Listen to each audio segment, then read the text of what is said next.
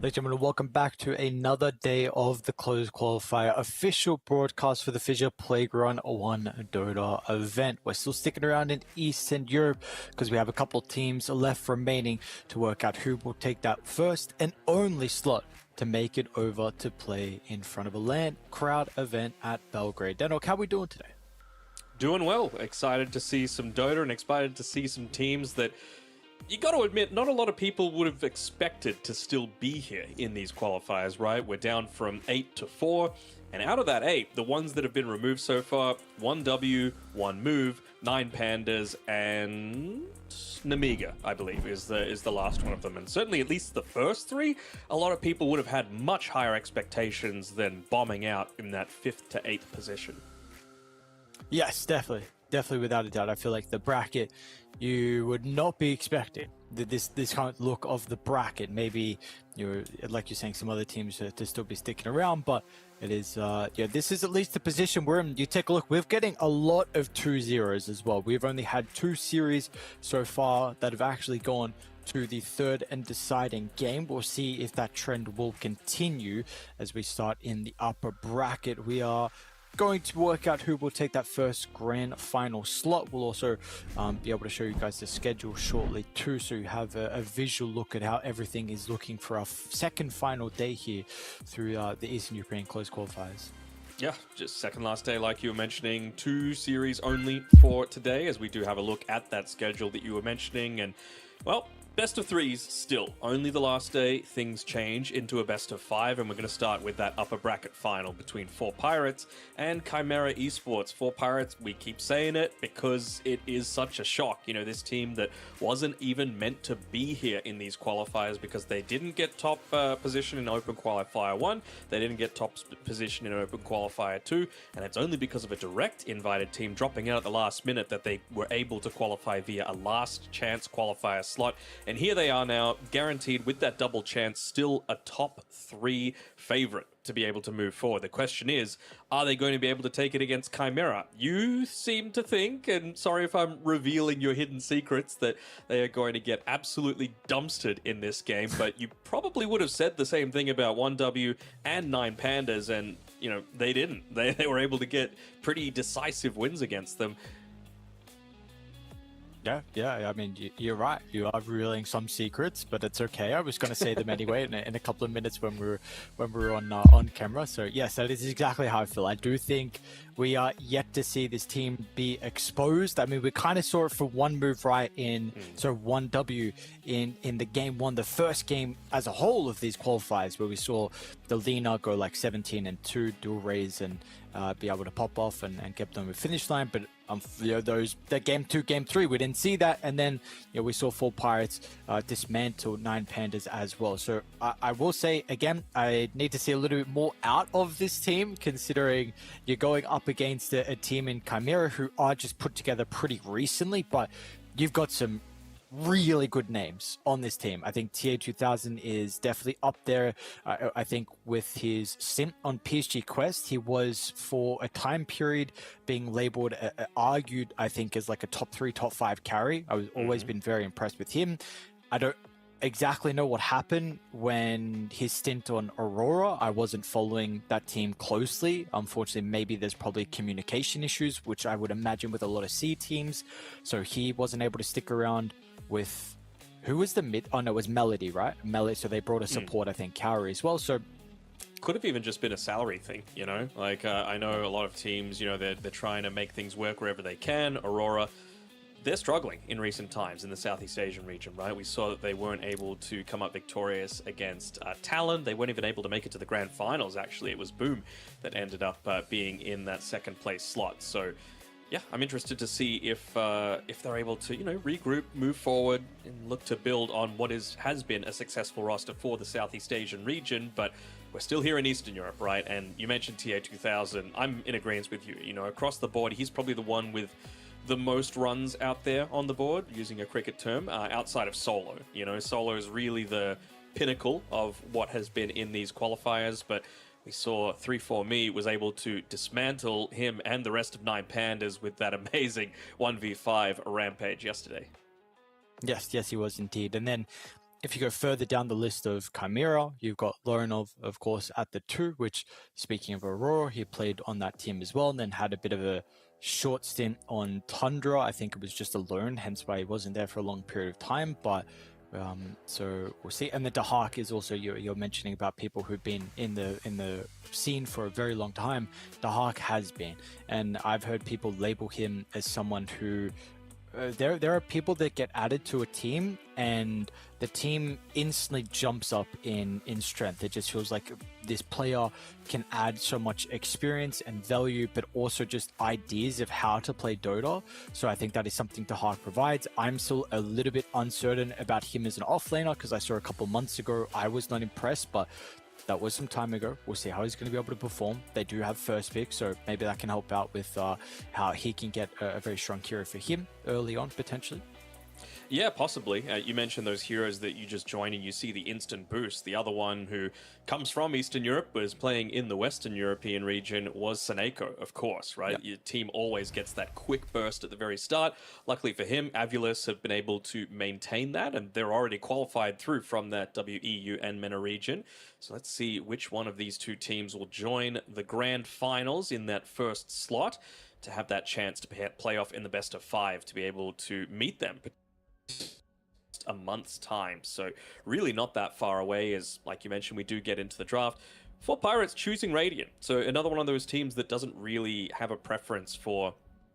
I guess it's a good sign to me in that you can make any sort of draft work, right? If the enemy team chooses second pick, you're like, great, we got our side preference. And they will probably still slightly prefer first pick overall, but I think they feel confident enough with just their overall types of strategy that they can still make second pick work. They're still going to get a pretty good time out of, I'd say, at least one lane for sure, but maybe even 2, depending on what Chimera choose with their first pick of the overall draft. So we do see in regard to the bans from 4 Pirates, there's a lot of emphasis on tier 2000, something that we've been seeing a little bit in regards to the carries getting banned out. You know, the Elk, the DK, we saw, I think it was Western Europe or maybe even Eastern Europe where the Morphling was first phase banned against someone in particular. The Nature's Prophet is a very different story though. We are not seeing anyone play the Nature's Prophet. It seems like it's a very specific team thing. Chimera, I'm trying to take a look if they've actually run it. They played it once yesterday versus Liga, so obviously some respect for that. And I do think at least for the Hawk, his hero that he's getting in the offlane pretty frequently is the Enigma. So it wasn't in this tournament, but of course some of the games have been. Just a little bit of a stat here. Ever since forming this Chimera Esports roster, they haven't lost a game, 10-0. So they're currently 2-0, then another 2-0 in this tournament, and then they played one just about a week ago against 1W, Liga team, and 9 Pandas. So not bad teams by any stretch, and they went 6-0 in that one as well to be able to take out the entire thing. So they're on a roll. They've clearly got a lot of stuff that's going to be able to work for them. Like you said before, it really just does come down to the cores on this team, right? The 1-2-3... can you even call that a punch? 1-2 punch is typically the thing, but Dahak just adds a little bit of extra flavor there. I'm not expecting to see too much greediness come out from 1J and Pantomime, just because you've already got these 3 cores that have played starring roles in many different teams in the past. Yeah. Yes, indeed. Speaking about one of those cores in particular, in Lorinov, what do you feel like is his strength or characteristic as a mid laner? You know, is he a little bit more farm intensive like we see GPK be, like another Eastern Europe carry, mid laner, but does very well inside his lanes? Or would you say Lorinov is a bit more of your active mid laner? I mean, that's the good thing about him, right? He can have both. And I think it's really useful to have that sort of tool whenever you've got someone like Dahak as well, who we've seen him flex to being in position 1 if he feels like the game warrants it. We've seen him, play these micro-style heroes. And I know a lot of people say that maybe he's got a bit of a hero puddle. He doesn't necessarily have enough of that flexibility to be able to truly make it work. So that's where having someone like Lorinov, who just is super capable on, mid-TA, he can make it work. Mid-Spirits, he can make work. Puck, he's got a great puck. He can make mid-Shadow Fiend work. He plays a lot of mid-Clinks as well. So, anything is really on the table whenever Lorinov's in the equation. Yeah. Yes, it is indeed. It's very... it was really going to open up your draft when you have a mid laner who has that much flexes. See the double pick back to back for Chimera. A little bit surprised about the Pugna, especially into the Timber and the Batrider. Feels like these are already two really good heroes to play into this, but potentially what it's able to provide you throughout the game in regards to a little bit of tower push, like in a really strong laning support, something they might value. Then of course we see the Nyx Assassin, which is instantly responded with the Clockwork, one of the better supports to play into the Nyx Assassin. I mean, I imagine we're going to get a lot of damage coming through from the Nether Ward as well from this Pugna, so you might not be like That's a sieging aspect, but you know the Timbersaw especially is going to be casting a lot of spells in these team fights, and I mean you're going to need to be really. It depends on who gets the information first, right? Because if you set up a Nether Ward and you Firefly inside of the radius, even if it's inside the smoke, you're still going to get hit. So you're not going to find that initiation that you're really requiring. Just on the point of having that Pugna plus Nyx duo, as soon as I saw it, I'm like, oh, they're going to pick Storm. But Storm's already been banned out. So I'm really wondering what Loronov's hero is going to be with this last pick of the whole phase, especially now that you're going up against what's likely going to be a mid-sniper. We have seen it safe lane. We do have to keep in mind that Oteka did play it in game 1 where we saw versus Lino, if we remember correctly, where we wanted to see it mid, and then later in that series they did actually put it mid. So there is some flex. I really don't like them snipering here because I feel like there is a potential for some Spectre or that was the game some they like, lost, wasn't it? As well. Yes, where the carry sniper was where they lost, and where they put it mid then into the Lina, we saw the adaptation, and that was a sniper drow game that we saw for them. So I wonder if the consideration is like, if this is going to be a sniper mid, do we just DK as the mid laner? You know, you're a lot more capable of withstanding a lot of the constant harass that's going to be coming through. So I like this pick of the Beastmaster, something that's able to deal a lot of magic damage, so you can deal with the Timbersaw in some aspect. Roar, always good. Push, always good. They've now got 3 heroes that have that aspect to themselves. So I think one of the last games that they played, they only finished in about 21 minutes going up against 9 Pandas. Not any of the same heroes, but a similar sort of mentality of just run at the enemy team. And against a sniper, that's going to feel pretty good, at least until he gets into, some of those later items, buying an Aghanim Shard, buying a Hurricane Pike for himself. How is this lane? Sniper Clock versus the Beast Nyx Assassin. Isn't the Sniper pretty decent versus the Beast, at least early on, to deal with the summons? It's pretty great against the Beast to be able to deal with a summon. So I wonder if that does force him to go into the Axes build, just to be able to get some sort of harass onto the Sniper. But yeah, double melee into a Sniper never really feels like the ideal way that you want to be handling this early game. Still like the bans coming through from 4 Pirates, right? They addressed the Storm Spirit, probably Loronov's most played hero on this patch, and now Ember Spirit as well, just more of that backline dive that they're looking to remove. I'm still just considering, is this DK going to be mid? Like, if it is indeed potentially a sniper mid, and if they do that, how would you look to respond? Like, do you couldn't like mid OD into the DK, maybe a Razor or something like that, just to use the plasma field to keep them at bay, use the static field to reduce a lot of the damage coming out from the DK. Maybe they feel like they need a little bit more stun as well, though. I do think if the DK is going to go safe lane, another option for Chimera is the Lina, because in case they have the 23rd pick, so they don't know where the sniper is going, offers you some burst versus the Timber as well. And I wonder if you could then run the Nyx as a 5 and a Pugna as a 4, just so that the lane isn't as horrible, into like a potential Sniper 1 Clockwork 5. Sure. Puck's also still in the pool, but I don't know about Puck into a Nyx Assassin. Oh, for 4 Pirates, you're saying Puck 4? I mean, either of them, honestly. It still feels like it's going to give them a... Because where realistically is the lockdown coming from both of these, right? Like, you're going to be able to get out of the cogs pretty easily. It's Lasso and Roar, and I guess Impale. They've got a little bit more on Chimera to be sure, but where's the actual catch? Prior to those Blink Daggers coming through, what is actually going to enable them to start these fights, and is Sniper just going to be a little bit too out of control by that stage? Sure.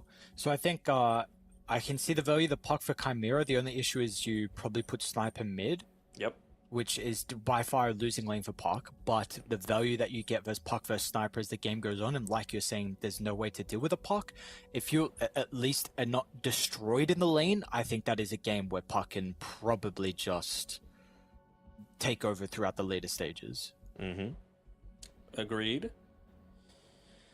So what do they consider? I mean, there's a lot of conversations going on here. I wonder who's the one leading the charge a lot of the way. Does it look like there's a bunch of them in the same spot? Maybe Dahak and 1J? I think they're boot camping, yeah. Yeah. Even Panto?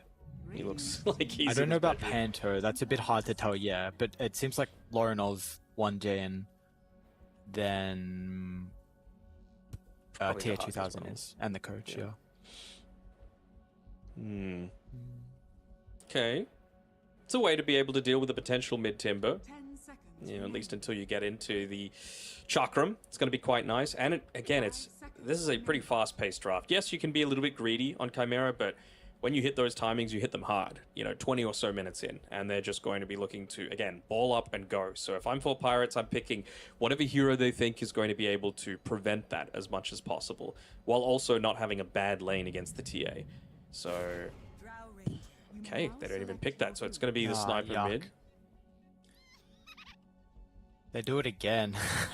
It's not as devastating as it was previously, though, right? They've got control. They've got ways to be able to at least somewhat get onto the backlines or force TPs. You're kind of forcing them to come to fights a lot more often, and you do have two natural Blink Dagger buyers in Dahak and Lorinov.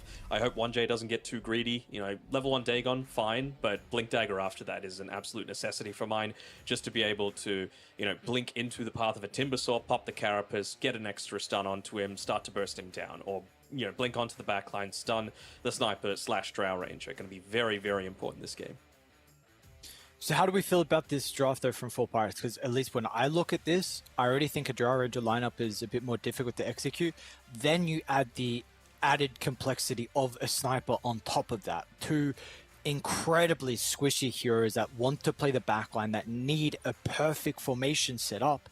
And I just see this, and I feel like it's a pretty difficult lineup to execute. We have seen them do it in the past. They did get that victory with this combo, but do we feel like they're going to be able to do it again? One, against, I'd say, the favorites in these qualifiers being Chimera, and also a team that has a ridiculous amount of individual talent and experience, and then the lineup on top of that. So do we feel like they can execute this difficult draft on 4 Pirates? I think they can. Honestly, we've been going on about how it's going to be a scary timing at level 20 for, when you consider a TA with Blink, Deso, DK, Blink, Armlet, and, maybe another survivability item, Beastmaster, Aghanims, maybe into the Blink after that. But prior to that point, honestly, I do feel like you could potentially win all 3 lanes on 4 Pirates. And maybe they just feel like they're going to be able to dominate the early game enough that they're not really as worried about this timing coming quite as early. If they can delay that to, let's say, 25 minutes, then it's a completely different story, because you're going to have those extra items. You're going to have that extra movement to be able to both get yourself out of danger as well as counter-initiate. All right. We'll have to find out. We will have to find out how this game is going to look. An all-important game and an all-important series as well. Winner is that first team to make it into the grand finals, a best of 5, where only one team will make it over to Belgrade. And we are underway. Any crazy facets? Nothing really. Got the ghillie suit from the Sniper. The Void Blades is, I guess, one on the Templar Assassin. We've been seeing some of the other one actually a little bit more of late with the Refraction. I think it's gone back to being maybe close to 50-50 for both these facets. Before, I think it was the Void Blades that were getting more regularly. Yep. It does kind of feel down that avenue, and also the, what is it called? Siphoning Ward coming through from Pugner as well.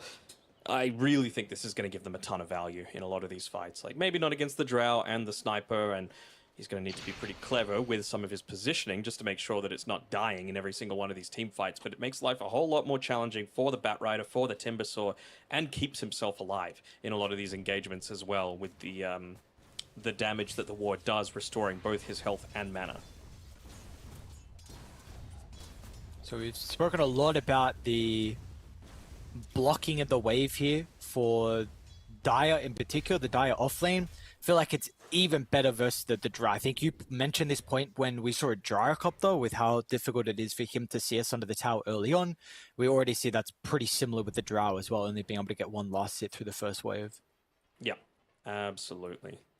Certainly not as bad as the Gyro, but makes it a lot more challenging. Another thing is that the Drow doesn't necessarily have, I guess the range is okay at the very start, but once you're not going to have as easy of a time dealing with these boars as the Drow Ranger. That's why Aerial is kind of needed in this lane pretty heavily. I want to see him actually look to prioritize the boars themselves just with the battery assault, because they don't have mana. They're not going to get bounced back by the cogs. They can just walk out of that kind of like a Huskar does. So another instance where Pedantic is the 5? So the 4? We saw him play the Tiny with the Drow Ranger, right? But then that Tiny trying to kind of transition to a position 4. Now he's playing the Bat Rider in the offlane, so not entirely sure what the roles are for them. Yeah, it just comes down to comfort, right? Like even back on Nigma, when they were playing with GH and Kuro, even though Kuro is the 5, they would just give GH the IO to be able to play around with pretty much every single time. So just similar sorts of mentality there. Might be a kill for them to find with the Clockwork and the Drow Ranger in combination together. They are going to be able to punish already the weak position 4 in the Nyx Assassin, who is not really playing the lane with the Hawk. No, he is being incredibly greedy, just trying to pull waves, whenever he can. And even just putting an early point into the Mind Flare, making sure that he's able to secure a lot of his own farm. Mid lane at the moment, looking pretty solid between the two. I can't imagine it's going to be any different. Are you kind of surprised that we are not really getting... I mean, DK is pretty much always banned. Like, yes. I'll point that first. But are you surprised we're not getting as much mid DK? Because it seems like no one's really open to flexing it that much. Yeah, I'm a little surprised. Maybe just they feel like this is a hero that needs to be playing around. Hold on, Panto should be fine. Playing around those jungle camps a whole lot more. And so when you're playing on the side lanes, you just have a much more flexibility to be able to go ahead and do that. I mean, just having the cleaving facet isn't inherently linked with what a mid laner generally does, right? You just think of those mid farming heroes. There's not many that exist anymore, right? Even Lina is looking to rush the Boots of Travel and try and engage with the rest of the team, get into the quick Aghanim Scepter, and then, find that quick blow up. DK, not so much, right? And I think the sort of build that we're going to see from him is still pretty standard, but I just don't know if he's going to have the flexibility to be able to walk back into the jungle and get that farm for himself while giving someone else time to CS. 1J, is he going to be okay? I don't think so, actually. Even with the stun connecting, Dacha kind of needs to tank some of the battery assault charges, but that probably is not going to matter in the end. And maybe now he is also in trouble. Oteka with a constant spam of the Storm of the Frost arrows, and they're going to be able to find another kill down bottom. This lane continuing to go poorly for Chimera. Aerial finds that, might even look for the deny over the Ancients as well to reset his resources, and that'll be the case. Very well done for 4 Pirates in the safe lane. It's really what I was expecting to happen. Honestly, the fact that TA is having a good lane is maybe a little bit of a surprise to me, especially with the... maybe not so much with the Pugna helping out, right? You can't really harass quite as much as this Bat Rider. You're just going to pop it down on Panto, try and put it in the tree line. Hang on a second. Yep. All 3 lanes, I think, could still go incredibly well for the 4 Pirates. So that's the thing that I'm a little bit worried about for them, especially if you're just getting a little bit off the chain there with some of the damage that's coming through. Nice D-ward by the Clockwork, making sure that 1J isn't able to disrupt a lot of these pulls from happening. But Natty Narwhal has to be a little bit careful. I'm sure the comms should be coming out that, hey, Nyx Assassin, he walked left underneath the ward, hasn't showed up back in the lane just yet. So hopefully for his sake, he doesn't move too far forward and leave himself vulnerable. Both sides are kind of positioning themselves very close to play around mid. Pedantic in the top river. Panto's going to be able to get the D-ward and go back. In fact, he might not make it up the high ground. the posturing from the Timbersaw, who will run into the Templar Assassin. Looks like tier 2000 wanting to output a little bit of damage and maybe turn to Pedantic next.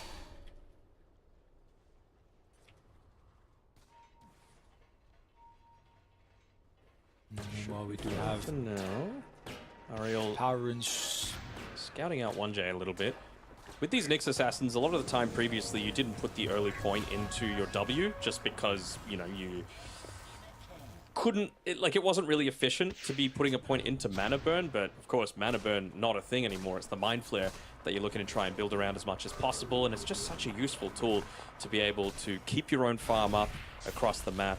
He's already got the Arcane Boots for himself, so hasn't had actually a horrible start to the game on this Nyx Assassin.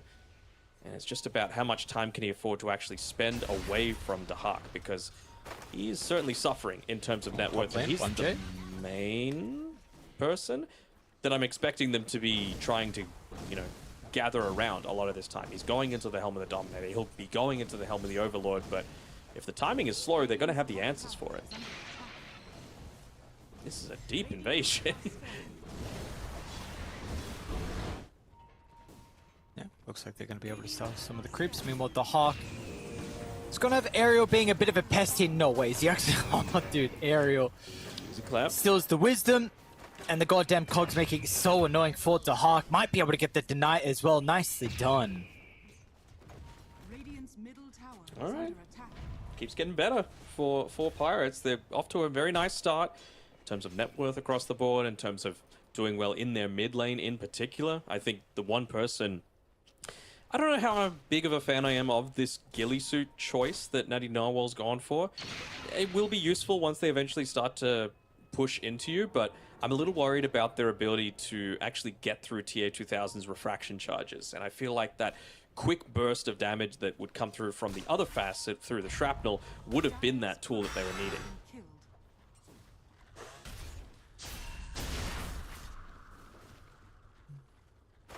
Panther, what's going on here? Tier 2000 as well, moving over to try and help his Pugner inside the jungle. Tier 2000 maybe offering some kill threat, especially with 1J swinging over. Lorinov as well, if required, was ready to go. It will pull them away from the power root and bottom, where Dahak is continuing to struggle in this lane. Not even level 6 yet, and he's been left solo for quite some time. Not sure that solo against a Drow Ranger is really the position that a Beastmaster wants to be, especially one that hasn't gone for this Axes build. Not a single point into them just yet. Just call the Wild Boar at that level 3 mark. I'm very surprised he's done this, especially with the lane matchup. Like, knowing if you have a Nyx Beastmaster, like if you know this lane's going to go bad, the Axis is how you catch up. So, yeah, I'm a little bit surprised. I'm a little surprised with how poor Mr. Moral is as well on this top side. I mean, he has been absolutely bodied in this lane by TA 2000. He is doubling his net worth at the 9-minute mark.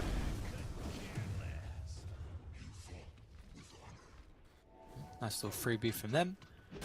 Running aggressively into Chimera's jungle. We do have a smoke from full Pirates, so it's going to be the Clockwork along with a Sniper in combination together. They're going to look to try and assist with the poor lane that Mr. Morals has had. Level 6 at the ready. They'd love a kill onto tier 2000, who's topped that worth by a long shot.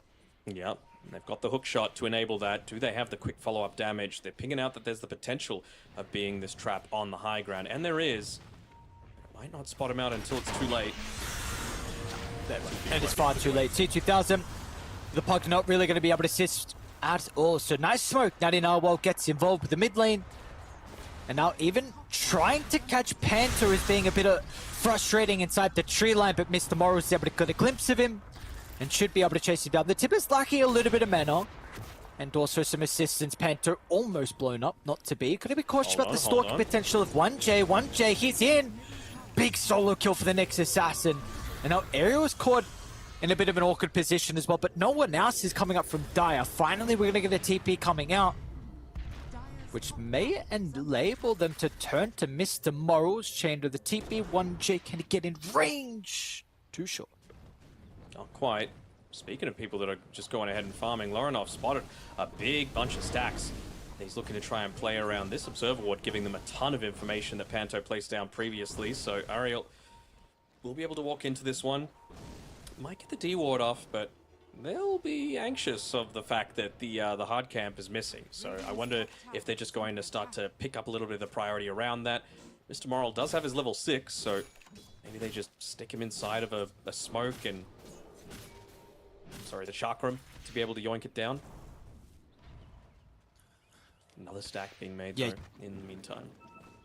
You want to see them take it pretty soon, right? Because you got Blink on the DK getting delivered. I feel like this is a big opportunity where Chimera could potentially steal the stack away. So Timber's going to take it, not even smoked, almost dying. There we go. There is the smoke, but the smoke coming the other way. They see it. They see him. The Knicks. You're dead. Oh, okay. Well, they're going to get the Dacha as well anyway. I mean, you get the neutral, but that is a juicy ancient stack for you to be able to claim. And maybe top tower too.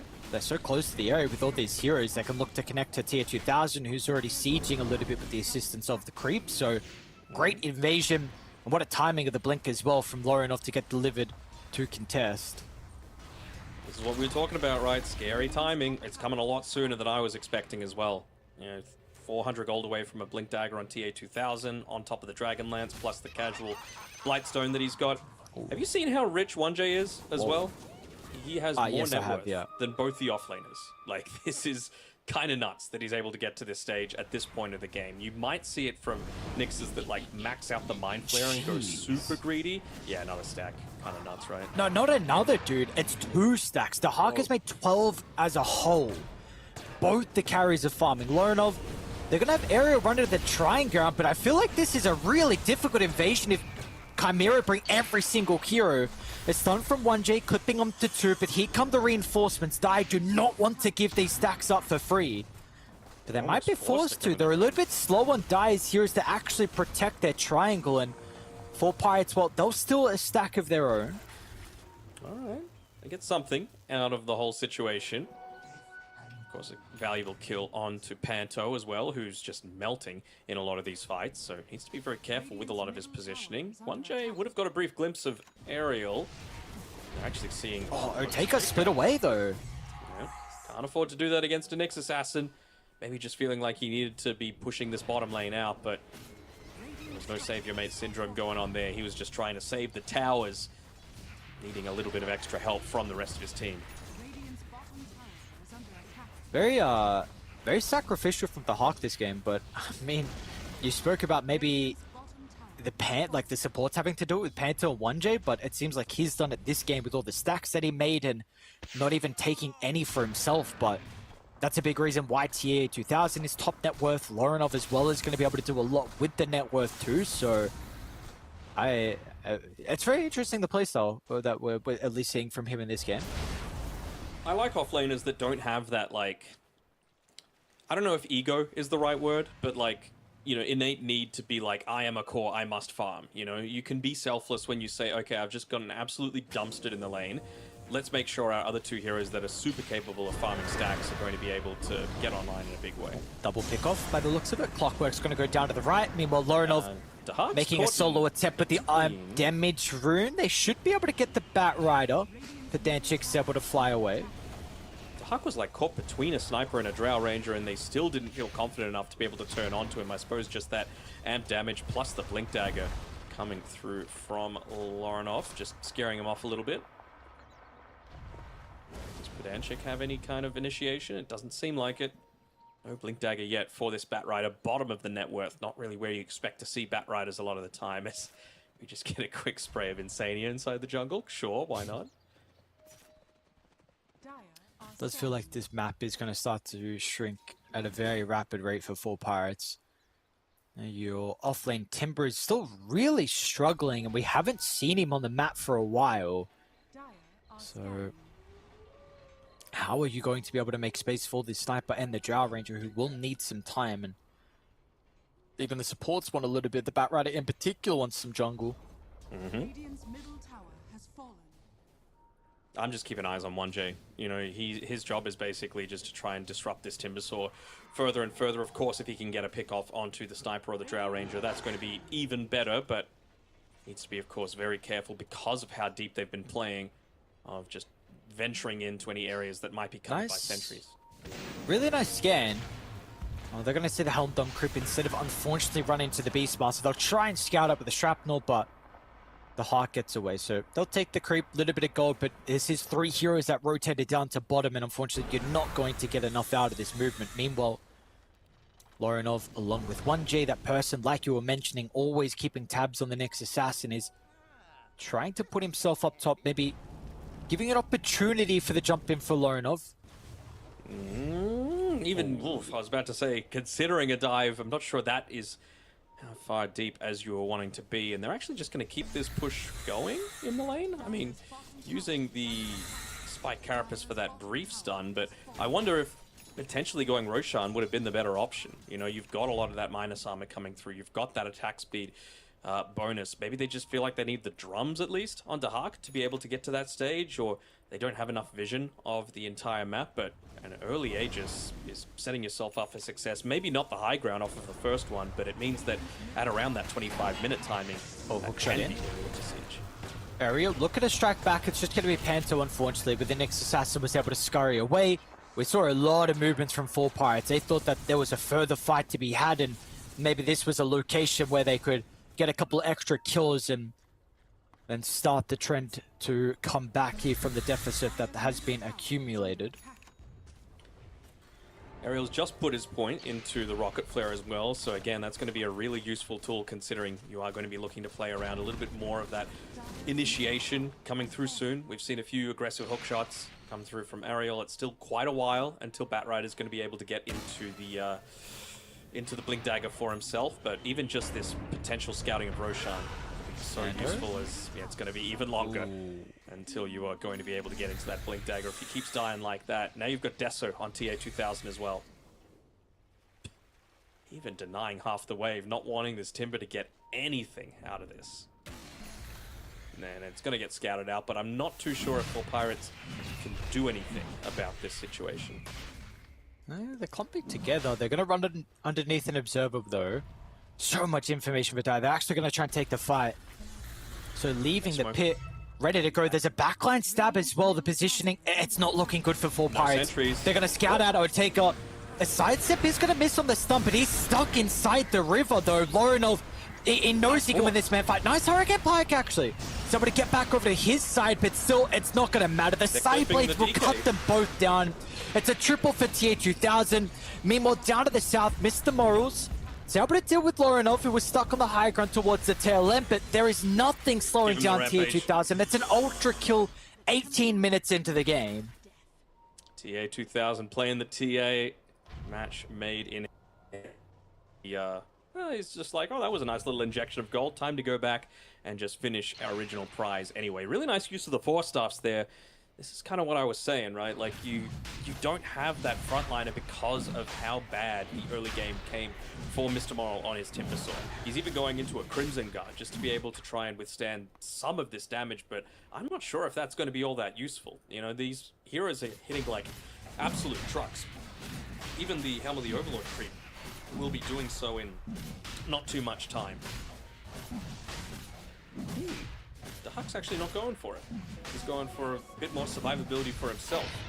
Going into the Vanguard next. Very close to being able to snipe that. Oh, man. Bro, the two supports.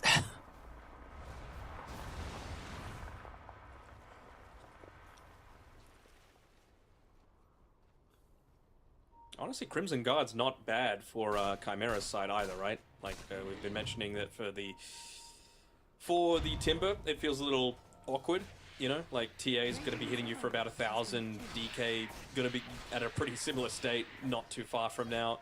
Helm Dome Creep, I guess that's not really going to be hitting as hard as an Helm of the Overlord one, but is it going to be that big answer that you've been hoping for? Probably not. Meanwhile, on Chimera's side, it really does feel like the Drow and the Sniper, their damage is going to be nullified in a pretty significant way just by getting into that Crimson. Radiant's top tower is under attack. And if they're not being able to provide the damage, feels like your Timber is not going to be able to as well.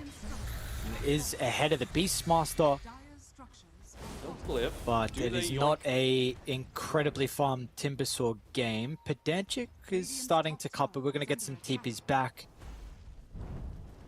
Looking to try and steal the Wisdom Rune, it seems. Oteka, he's just farming off the map at this point in time, trying to potentially keep waves shoved out with a multi-shot, but they are not all that concerned about that sort of thing. Maybe affording a support to be able to TP back and potentially catch out someone that's farming, but you've taken their Tormentor, you've taken their tier 2 tower. Looks like the Hawk will be looking to yoink away the Wisdom Rune as well as Oteka. Playing with fire a little bit here. Yeah. Going for the TP out. They'll get away with it, but Hookshot in. Who have they found? Trying to protect Natty Narwhal with the hookshot from Aerial. Oh, nicely tapped with the side blades from T2000. Very close to getting the spill. Preventing the TP. Meanwhile, hang on, Oteka. Almost solo kill from the Hawk as well. They've got the traps to assist. I mean, that is that's a massive solo kill for the Hawk, who's really struggled this game. Played a sacrificial role. And there's a lot of trees. He's going to look to TP. He's going to make it as well. Also escapes getting the kill. all right, and you just see the lines being drawn down the map. Like, why do we need to hold back? How are they going to be able to dish damage out into us? And are even going to be looked to play around that high ground? They've got full vision around this sort of area. I don't see any sentries drop down on the ground either. Actually, there's just one placed down that's going to be able to spot this Nyx Assassin walking over the Timbersaw. And solo kill, all right. Why did he pop the Firefly? I don't know. Fando should die after the assassinate, or maybe? No, he's actually going to cancel. No Blink Dagger will do that to you, right? It just means that you're not having that instant form of escape. You're sort of forced to pop the Firefly to try and run away, but like you were saying, it just means simple carapace into a stun combo. Tower is under attack. You still have the Aegis for another minute 45 as well here for the TA. So tier 2 tower once again under siege in the middle lane.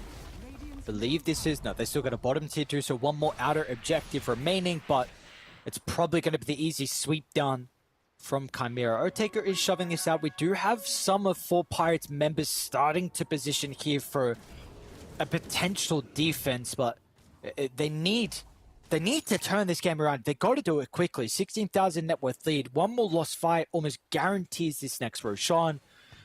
And then how are you going to play with this deficit that you've accumulated? I mean, what they need is Pedantic to finally get into this Blink Dagger. It is 23 minutes, and Bat Rider doesn't have one. He needs to be prioritizing that a whole lot more.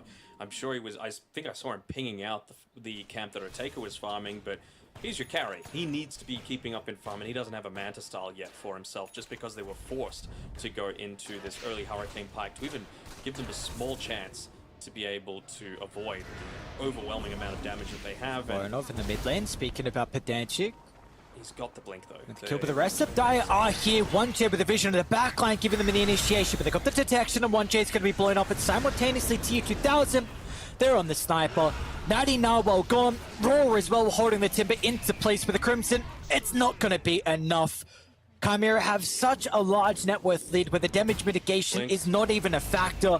And tier 2000 isn't scared about anything. Aegis Still has the Aegis for another 15 seconds. May force himself to die under the tower.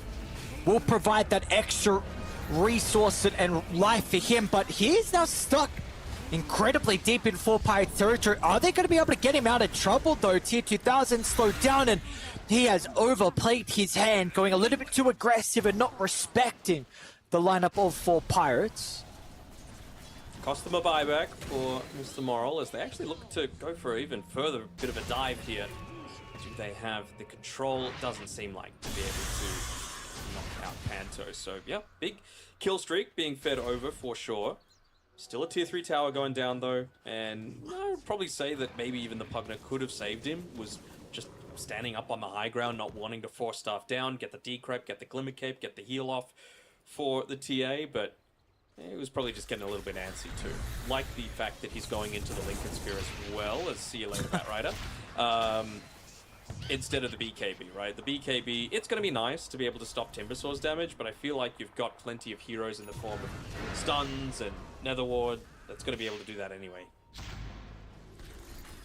What are the items Lorinov has?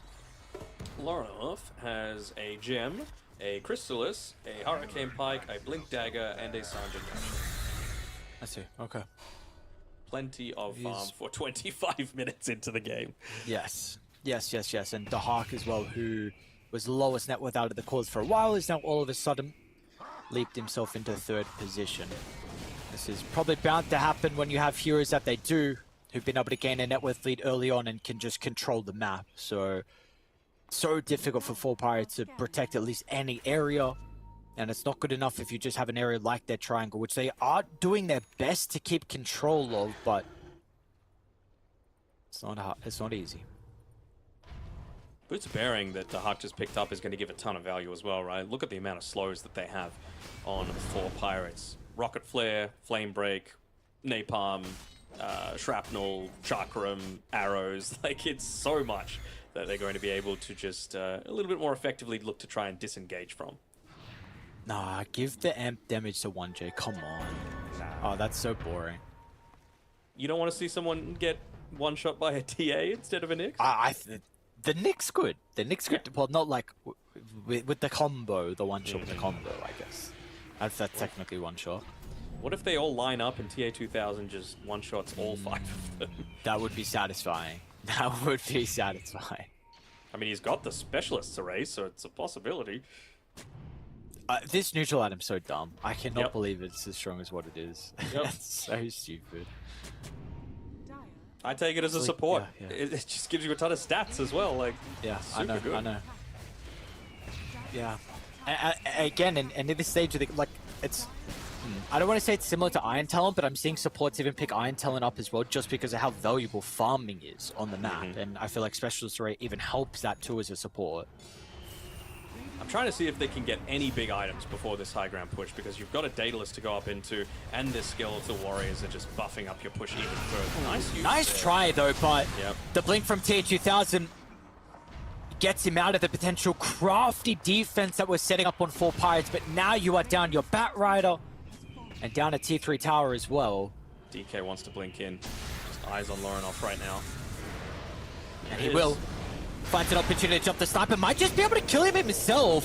Sniper's able to get some separation. Area with a counter initiation, creating some chaos to get the cores away, but that will come at a cost of his own life, and he doesn't have a buyback as well. So we're 3v5 for the next couple of seconds. Lorinov once again getting the initiation. It's just chaos, that's all that matters until 1J lines up the double stun. Tier 2000 now on top of the Sniper. Their base is not safe anymore. And the objectives are soon about to crumble as well under the raw net worth advantage that Chimera are playing with, and it's only going to get larger. It's a desperate buyback coming through here from Natty Narwhal. Level 15, he's got the Enchanted Quiver, but they're able to just even blink away from that. Just looking to keep him nice and healthy. This was that early-ish timing that we were all so scared about. They could just have no potential to be able to stop. And ooh, hold on, they get a quick pick off onto the DK. Never mind, he's a freaking DK. Yeah, he's a DK who may... Nope, he's a DK. And he will get zucked up by Panto, I assume.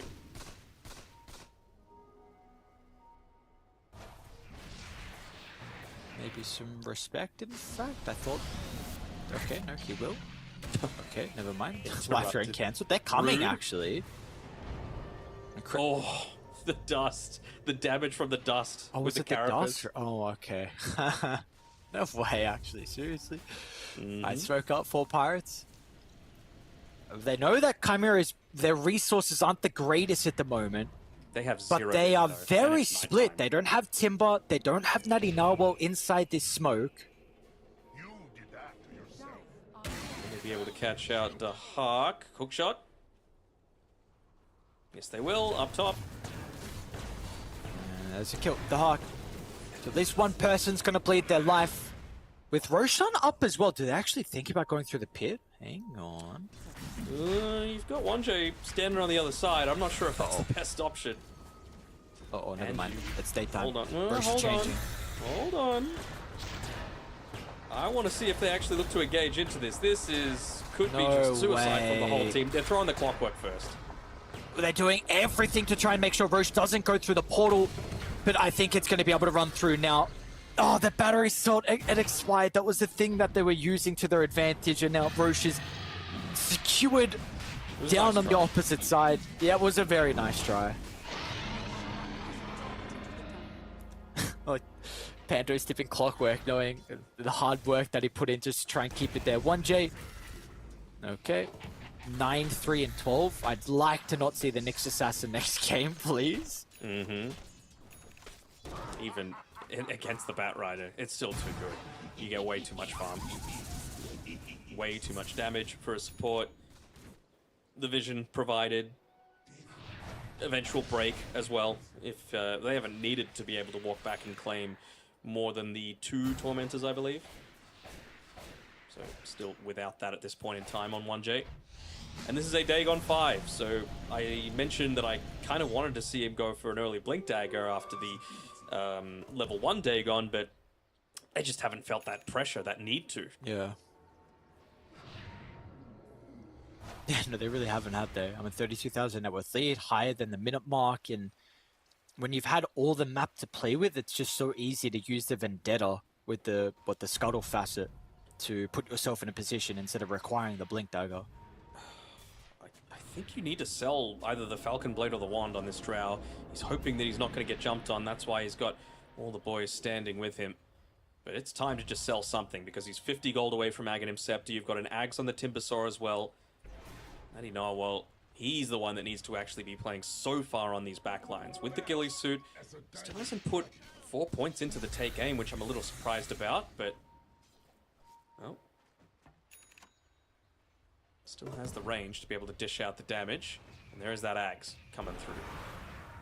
And let's see the potential final defense. Lauren up with the charge up on the high ground, gets a glimpse of the clockwork, and inside they go. Now they're in a pretty bad position, but the 4 staffs help them reposition. They're going to try and drag back the Nyx Assassin, turning to tier 2000 next as well.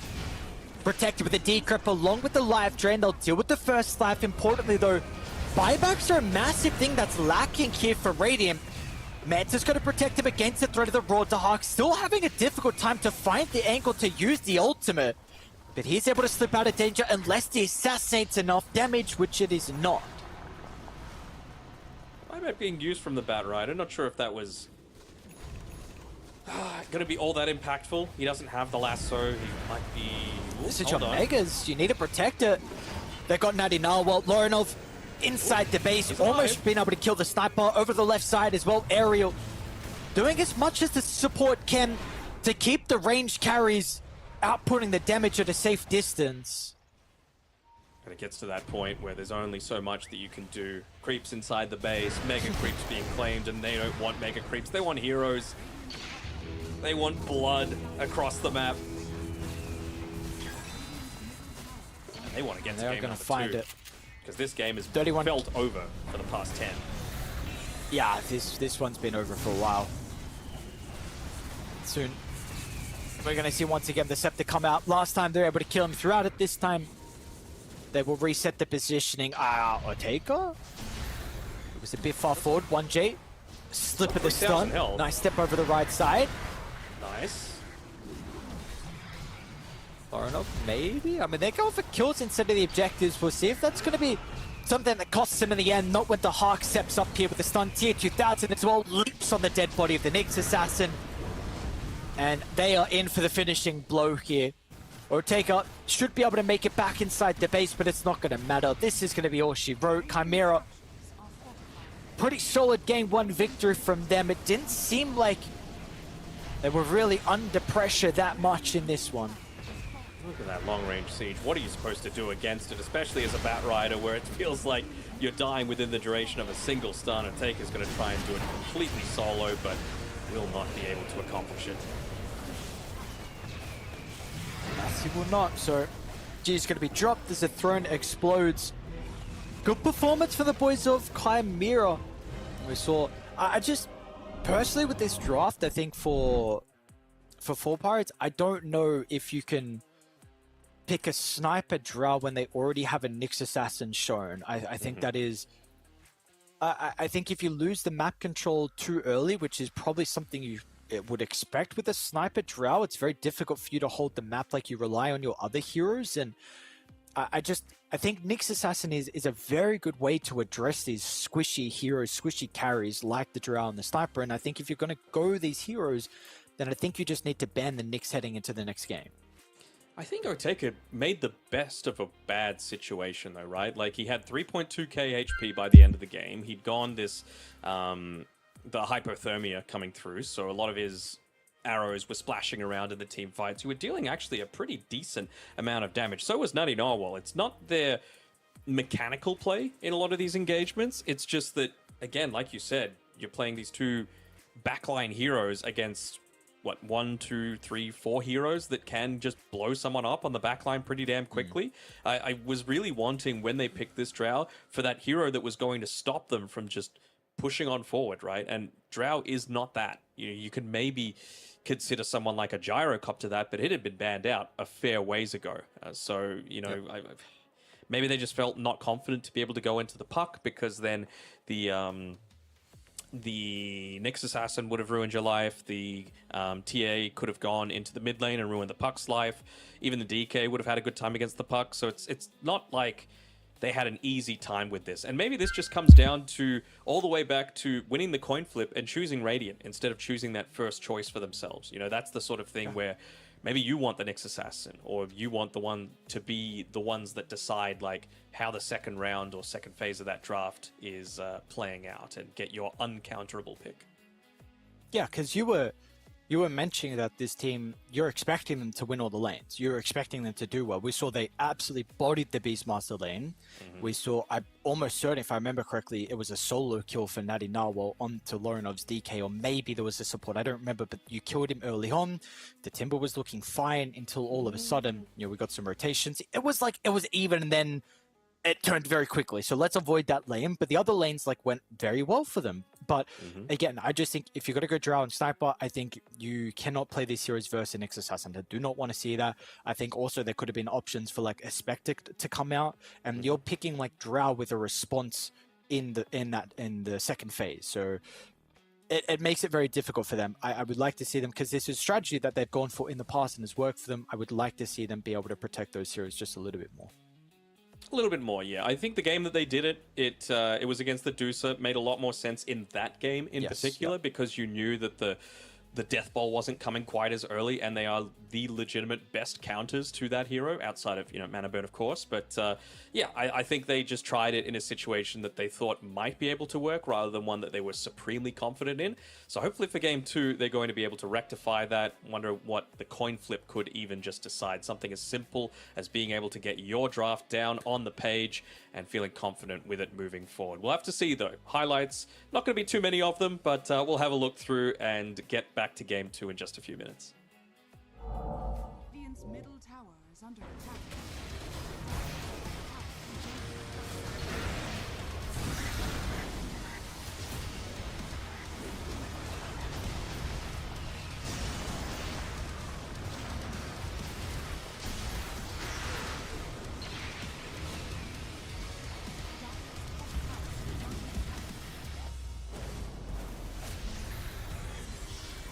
Radiant's bottom tower.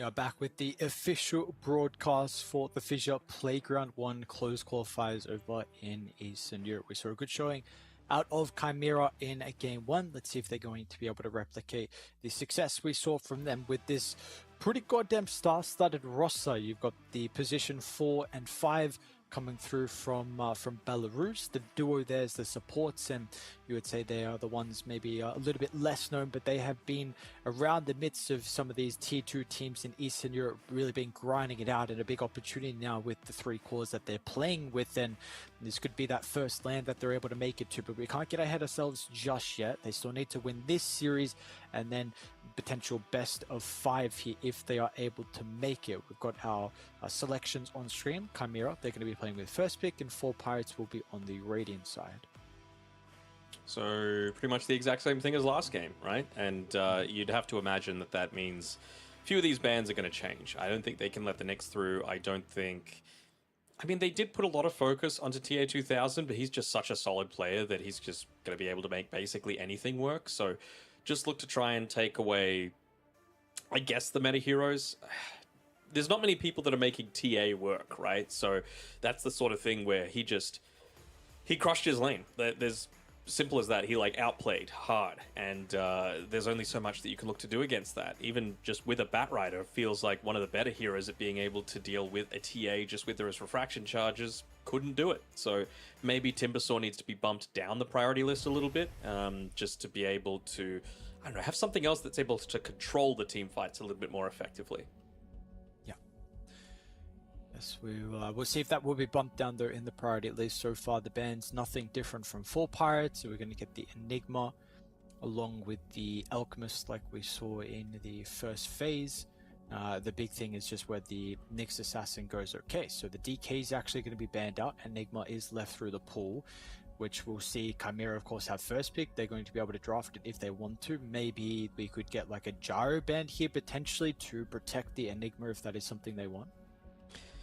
Yeah, I mean, if Chimera Nyx, I would be considering TA for Pirates, right? It's one of those cores that needs a little bit of farm, that still is able to group up and push, something that Nyx doesn't like, and you have Refraction, something that Nyx doesn't like. So I feel like it's acting as a block pick as well as a good counter if Chimera wanted to open with that. I don't think there are too many games where Nyx is a good opener. I think he's good second phase once you've taken away a little bit more of that other stuff that is enabled to provide momentum, I guess is the best word for it.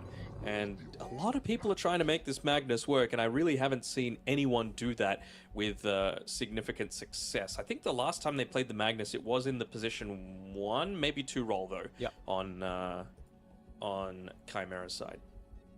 Tier 2000 played it. Yeah. So I believe.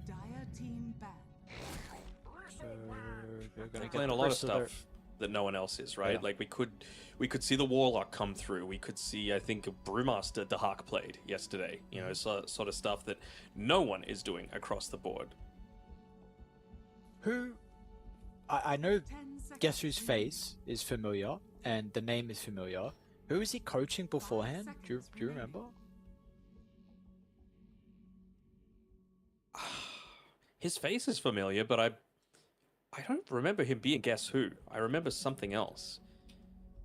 That's not like... It's not Slayer, is it? No. No. He might have been doing Quest previously? Yeah, okay. It doesn't have a Liquipedia. It says he... At least if you take a look at the transfers, it said he was from on no team to Chimera, but I don't know if he was on... He was on Quest for like a couple of months, and then he was on Team Sexy before that for like half a year. I see, okay. 5 seconds remaining. Okay, yeah, I was just wondering because I knew the name was familiar on the face as well, but... How they addressing the bristle? That's what I want to know. Is it spacing away from the bristle? Is it break? Is it forced movement change looking to come through? Any option is viable. They're really looking to So I wonder if now this mag is actually going to be like a position 3 instead. I know TA2000 played it yesterday, but with the Lion and the Shadow Demon being banned out, those really feel more like protect the blink skewer back style, as opposed to the I'm going to get a bunch of farm and be, you know, blinking in to RP rather than skewering someone back. You know, that doesn't really feel like pos 1 carry play style. I don't mind the clockwork again. I do think this is, like, we saw last game, the value of the clockwork versus the Nyx assassin in the lane. Like, that was, it was very frustrating, but Nyx couldn't lane. Throughout the game. Yes, exactly. Nyx couldn't lane. And I do think, though, maybe, I don't know, like, I feel like it kind of signals that Bristle isn't your carry. I don't think you're going to run a clock Bristle back as your safe lane. It just seems a bit, seems a bit weird, but I feel like maybe this is showcasing that you're still looking for a ranged hero.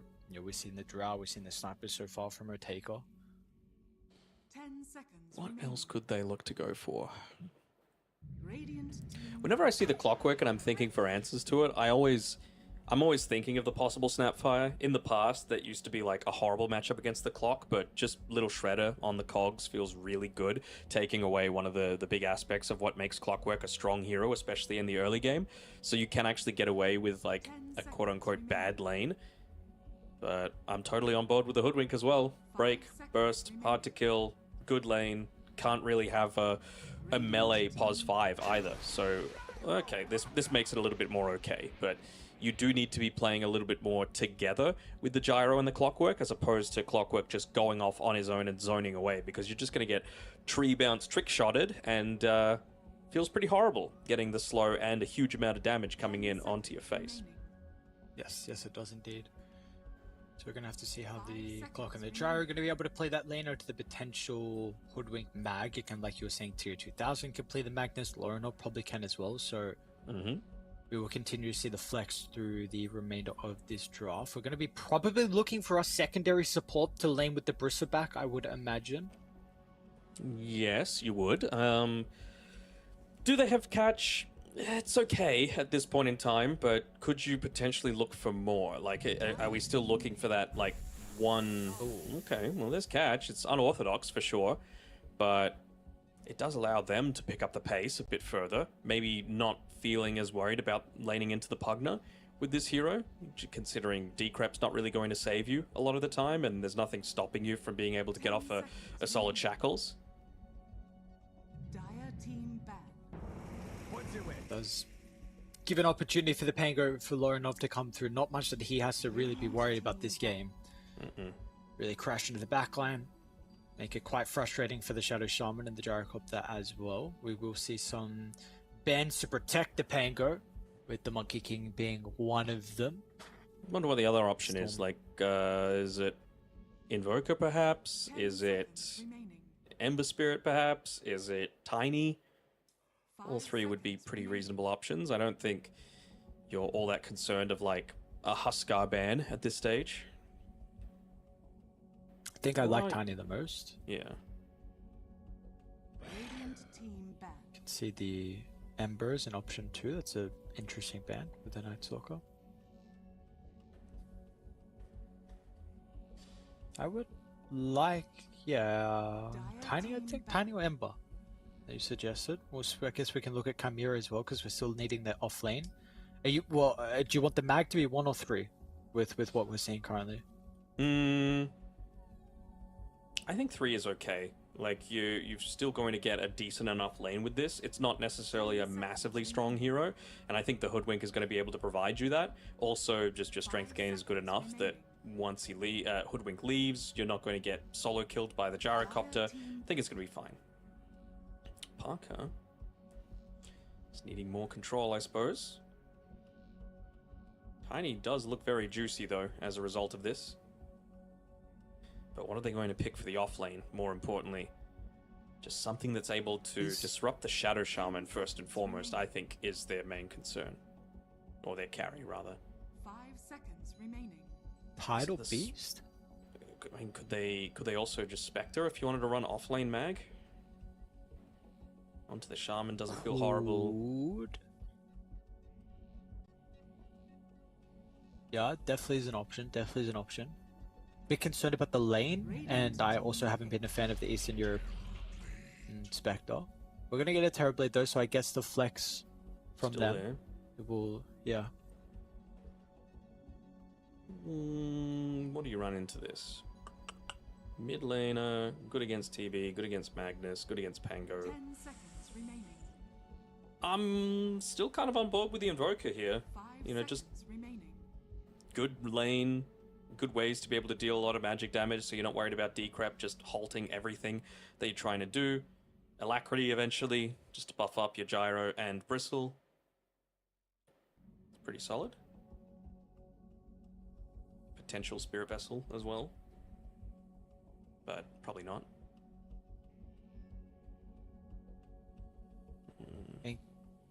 Maybe can add Quap to the list too. I honestly feel like you have a lot of options here.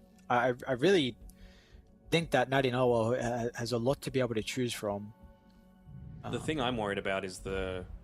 That's not Choose your what I was thinking. No, you know I'm not a fan of this. It's just, I don't know. They've got a lot of frontline, though, is the thing on for Pirates, which is a big plus. You know, like, it felt like they had 0 in last game, and I wonder if they've kind of gone a little bit too far in the other direction, where it's going to be Dahak playing the Terrorblade, right? So it's a pipe game.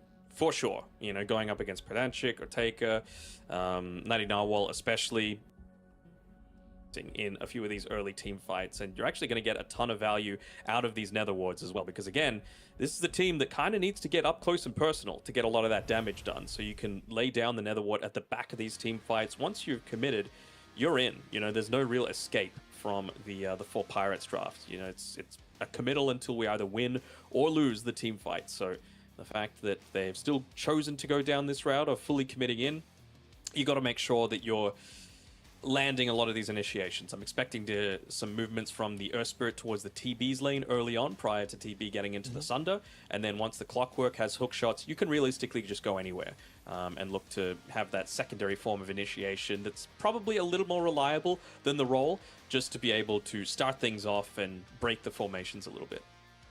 Yeah, I think I am a bit more of a believer than you are in the Earth Spirit. I still feel like this hero can have success. I don't mind this game at all, so we'll see. We'll see. I like it being a bit more of an active mid laner for someone to be able to make a lot of plays, which is the important thing. I really don't mind the 4 Pirates draft, and to be honest, I'm not been impressed with the Terrorblade off lanes that we've been seeing lately, but I feel like if there's a hero to look good on the Hawk, you know, his ex-carry player, I feel like TB's definitely going to be one of them. Maybe Mag. I also think like Mag Pango is a very underrated kind of 1-2. I've seen this hero just get, you can pretty much one-hit waves with Empower Swashbuckle. This hero can be incredibly farmed and really output a ridiculous amount of damage as the game goes on. But honestly, with everything being said, I really don't see a big draft advantage from either side. I think Chimera is probably slightly a better team, but I think I slightly prefer Radiant's draft. But yeah. I don't want to say like I think they're going to win, because I do think Chimera is just better. How much better is always the question, though, right? Because you probably think going into this tournament that 1W is a better team than 4 Pirates. 9 Pandas is a better team than 4 Pirates. So, you know, that's the sort of thing that on their day, they can make any sort of thing work. I'm still not convinced by this Earth Spirit. I feel like they've got enough control to be able to deal with them. You know, you've got the Hoodwink that's going to be able to dish out a ton of this damage. You've got the Magnus RP. You've got the Rolling Thunder. You've got, again, with all the spells that you're going to be casting in a lot of these team fights, Netherward as well. Just really, really effective. And I'm expecting to see a bunch of Glimmer Capes come through. I'm expecting the Pipe to come through. Realistically, you're only worried about the magic damage early on. And you're probably just going to be looking to try and play around the Magnus a little bit more for the Bristleback when he does eventually try and come online. You know, skewer back into the rest of the team, get the break from the Sharpshooter, and then look to engage. Speaking of Bristle, Mr. Moral is in way too deep. And that's going to be a first blood. Should be able to chase him down eventually with the last right click from Panto. First blood is secured. Will be double bounty from either side as well. All right, good start. What's he got coming out to him as a result of that? Full Bassi ring, maybe? Nope, just a completed magic wand. Makes a lot of sense. Going up against this Bristle, and it's actually going to be dual melee as well. Ariel misses the cogs, not able to trap Panto in there. But it doesn't feel anywhere near as strong, at least in my eyes, compared to the other option that they had with the Shadow Shaman, just to keep them held back a little bit further, get a little bit more of this reliable harass from long range. Because, you know, the POS1 Magnus isn't like just you maybe put 1 point in Shockwave to get the range creeps and then everything else in Empower. You just want to be maxing out Shockwave a lot of the time. Like, that is your farming tool, while still not being. Yeah, why do we feel like they've fights. put the Shaman down bottom? I mean, maybe just feeling like the Clockwork was going to do absolutely nothing against this Hoodwink, so they just needed to equalize that a little bit. Otaker's still going to be the... I mean, I guess you've got Bristleback that can fulfill the role as well. He hasn't gone into the Snot Rocket, by the way. He's gone Seeing Red, so this is a legitimate multi-core draft as Panto's getting dived on. A good soaking up of the Battery Assault ticks by TA.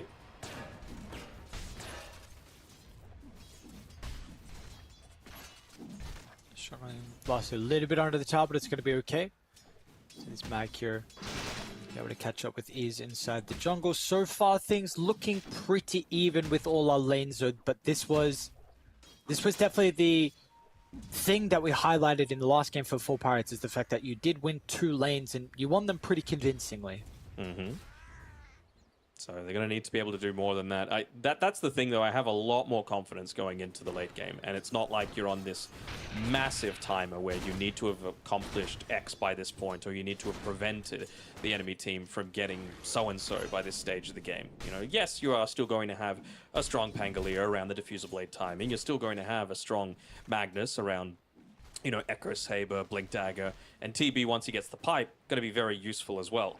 But it's not like all of your towers are going to be gone by the 18-minute mark like we saw last game. Yeah. Well, And that's... then just think back the other way, right? You have a Bristleback, very strong. You have a Gyrocopter, very strong in both the early fights and the late game. So feeling a lot more confident about their chances purely as a result of that. Which got to give them a lot of confidence in. You know, seeing their draft and feeling like this is a lineup that we should be able to contest the late game. And at least get to the late game. Importantly, we've got to see how the lanes are able to shape up, and getting double Lotus, one on both side lanes, is going to help assist them.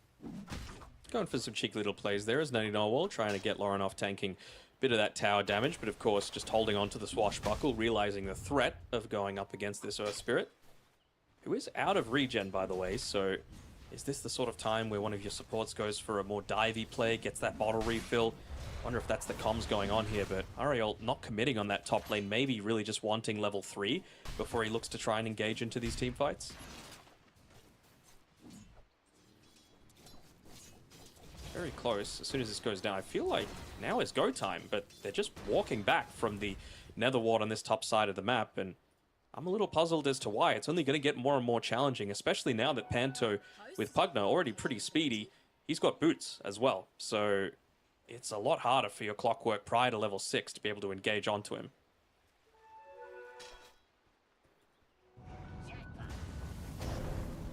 Lorinov? Okay, thought Natty Narwhal might go for the water rune as well. Nice sidestep Going there. to top lane, actually. Pedantic coming through the portal. That's a Panto nice stepping away. Tier 2. What? The big one from Tier 2000. Thought the nuke was going to be enough. He will go down, though. Ariel slips onto the tower range, so... yeah, you still get the kill, but the fact that at least Tier 2000 is able to bring the Bristle back down where it looked like he was going to die without a consolation prize. You get something out of that exchange, which is all you're really wanting at this stage. Down bottom, they're very happy to leave the Terrorblade alone as a result of that movement. 1-to-1. The Gyrocopter. So I'm really not expecting him to fall too far behind in the Midlane? network charge. Okay, Natty Narwhal had I think a stick that he played with. Lorinov was kicked under the tower, but I thought he actually might have been able to get the kill onto Natty Narwhal. There is a 500 net worth lead that is being worked on in regards to these doesn't have mana. position 2s who may be in trouble. 1J, sidestep of the bushwhack, and now both supports are going to collapse. Pedantic once again. the movements from the Shadow Shaman through the portal previously, and now with the mid lane, they're also going to look for 1J. The role enables the supports, importantly, Aerial to catch up inside the river, and that is some much needed kills to put Natty Narwhal in a fighting position compared to the net worth on the Pango. Even gets clarity and a tango given over to him for his troubles as well, and I'm sure he was saying, don't you dare take another one of these kills as well. He needed that to be able to come in back into this lane, even with that death and the kill and assist going over to Natty Narwhal. Still a little bit behind Lorinov, and I wonder if the supports are going to stick around for these power runes. 1J absolutely will be. Looking to try and split their forces a little bit to enable that truly. Denying with the TB illusion. And but the Clockwork's going to be chased down. Lorinov expends to Rolling Thunder, but it is a kill that's going to be picked up, at least for him.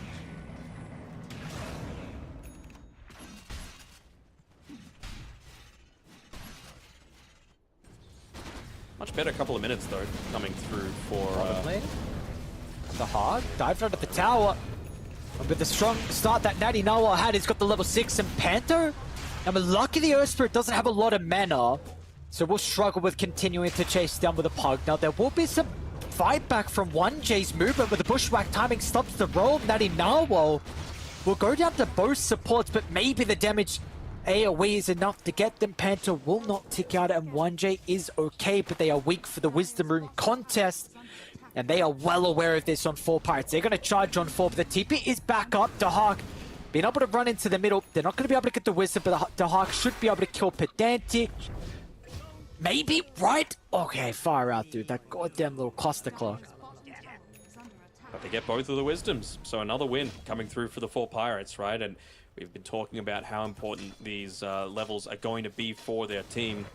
In the Shadow Shaman, of course, Mass Serpent Wards enables you to kind of force Chimera to group around towers when they might not be so ready. You know, the Pangolier, it's going to be a little bit of time until he gets into that Diffusal Blade, and if he's having to deal with this Mass Serpent Wards prior to that, he's not going to feel all too happy. Same sort of thing coming through for the Magnus, right? Prior to the Mask of Madness, the Echo Saber, the Diffusal Blade, not Diffusal Blade, the Blink Dagger. He still needs a few of those things, and, well, Dahak, he's not going that utility either. I almost imagine, like, with him being rolled on and the Magnetize being committed, maybe he just feels like all he needs is the Sunder to be able to survive future attempts like that, but I don't know. It's not all just about him, though. Like, it's important, of course, to be scaling from all 3 positions, but I really feel like it's going to get them through this rough-ish point that they're going to be facing in this game.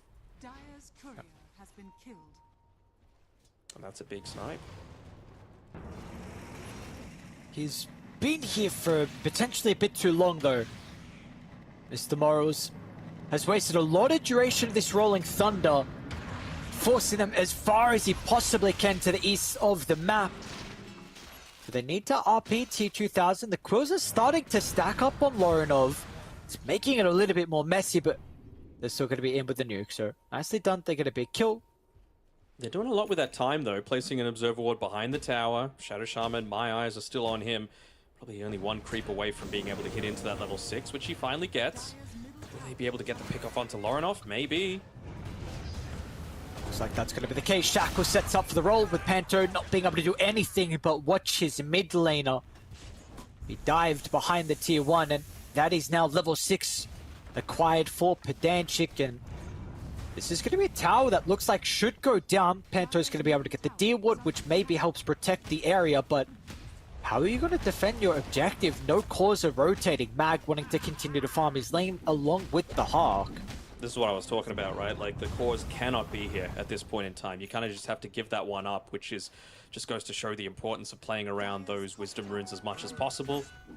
And just such a little skirmish has increased the timer by a little bit for them prior to that 10-minute mark, so you could potentially look to take another tier 1 tower with those siege creeps. Maybe they're going to look to make a rotation down bottom at some point just to try and connect through, and Dahak is doing his best to try and force the creep wave to push into the 4 Pirates side so that that doesn't happen. They should just be able to get this top tier 1 for free on 4 Pirates, so a nice couple of minutes for them here. Yeah, very nice couple of minutes.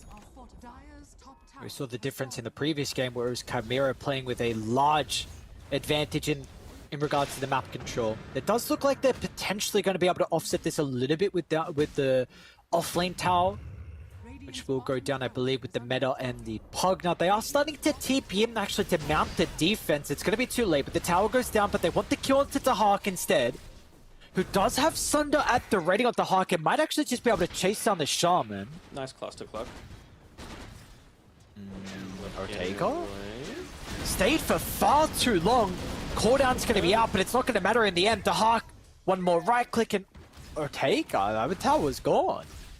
That was just a bad movement, honestly, coming through from the team. I feel like they were in a position next to that tier 1 tower top where they could have absolutely just twin-gated through to be able to defend it if they wanted to hold on to their TPs.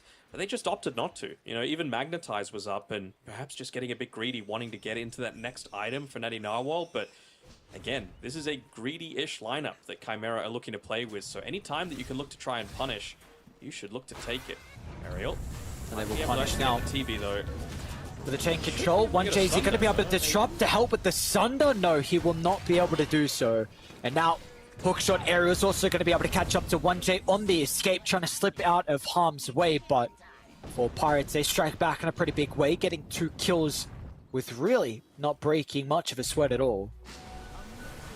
Definitely not. I just want to see them continue this aggression moving forward, though, right? You had to drop the Mass Serpent Wards for that. Totally understandable. Taking out the TB, the one that's putting the map pressure on at this point in time, giving them a chance to be able to nullify this 2k lead that they've got. Pedanshit. Inside the river. He was able to get at least a little bit of shield off thanks to the shield crash, but I don't think it's going to matter in the end. What? Oh, he interrupted. Still makes it over the high ground, but the bushwhack enables Lorinov to play with the Rolling Thunder. He's got a stick. So Ariel, well, he'll be killed off. He's taken a little bit of time, though. Okay, there we go. Thought he might be able to kind of suicide to the tower so the goal gets split, but Lorinov's able to snipe him. And then just immediate smoke again. I mean, they've got the haste rune to be able to make a play around. 30 seconds left on the mass eyes, so maybe a little preemptive with this move down here. Maybe perhaps anticipating that a move might be coming in onto Ortega. Won't be with the real TB, just with the illusions at this point, so just needing to understand potential. Well, as he goes for the D ward there, they're absolutely going to be able to find the Dahak. Just becomes a question of, do they reveal themselves on the lane a little bit too soon? Waiting for those ultis, perhaps? The Hawk controlled for long enough for the burst. Will be outputted for the boys on full Pirates. Another big kill here to the Terrorblade, slowing down his item progression. That is important, but I need more. I need that plus an objective off the back of it. They had the Mass Serpent Wards available. They had 3 people grouping around that bottom area of the map. You could have potentially had the Clockwork look to join in as well. He had the Hookshot available.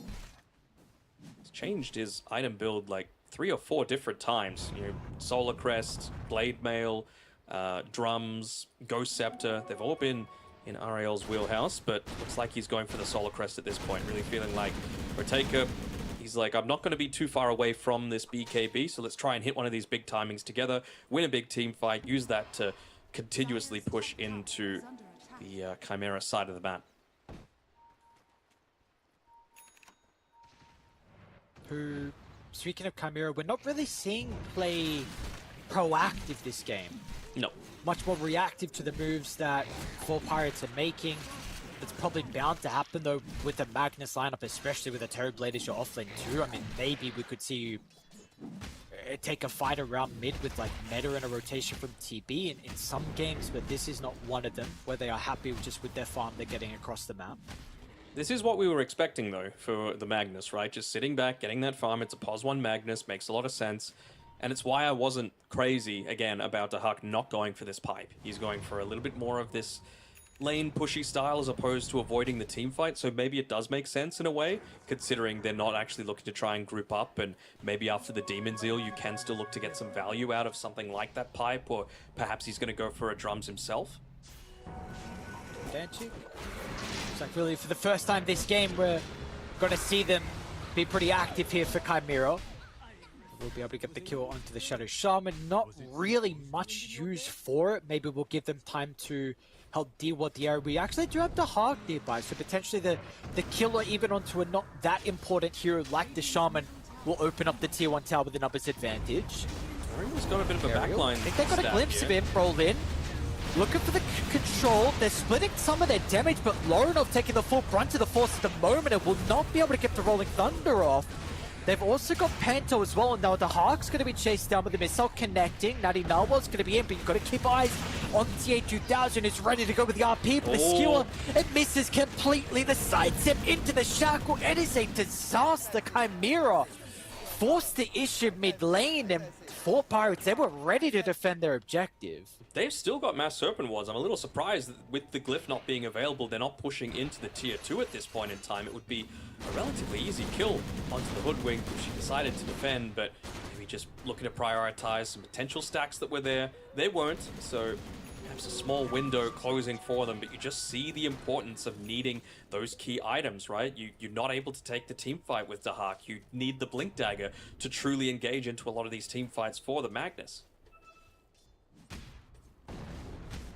And these fights are just going to get more difficult now. BKB on Otake, I believe Nadi Narwhal is working on his as well. And yep. You've got the Solar Crest as well on the Clockwork, so it's an extra survivability and damage output.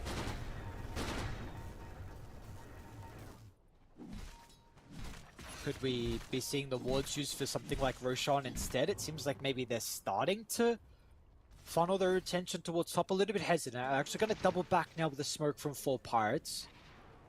Good positioning by They Panther. run into Panther. Yeah, well done.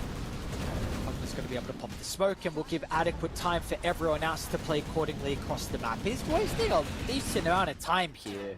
They see the TB courier going straight down as well, so they know the exact positioning that Dahak is looking to try and play around. They're actually going to run into Nice Lorinov silence. first.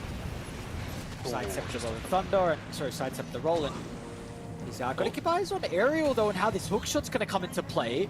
Might be able to line it up to cancel something like a TP, and Lorinov, the escape, it's getting cut off. And this is a death that's going to come through with the Thunder used as well. 4 Pirates. This game too, it's a night and day difference from them. This is a Roshan timing though.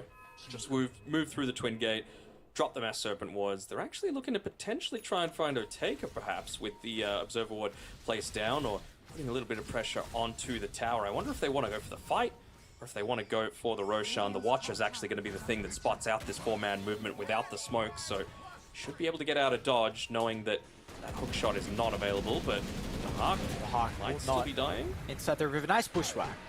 So but at least help the Hawk get away. 1J now is a bit of a deterrent to help them chase him down, so he's going to try and slip away. They're a little bit frustrated with not getting killed on the Terror Blades, so they'll take their frustrations out of the poor Hoodwink. Still taking a lot of their time though. Even popping the wand, even though it's only going to give him an extra second or 2 of survivability. But that's what they need. They need time to get into these next items. Now, because of that, TA2000 has that Blink Dagger, but they didn't go for Roshan immediately. They still should be able to claim it. They're underestimating the amount of minus armor coming through from Mr. Moral. Plus the Mass Serpent Wards, of course. TP actually coming back here. Who's baiting who? Good question. Enter. Choose for a second. Now Pedantic. Moving on over. Do they really want to take the fight on Chimera? You're starting to group with multiple heroes nearby, but you gotta read that 4 Pirates. They're gonna be TPing back in with the Aegis advantage as well, which is probably a fight that will not favor the boys on Dice. They're gonna back to their side of the map and try and farm up some of the jungle area to get towards these next set of items, but it feels like there is a big advantage currently that 4 Pirates are playing with. Scan connects as well, so Nadi Narwhal, knowing that he can't go deeper into that lane, can't afford to give up too much of this Aegis timing. He's only 400 gold away from the BKB for himself. No TP as well, so maybe just wanting to deal with this bottom wave and then try and join the rest of the team. Just keep your presence as unknown as possible. And Panto. Be a little careful. He's really playing with fire right now as they actually get the Going initiation. to be a little bit careful as well. Glimmer kept doing the best his support can do to keep his mid laner alive. They're gonna finish the kill though. Laurenov. Oh, the cogs, man. They're so annoying for a Pango.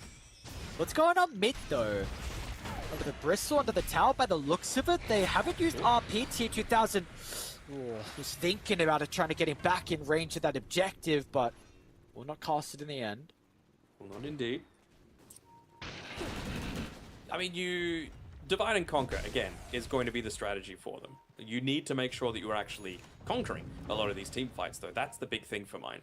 Like, I just feel like it's good to get a kill, but the net worth lead isn't growing. It's staying about the same. And I feel like Chimera are going to get a lot more value out of this additional farm that you're giving the potential to get into. Like, now you've got the Manta style under Huck. Sure, he still doesn't have a ton of net worth to be able to play around with, but the illusions are going to be better and better at just split pushing, getting these towers pushed in, forcing defensive rotations coming out. And this time around, they do get the Wisdom Rune for themselves. Nets them a improved Nether Ward for Panto as well, so never the worst. TB. Yeah, the Hawk. Although, is it Magic that is in trouble? What's going on? I mean, they should be able to control him before the Sunder is even a threat. I mean, he's got no mana as well. Maybe some one-shot. Just he's somehow slipping out and dude, almost getting pedantic. What a weird game we got going on. I mean, that's not where they want to be, though. That's not where they want to be. It's not. So, it's good, in a way. Like, yeah, sure, you don't want Dahak dying. You want to get that kill.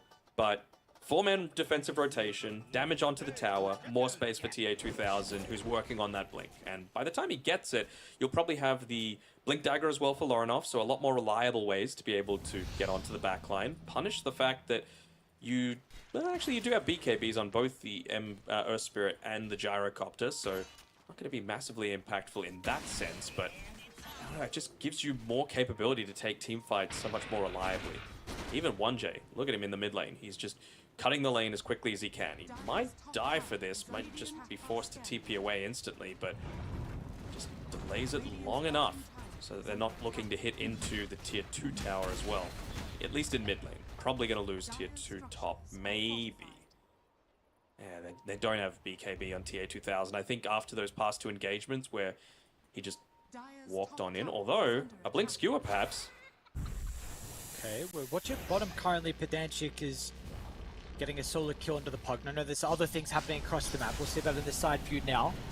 So Age is getting claimed on the tier 2, looking to be a little bit more troublesome for the Bristleback to slip away, but they are quite hesitant about continuing that hunt, as we will see the last little bit of solo kill. What is?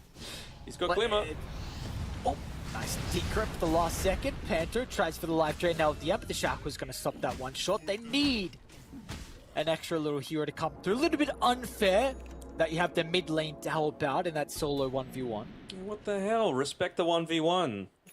Yeah. Always needs to be the case, but I mean, they only got 1 tier 2 out of that Aegis. That's the big thing for mine. And he died prematurely by like a minute and a half. Cost an RP, sure, but I feel like TA2000 is a legitimate threat at this point, and we're not seeing quite as much of that. I still am not seeing Natty Noel being this huge presence into the late game. Maybe now that he's level 15, actually, the extra duration coming out from it and damage is actually going to turn things around in that aspect. And how long on Mass Serpent was? 40 seconds. So I do like the fact that even without this Aegis, you got to keep playing aggressively. I don't think any more defensive rotations can come from your team, just because you're probably going to get more value due to your net worth lead, your potential for speed push. As long as they see the Magnus on the map, there's really no concerns of them just hitting into these towers, right? And he's revealing on the lane right now. Revealing it that will shortly assist to be able to take the Tormentor.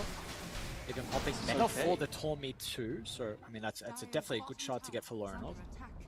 Look at the lines being drawn on the map. They want to cut them off on the retreat.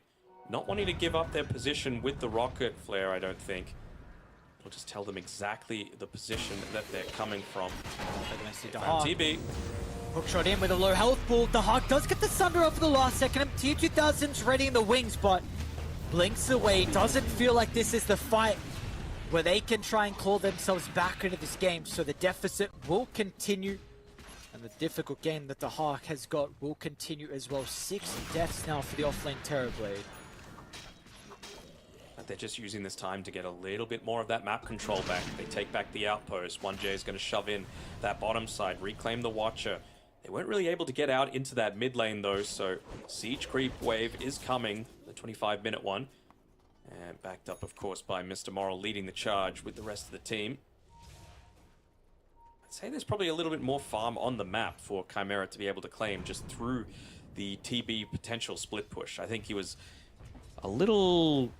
I don't know if arrogant is the right word, but he can't just stand there and farm, right? With how long they'd been off the map. They legit moved from the Radiant jungle all the way through the river to the top left-hand side of the map, and he was farming a neutral camp right next to the lane, right? So it's not the safest place to be if you're the Hawk. Is he going to farm this? He's underneath that cliff ward at the moment. Tier 2000, a little bit scared though because he doesn't see anyone else behind the gyro. And, well, maybe lucky he didn't get the jump because for Pirates, they were all looking to protect him. Roll. That's an illusion. They're going to take the bait for him. Never mind. Lorenov actually goes past the illusion, but still the rolling. Oh, it's U-turn back to the team. Hope they don't go on the paint, go on the escape, and they will not. I didn't think they wanted to commit because, you know, it would have meant probably losing at least 2 lanes of racks if you lost that fight just because of the speed of their push. Plus, he's got the gem. So I think they just said, look, don't even put yourself in danger of dying. We need to keep some form of map control for ourselves. They've got the Ags Scepter on the Pango. They've got the Diffusal Blade. He's dealing a decent amount of damage in these fights. Mr. Hawk about to die yet again. Space. This is the hero that you want to be making space with, though, especially with this carry-esque build. Skadi feels like a nice item next. It means, of course, it's going to be so much harder to be able to take him out in this way. And, of course, going up against the Bristleback and the Gyrocopter, a very useful tool to be able to reduce their tankiness. But yeah, I'm just having a look at Ortega. How are they going to kill him? BKB, Ags, Vampire Fang, Satanic, Crit Stick. Oh my god, the Shaman got the blink It's away. away. Tier 2000's actually coming over. Skewer, Lorenov's committing. clip the Shaman. And now Lorenov as well with the Rolling Thunder. It's not in a bad location. They're going to try and drop the RP, but I don't think they've got the damage for a take it, dude. This Gyrocopter is an absolute beast and the hook shot on the retreat. The team fight was going for synergy the is just Thunder not onto there Hawk. for Chimera. Now the Hawk is there at the last second. He's gone. I mean, Chimera, Roshan's up for his we as are well. not seeing the synergy from them at all in this game. We're never getting a team fight where they're able to use all their spells together and all their heroes together too. Yeah, it really just comes back to that Terrorblade, right? Itemization, not wanting to go for team fights, even just the pick in general, right? I don't mind having a bunch of armor going up against the Bristleback, but it's not like you only had physical damage coming through. Gyrocopter had a very nice time in the lane. Earth Spirit, enough said. And even just the reflection isn't going to be getting a ton of value out of a lot of these team fights, right? You need the flak cannon on the gyro to dish out most of the damage. Same sort of thing with the Bristleback. The reflection isn't going to have all of that warpath stacks up for him as well. So you're just really not getting any value of this at all, unless it was just play this sacrificial role, go for the split push. But if you look at his item build, that's not how Dahak has been playing. No, not at all. I really like just the Scepter Satanic on Jar. I feel like you'd never die in this game with a Mag who is so underfarmed. Like, maybe late game Jars we can see BKB piecing control can be a little bit difficult for you, but there is just no damage for the Mag to be able to blow him up through the side gung as sustain. And this They is even took really a while to kill not going Penanchik's change. Shaman as well. Like, Yeah. that's the rough part. And they've got a We- Blade Mail, they've got a Shiva's Guard as well on Natty Narwhal. It's just got to be the skewers back inside the base is something we're looking at, but that's where RP in 5. Penanchik is going to be able to come into play. And they've already dropped the Serpent Mortar as well. The Hawk is going to try and deal with these. Puts them on a timer, but will they be able to get it? No, not quite. Rudy's Waiting for back, someone to step out of position. Going into a Silver Edge as well on this Magnus, but he's not ready just yet. And he's really looking for these big RPs, even going for the plus 12 all stats per hero hit with reverse polarity. They're going to go for the Bristle. RPU straight away with the Rolling Thunder charge up as well. They all left him. Bristol was left alone. Can't leave him. Now this is the Aegis carrier. U-turn's a little bit slow. They're not going to get the secondary stun with the roll in as well. The Hawk caught outside the base. He needs a Sunder. He's not going to get it with the nuke down. 4 Pirates. They will even up the exchange. Dire's top tower is under attack. They're going to need to get back to base. Looks like Panto's just doing his best to try and, well, walking into a Remnant actually. Taking a little bit of that extra damage. But they are able to blow up the target when they get on them, right? We saw the effect of that break. Able to find him, of course, isolating the Bristleback as well. Didn't get a ton of value out of the Satanic either, Taker. It was a good disengage coming through from the Pangolier after it was popped. Even still, West lead slowly growing. They're going to see this Observer Ward as well on the high ground and be able to get rid of it.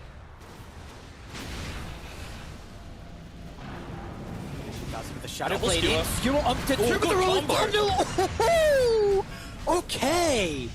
Now we're getting to see Chimera be able to play a little bit of Dota. What a team fight from them. Just a 1-2 punch into Hawk. Not going to be able to stop Air from getting the hook shot away, but no, there is still some fight left in them. We have not really seen them strike back in this game so far, but they're making sure they're not going to go down without a fight. That was through the shield rune as well on the Earth Spirit, so they're dealing a ton of damage into them when they get the combination there. That's the thing. It's just been a little bit too much playing realistically with only 2 cores up until this stage. Dahak, once again, didn't do too much in that previous engagement. But he's doubling down on this damage build, going straight up into a Nullifier. Trying to get in onto the back lines, reduce the effectiveness coming out from Crimson Guard, Solar Crest, Glimmer Cape. It's a lot to be able to take away from them. My eyes are still on OTK though. Radiant's bottom tower has fallen. Aegis for another minute, but with that fight one, seemed like about a 4,000 swing across the map. Tier 2 tower goes down bottom. You get a bunch of farm across the map as well for Chimera. I think it was a 7k swing. It was a 15,000 net worth lead at that point. So tons of value coming through. Just seeing even the levels, you know, Magnus up to now level 21, so more damage coming through from the Shockwave. At the end of the day, he is still a damage-based hero, and he's actually got that Silver Edge completed now. Maybe hoping that this is going to go into his back pocket, and it will. So double Shockwave in a lot of these fights, dealing a good amount of damage. I mean, he doesn't even have the 4th point into it just yet. I imagine that is going to change pretty soon. 425 going in and coming back. It's very nice. Don't know what happened on the opposite side. There was a Rolling Thunder used though from Lorenov. Potentially, I think Pedantic was threatening with some form of control onto the Pango, so use this one defensively. We'll TP up. TP doing his best just to try and keep his illusion alive and keep this wave cut. Build up into a double wave, knowing that, again, they've got a Magnus, they've got a Pangolier that's going to be able to deal with it once it connects. And it's just about, once again, providing the information that they need to be able to scout out where exactly 4 pirates are coming from. Are scanning. So maybe they get a sense that this is the movement that's looking to happen. 4 heroes coming across the bottom side of the map. They got a brief glimpse of Mr. Moral, actually, underneath an Observer Ward on the bottom side. So maybe it's actually a false sense of security, but they're still going to play... Actually, does that? That is a Sentry and Observer combo, so I think the Silver Edge is revealed for TA2000. They got a brief glimpse of him. Pedantic leading deeper inside the jungle of Chimera. Ooh, they smoked outside of both They vision. glimpse of the Shadow Shaman. Not a bad pick off to start the engagement. Found Mag. Protects himself with the Glimmer Cape momentarily. Maybe on the other side, Tier 2000, a defensive RP of the skewer over the right side, but Nani Narwhal will try and chase him down with the roll. The Hawk maybe there with the Sunder as well. It's going to use it in the last second. Now with the Earth Spirit in trouble, roll up into the middle. You need to get out there. You have used so much for these 2 pickoffs. And if you can keep some of your heroes alive, but that's not going to be the case. Mr. Morals turns him back, and with the Quills, shoots out the life for 1J. Up the high ground they can go now. Can Lorenov look to hold them back on his own? He's dealing a lot of damage in these team fights, almost rivaling the Gyrocopter's farm. actually even going to pop the glyph just to try and protect this first melee barracks for themselves, slow things down a little bit, maybe. Panther should be able to get the 4-staff out. Stuck a little bit longer inside the cogs than what he would be hoping for. And Panther goes down, gives up the gem as well. Full set of barracks was still claimed. Dahak showcasing his damage is not enough to be able to rival 4 Pirates and send them away from their base. Morinov, an aggressive jumper in the middle. Just trying to hold them back. Thunder, which puts this one now on cooldown. You've got a couple more heroes up the back of the respawn, but Lorenov might die to the quills. Okay. Does his job though. Prevents the full 2 lanes of Rax from going down without giving up his life. He's been playing a fairly good game so far. Would want to be able to get into that level 25 as quickly as possible, even claiming the Wisdom Rune for him.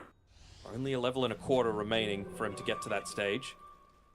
And Dahak once, he can go ahead and buy that Nullifier, but again, this isn't a draft where you're just going to have the freedom to casually walk into the center of these team fights and cast Nullifier. You know, he needs something else. He needs a Blink Dagger, even just something like a Hurricane Pike, finishing up the Dragon Lance, giving him a little bit of that additional movement to truly help out the rest of the team, either from forcing yourself in and nullifying, forcing yourself in and sundering, forcing someone else out, or if you are finally in the rare occasion where you can stand your ground, pop the Metamorphosis, have that additional way to be able to dish out the damage in a reliable way. You just bought this Nullifier. I don't know if you can go this deep into the lane on Dahak. Not without a buyback. This ward is scouting out so much. Yeah, it's a great ward. They've got a lot of vision up top as well, where at the moment it's just a hoodwink. We need to see the gem start to come through from Panto. He just doesn't feel confident enough to be able to push that far forward. I'm surprised that they think they avoided the vision of that smoke. And they're pinging instantly Dahak out when he just appeared on the lane, so I think they know that this is coming. Looking to try and perhaps plant their flag up on this high ground around the Roche pit, maybe anticipating that it's already up for Chimera, but it's a relatively long one, 2.5 minutes. This is the move that I like from Dahak though. Like, he's forcing them to make a decision with the Empower onto himself, with the Demon Zeal being popped. Are you going to defend this? And they will. Been made. He's got the buyback though. Pedantic trying to find Dahak. Dahak has been scouted up the Hex. They need a way to be able to protect him, and that's for the RPs! Not enough time for the Sun to 13. 2000 did all it could to keep the offlane alive, but it's not gonna matter. Even with an RP like that, how can they still not win the team fight? I don't know, honestly. Like, it felt like no one was taking damage in those engagements. Is the Crimson Guard that effective that they were able to pick up on the clockwork? It doesn't feel like it should be, but they just did nothing in that fight. I mean, I'm looking at Magnus's damage, 4,000. Sure, it feels nice, but man, that was just ineffective completely.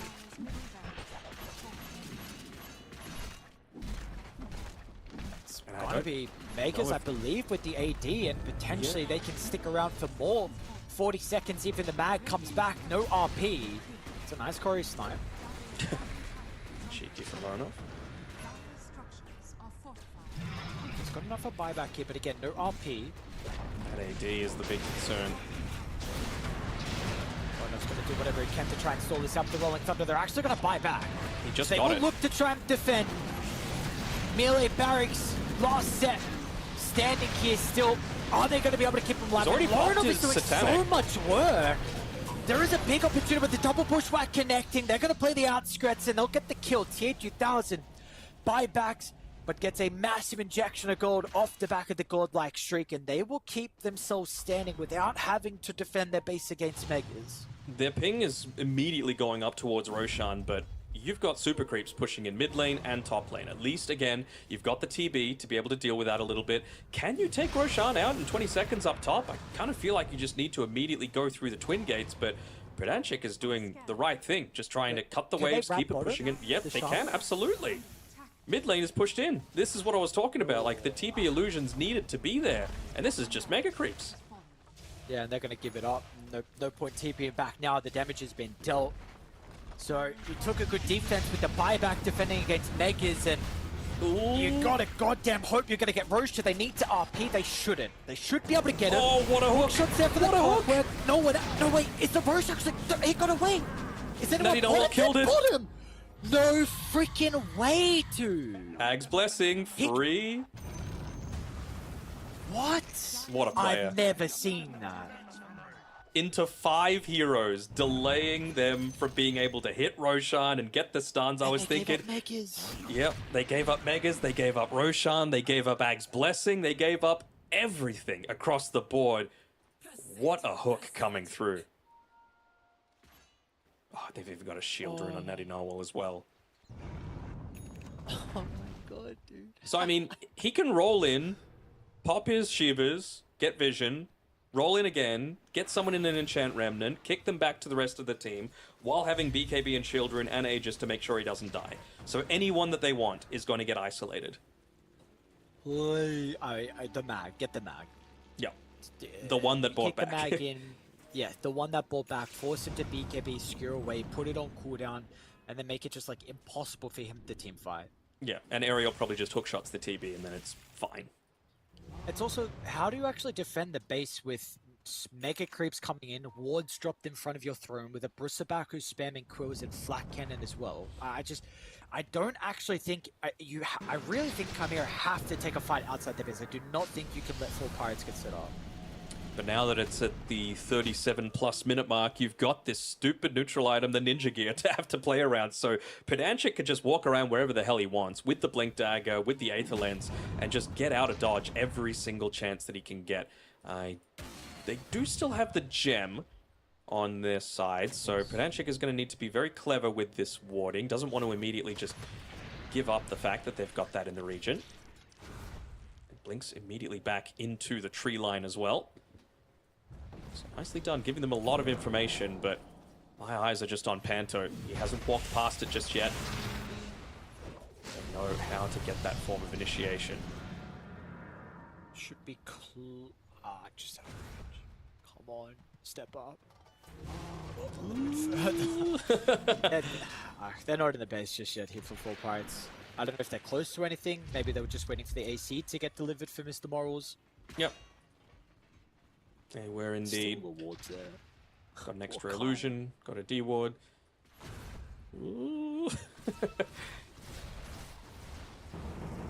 This is really an uphill battle. Look at the initiation angle. Find the mag. So close. Yep. Find the mag is the play. ward He's in the playing end. very defensively, and they smoked under it. You thought they'd get the D-ward, but now they're going to wrap all the way around with the information. It's a great rolling thunder. Lone Didn't get off the disrupts Surfer the Ward. initiation. T2000 tries to skewer into them, but doesn't see an angle for the RP to hog his chase down.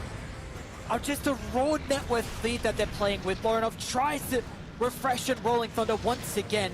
They're splitting up so It's been well. a really solid second game here for the mid laner on Chimera, but he hasn't been able to do it by himself. He needed more heroes to help out, to give They're him just even an thinking, where's the opportunity RP? from being able to take this game. But Max dead. Pedanchik, he's going to make sure there is Oh, no maybe not. RP. Oh, gets away. Oh, the axe. Skewer in, but instant turn to run. Then meanwhile, with the Brissaback is inside their fountain. The quills are spammed out. He's going to die, but he has done his job, and so has everyone else on 4 pirates. We are going to a third and deciding game to see who will be the first team to move over to the grand finals.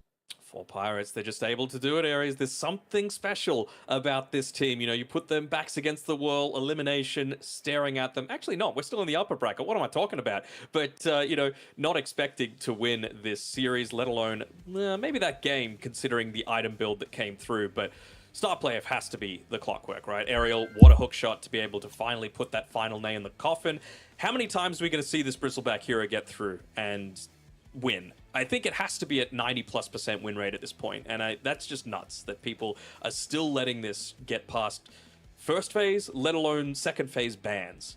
It's crazy to me, and to his credit, Nutty Noel did a lot of work on this mid-Earth Spirit. I just don't like how unreliable it is, but I suppose when you're landing hook shots like Ariel was the entire game, if you've got Pedanchik with 2 forms of lockdown as well, who is playing pretty solidly, only 9k damage, but the building damage more than made up for it, And then Oteka really never felt like he was being challenged, right? Even if they were able to get that perfect lockdown, he was quick on the satanic button, so you've got that side gunner still going, and he just wasn't dying even in those RPs.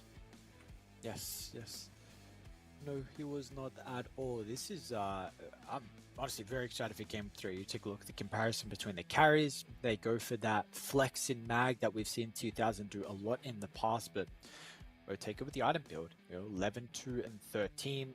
This is, you 100% said it right. Like, this team, there's something to them. There is that underdog story that is continuing to grow for them, and I believe you started this series by saying what a storyline it would be if they actually made it there. I know we're getting ahead of ourselves a little bit, but this team's very, very exciting to watch. They've got some interesting strategies as well, interesting ideas. Like I don't really see Shadow Shaman unless it's Crit playing it, to be honest, and Pedanchik pulls something out a little bit different with how he was playing, the supports were playing. Yeah, this team. Something going on with them. So they're cooking up the storm right now, and we'll see if they're going to be able to take down another favorite and put them in the lower bracket. We're going to have to find out if they can continue with this and set themselves up with a solid draft to make it over to the grand finals. First to break. We'll see you guys when we come back for Game 3.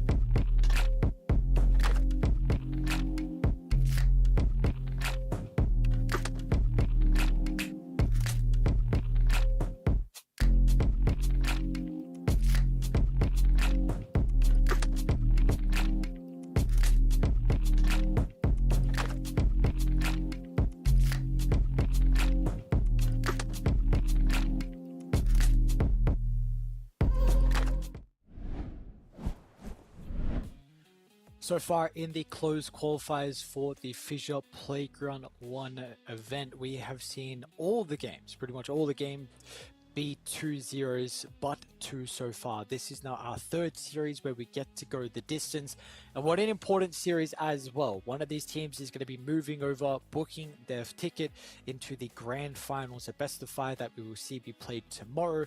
Going to be Chimera, or it's going to be Four Pirates. And Four Pirates, they strike back in a big way. That was a very convincing victory from them, one that it felt like everyone played their role perfectly to get them over the finish line. It did. It kind of felt like more of Chimera playing themselves out of that game, though. Even just coming down to the last pick overall, right? We were talking about during the draft, they had banned out heroes like the Shadow Demon and the Lion on the Four Pirates side, and they still didn't make the Magnus flex it to be a position 3, because I feel like that was a good TB1 game, you know, going up against the Bristleback in lane, not too much that you're afraid of, you're able to get active a little bit sooner, and you can have a lot more utility than we saw from Dacha come through in that game if he's just playing a Magnus. Maybe it came down to just comfort coming through, and that's where they've been exposed a little bit, perhaps, with some of these off-lane hero pulls. They even banned out his Brewmaster in the last phase, wanting to remove a little bit of that from him. So as we get into game number 3, we have 2 heroes that have a 100% pick or ban rate. One of them is Dragon Knight, and another is Alchemist. I'm surprised that Bristleback is only at 79%, because it has a 90% win rate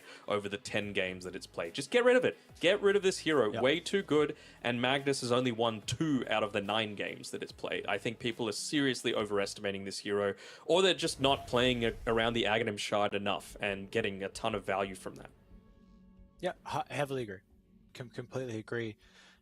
We'll see. This is exactly the same with the bans, I believe. Do they go Enigma? No, they're actually going to take the Bristol back. So I brought up the potential last game with the Gyro ban into the Enigma. They didn't. They went for the Magnus instead. As soon as I saw the Gyro, I thought that was going to be something they go down. They snagged the Bristol back. So at least this is. Let's see if Four Pirates are going to be able to counter in a bit of a different way, because they will have 5 picks. All their entire draft can be revolved around dealing with the Bristol back, which feels like it kind of needs to be that case apparently. If it's got a 90% win rate. Lich, please. Lich or Hoodwink. I'm fine with Four Pirates going at this point. Just something to control this guy, because the damage early on is too much to deal with, and I don't think you could. This is fine too. Okay, cool. Demonic Purge, get rid of the nasal. Get rid of the break once you get into Ags, and Demonic Cleanse, get rid of the goo and everything else along those lines. So I'm cool with it. I want someone that is actually able to utilize the stacks that Shadow Demon's able to build up, and you need to be mindful, of course, that Chimera might just look to invade into your side and look to take a lot of that away. So that's an area of slight concern for mine. But we're still really early on into the draft. I think it's okay at this stage. Tiny being banned out, good. Much prefer Chimera's draft already, just only 5 picks / bans in. Is this... do you feel like Lich can get a ban now, or is Lich Shadow Demon feel like it's a little too backliney? Okay. I would be banning Spectre if I'm Four Pirates. I just don't want him getting onto the backline. I think maybe you can't get away with the Spectre Bristleback quite as easily, but I feel like with the last pick of this phase, Chimera Esports would be very happy if they're able to secure that and then continue to remove a lot more of these break heroes with the last 2 bans that they have. So if I'm Four Pirates, I just take that out of the equation. Take out of the equation anything that just has an easy time getting onto the backlines with stun, or silence. So it could be Spec, it could be Storm, it could be Puck, it could be Ember, anything along those lines. And clearly they're mostly scared of the Lorinov Storm Spirit, the hero that he's picked the most with the most success so far. It does have a very wide hero pool though in Lorinov, and a lot of them are those backline jumping heroes. So did a lot on his Pango. Yes, he did indeed. Clockwork once again, preventive of something like a Nyx Assassin potentially. So we'll see if that is going to be avoided. We've seen a lot of the Pugna so far from Chimera. I think 2 games, right? We have seen the Pugna in a row. So this is what we see. We haven't really seen a lot of Phoenix as well so far in Eastern Europe. Western Europe had a lot of Phoenix, not getting that hero too much. It's good. Do you pick it now? I guess you could, right? You're not really as worried about the SD. The attack speed, not necessarily going to be the biggest factor. Doesn't feel good if Clockwork is somehow able to get onto you, but that just comes down to a team discussion about how you're going to get the formation of your team fights correct in a lot of these engagements. So what other ways do you have to be able to just deal with Clockwork, or rather not care about what Clockwork has to throw at you? You know, someone that's able to just dish out a bunch of damage once he does hook in, someone that doesn't care about the cogs. Okay, it's a decent amount of damage, and it is a little bit more of that backline dive. We actually haven't seen a ton of the Tusk in Eastern Europe either, mostly because of the threat of the Muerta.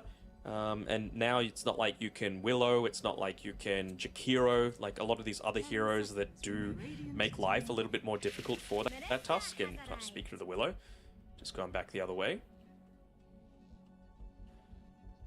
Double support. No damage really revealing issues too much. On No, Chimera. definitely not.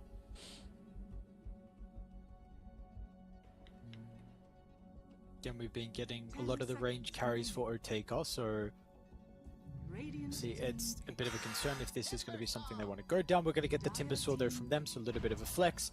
And they'll take the Templar Assassin, which we saw Tier 2000 have a very good game on in Game 1. It's not really picked a lot, but can you Viper with a Tusk and a Bristle in front of you, lane into the TA, be decent against the Timbersaw? Like, I know the TA lane kind of can go two ways because of the just a huge amount of physical damage into the early game, but I feel like with a Tusk, you can be protected enough that you can be able to make it work. Definitely is an option. Yeah, definitely is an option here for Chimera. Or even, ooh, is it a good Huskar game? I think it might be. Silence against the Shadow Demon. If you're able to get onto him, you don't get pushed at all by the cogs. Percent damage with the Burning Spears against the Timbersaw. TA is really the only concern if you went down that route, but then you can just go like an earlyish Halberd, and then TA can't really do much until she gets into the BKB, which most of the time is like her third, maybe even fourth item. But sure, just go for the simple stuff with the Lina that's able to dish out plenty of that damage anyway. Yep. And a bit of a look, we'll see how easy of a time it is for them to be able to get on the Lina and blink eventually from TA and the chain from the Timber. Of course, we know Clockwork with the hookshot, but you know, you've got the Bristleback to maybe play in front of you. Tier 2000 used to be a very good Lina player as well, so not that the carry Lina was entirely that difficult at that stage when it was very strong, but they've seen in the past, but I think more than likely we're just going to get the mid Lina and probably banning out some heroes to protect it. We don't have to worry about the Tiny, and Voka is gone as well. Sniper is still something maybe we have to be looking at, because I did pick the Sniper into the Lina last time. Sniper or Puck for mine. Just something that's able to enable the rest of the team to fight. You know, you might not be great one-on-one against the Lina in the lane, but you're both going to get your farm, right? And I think that's the important thing. Puck's really not going to be in too much danger. You can look to set up for your Shadow Demon to get a bunch of poisons. You can set up for Timbersaw, most importantly, to have a good game. And it's really just about making space so that TA is able to get a lot of value. We were asking as well for heroes that were able to take stacks quite effectively. You have to say TA, Timber, Puck, they can all do it. Yes, definitely. But they can indeed.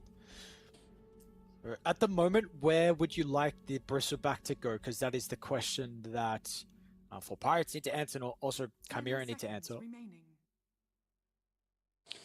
Wonder if they're... I mean, they've got last pick overall, right?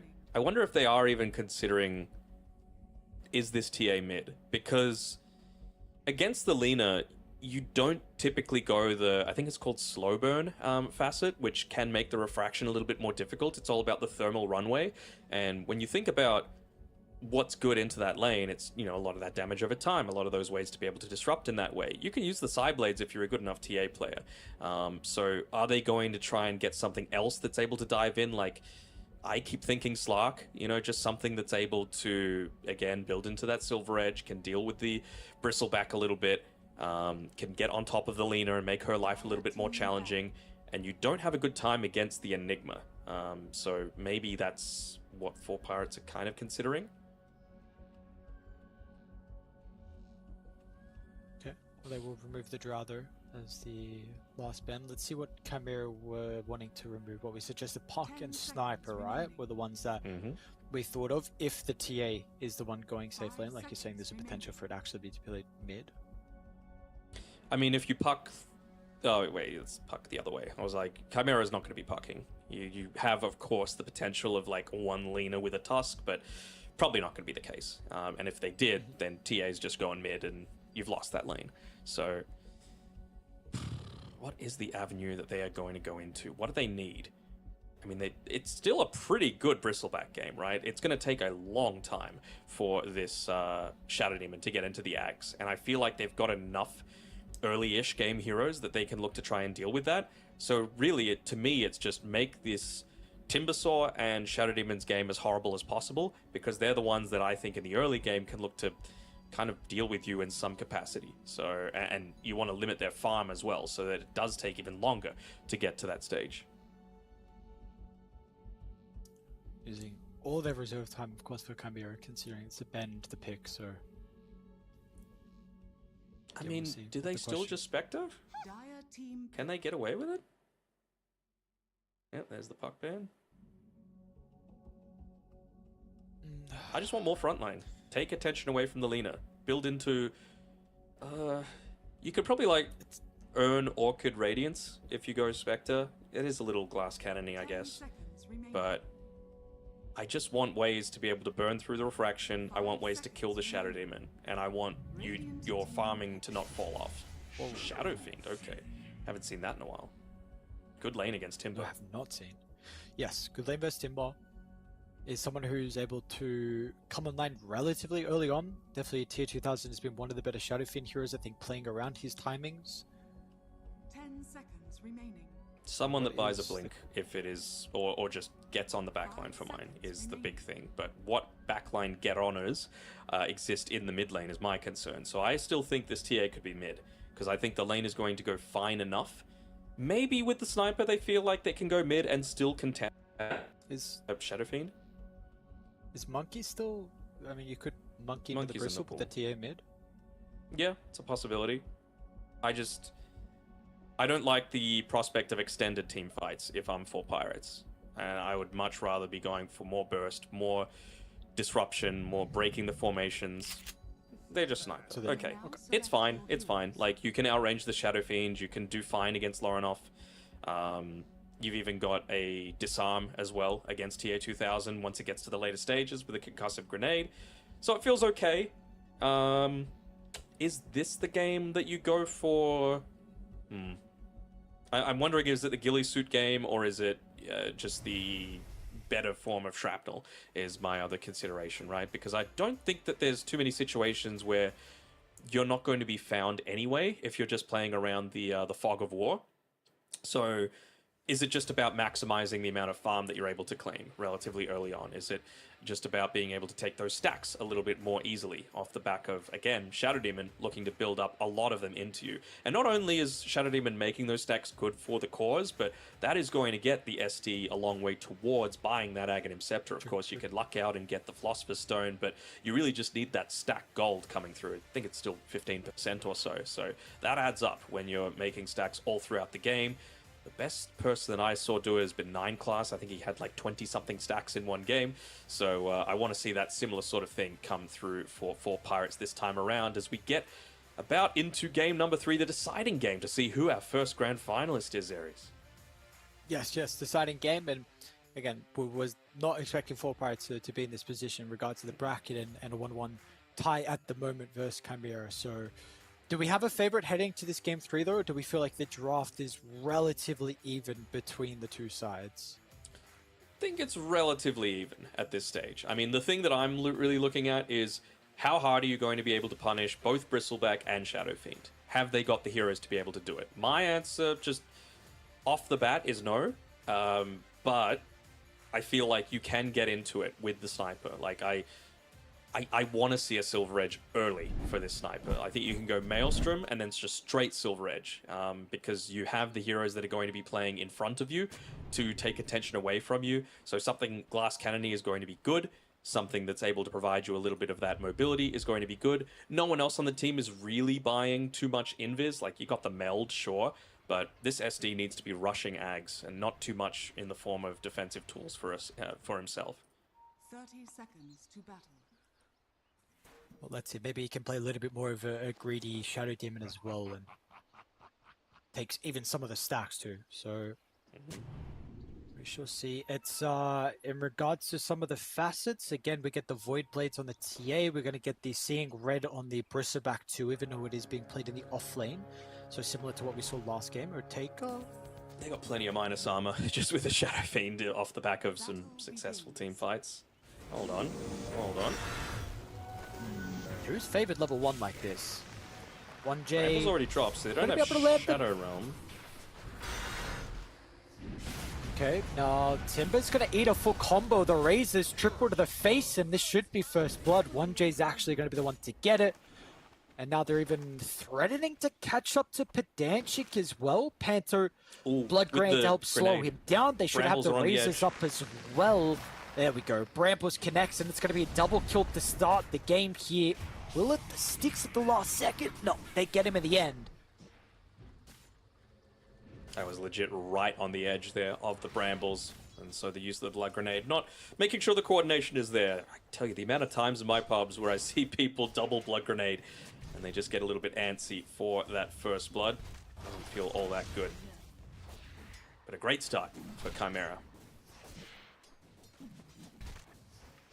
It is. Good start indeed. See if, what they're going to be able to do with a good start though. That's the important thing. We know that mid lanes should be pretty good for the sniper. But Not it's expecting not a like ton of Lilina action is not there. going to get anything. Yeah. No. Yeah. For sure.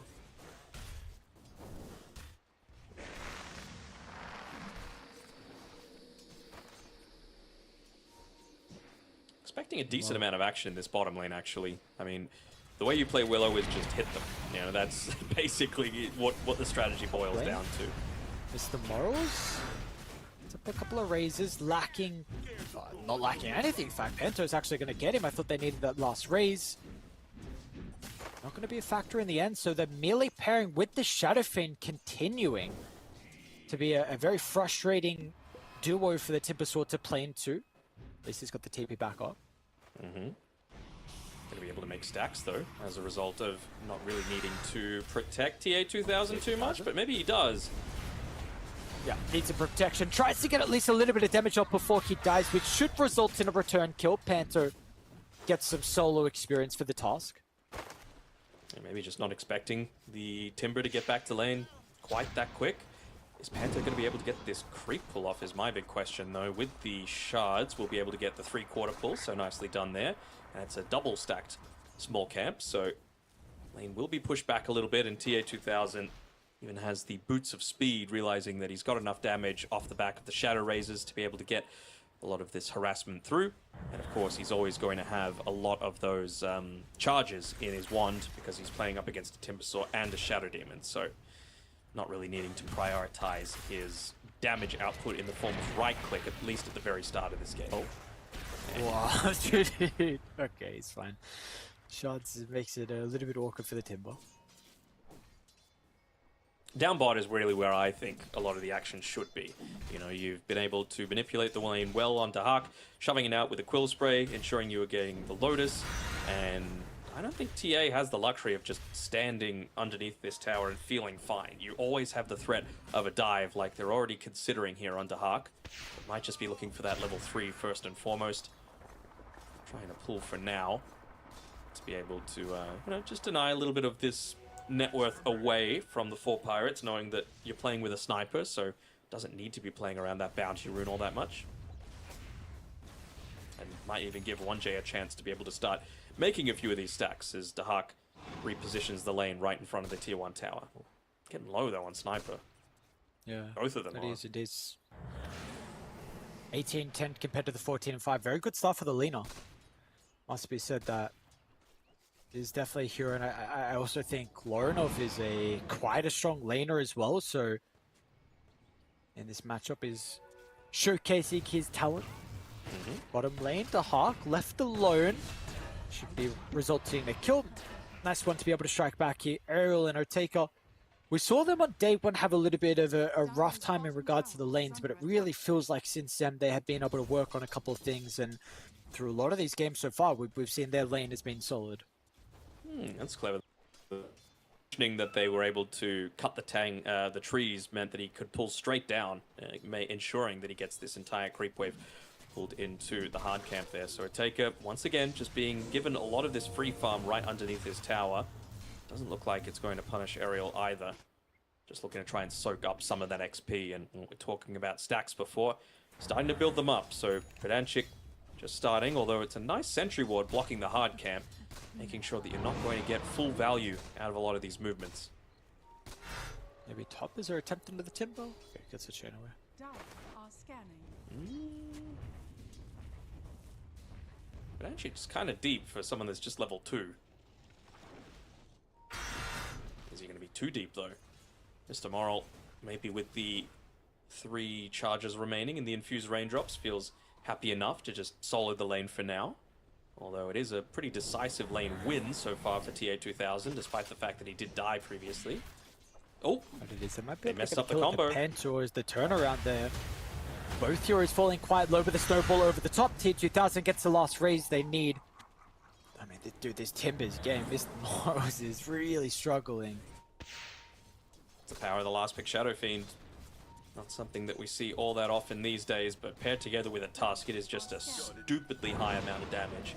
And this is the sort of game where you are absolutely looking to try and max out that tag team. They've got plenty of control. They've got plenty of right click from range. They've got Bristleback and the Shadow Fiend lowering armor as well. Won't be through the snot goo, whatever it's called, the facet, but Dahak still will be looking to build those up in a lot of these team fights. Aggressive invade into Dive's junk, but Dive with their Observer were well aware of this. Looking to play it over the right side. Another kill is going to be given over to Chimera. That seemed like a long pull into the snowball as well. Aronov came from pretty much off the opposite side of the screen to be able to join in onto that one. Spot lane, more action being given onto Dahak, and at this early stage, I was about to say they should be able to kill him, but doesn't seem like it. I want to maybe trying to... What's going on actually? That's where the Hawk's going Aerial's as trying well, to slip though. through and get the wisdom, but it looks like he's already there to anticipate that. Meanwhile, Tusk also trying to steal the wisdom rune himself with the banishment. He's able to help secure their own. Meanwhile, Aerial and Dark Willow, 1J surviving on a slither. Oh, he walked into it. Ooh! Okay. It's just kills everywhere, dude.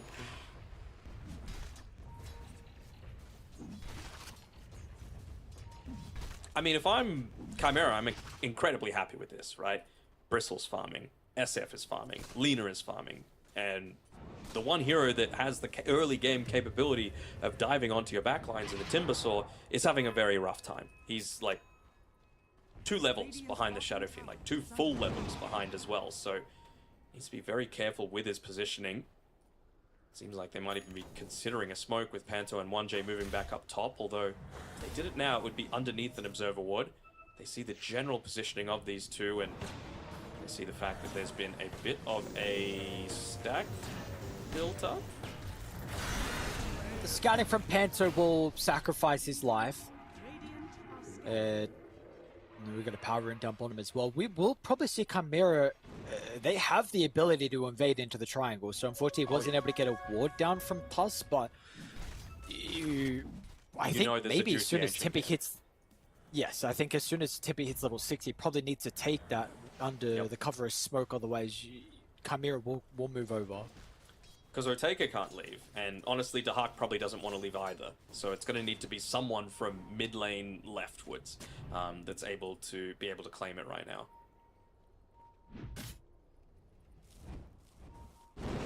His eyes on that Timber and his XP. Still 2 levels behind the Shadow Fiend, but it's all about the levels right now. So solo XP could be better for him, but he ends up walking into a Brambles. Decent Timber chain away, and I wonder if that's the thing that needs to change about Timbersaw. Just a slight increase on the Timber chain cooldown at level 1. It's got 3 points in it though, so would have been fine regardless.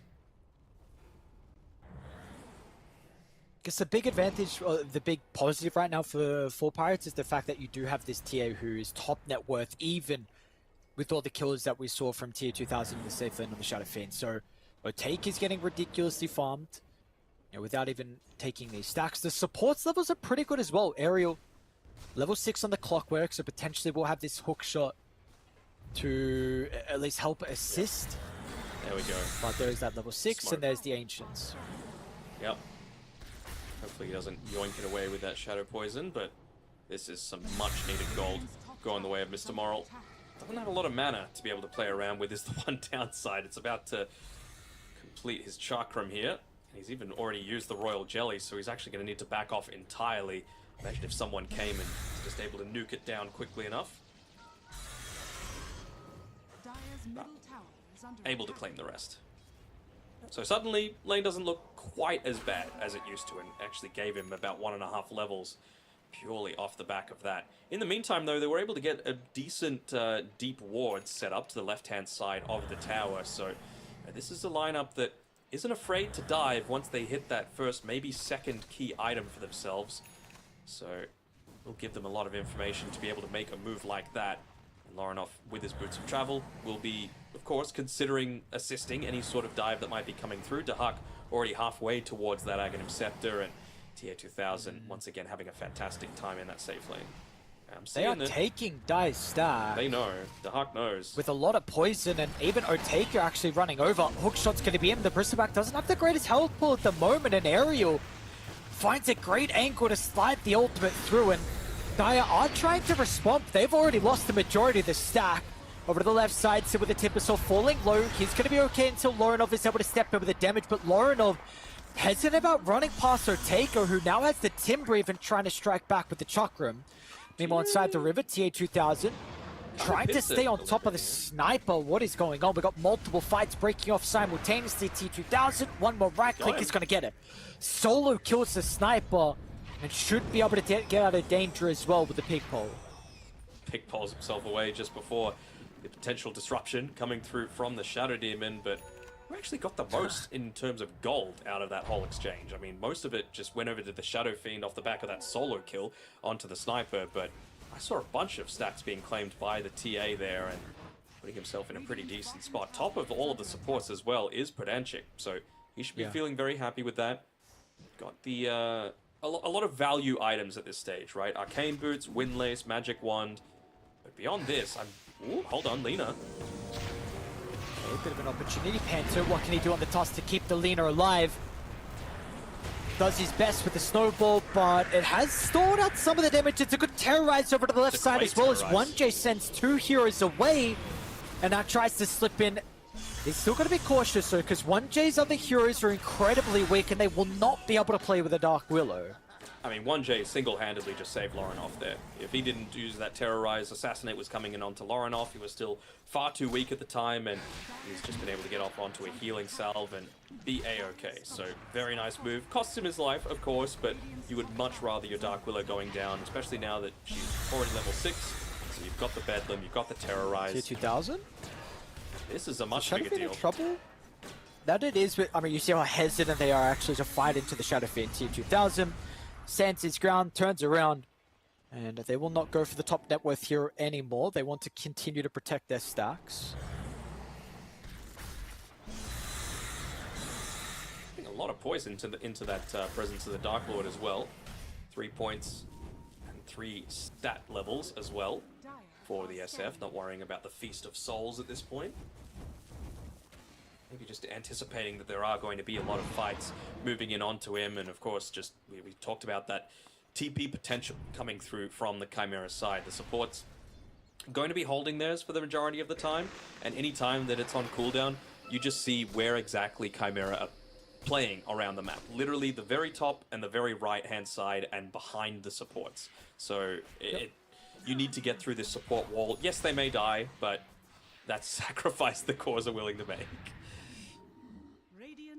What a great position for us to be in though in this deciding game. You know, 8 to 11 kill count, only 1,000 net worth lead for Chimera. It felt like maybe the game could have snowballed out of control with how we saw the lanes were going, but you know, 4 Pirates sticking around. Still the net worth lead, of course, again favoring Dire, but really they're in a great position to make this a great contest between the two teams to make it to the grand finals. Bottom lane to Hawk.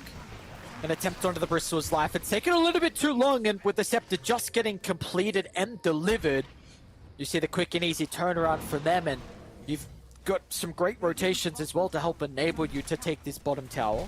Radiant structures are falling. This is the danger. If you just give them that little bit of extra time that they need to get into those early items, they become so much more capable to manage a lot of the aggression that's going to be coming back the other way. Again, Timbersaw was your main issue, and you can see Radiant he's already looking to try and make sure that he's not slowly walking into a lot of these team fights. He needs the bursts. So Kaya, straight into the Blink Dagger beyond that. He wants to make sure that this SF and Lina are not given free games and are not able to get away with delaying their BKB and going for damage items. He needs to be a legitimate threat towards them.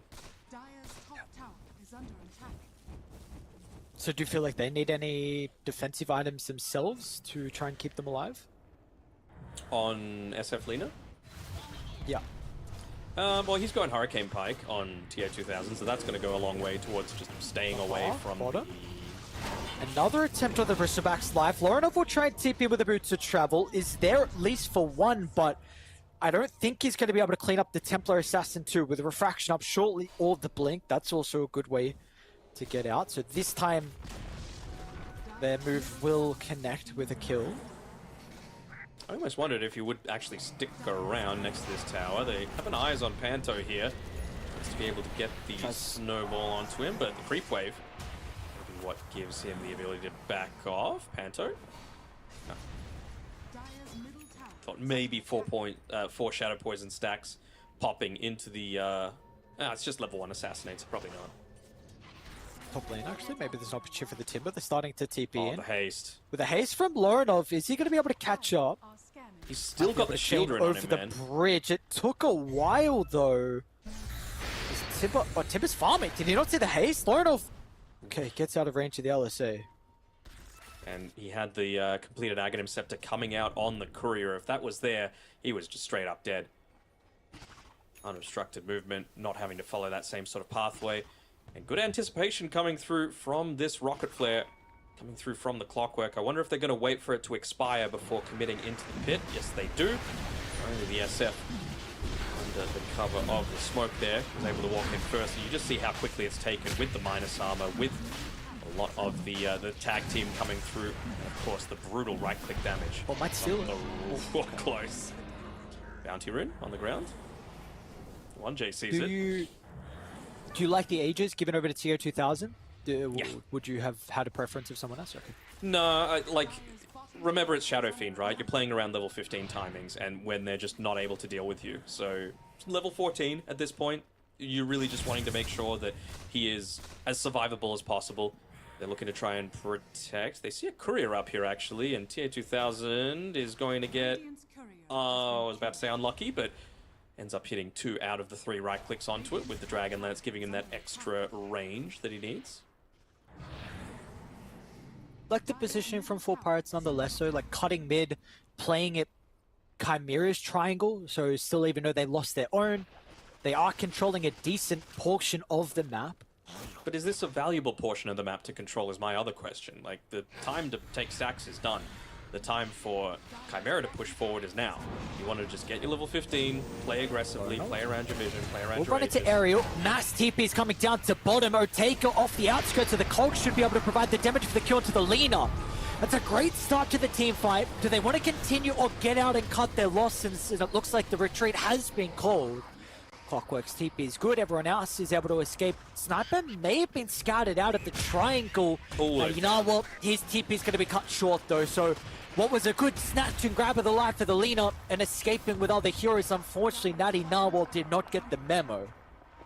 Just that high ground vision. He even scouted it out, I believe, with the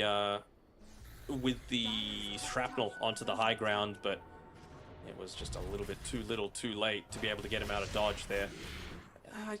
I guess it ended up working out okay because you got the kill onto the sniper, but just imagine if they were pushing into that mid lane, right? Like, take out that tower, give Shadow Fiend more of this space on his own. Off the back of that, he actually does get his level 15 because of the kill that he was able to claim.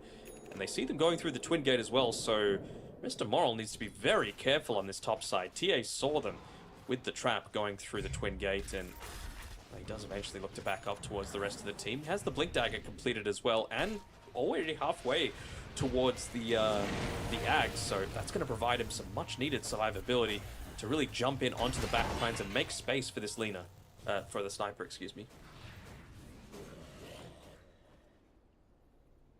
Who unfortunately is still bottom net worth out of all the cores on the sniper, so he's not having the game like we saw previously from Nadinawa on his Earth Spirit. Tier 2000's even got an Orb of Destruction, so you talk about minus armor. He's got it in spades. Got about 6 hit onto this tier 1. Yep. Very easy. Oh, Ariel. Way too deep, and you can't let those lasting presence stacks start to build up. It's a little bit of payback for the Great Roshard steal that we saw last time around. Yeah, like just feeding a lasting presence stack over to the Shadow Fiend. How does it last that long as well? 60 seconds with that extra 2 armor reduction. Might get solo killed from Otake. Otake was setting up on top of the trap with the assassin as well. Nice play between the position 1 and 2. ST is about to die. Can't afford to be doing this too many times. Does buy out the Ogre Axe before the death, so doesn't lose any of that unreliable gold. The death, of course, is going to hinder his ability to farm, but won't lose gold as a result of it. Will be able to get this Tormentor though for free with all of the minus armor, and we talk about the importance of levels as he goes for another snipe of a last hit. I like Ariel a lot actually for going for these sorts of plays. T2000 tried to go in by himself to protect their own Wisdom Rune. He might just lose the Aegis though for free. Had a minute left, so not the worst. The Hawk's going to be able to find a kill as well onto Ariel. Speaking of him doing his cute Maybe. stuff, is apparently not dead and maybe baiting them. Doesn't have Otake tries to come through. Using the side blade onto 1J. That's going to bring the Dark Willow down to a threshold where Ariel will get the kill. I think they realize that Bristleback doesn't have a lot of mana to be able to make plays around, but Lorinov is here and he has everything. Wow. Alright. Radiant's middle tower is under attack. TA 2000 has a lot of space for himself as well. Manta style now completed too, so ways to be able to get out of that TA silence, for example. Ways to be able to just more quickly hit down the cogs, but even just damage in general. Kind of surprised no one's dewarded this high ground as well. With TA 2000 even popping the Mask of Madness, anticipating that someone was going to be here. They'll just claim the Tormentor. Why not? Another freebie. The Shard Getter, 1J is going to be. Not bad, not bad. Just a Shadow Fiend without it. We've got a gem picked up as well for Chimera. Will help them a lot with the vision game, being able to get on these important heroes like you've been mentioning. The real timing I'm looking for is Timber finishing his Ags. He's 900 gold away from it. And I think his team needs to make space for him so that he can feel a little bit more happy to just dive in deep onto the enemy team. Because they've got a lot of damage, and we saw it's not impossible to blow up a Timber through that Aghanim Scepter barrier, but it is just so valuable to be able to have. Another scepter is the Shadow Demons, which is a couple hundred gold away. It's incredible value. Very, very close to having this one completed. So, do you feel like that is when we're going to see 4 Pirates actually start to be a little bit more aggressive on the map? Because it does really seem like it's been dire.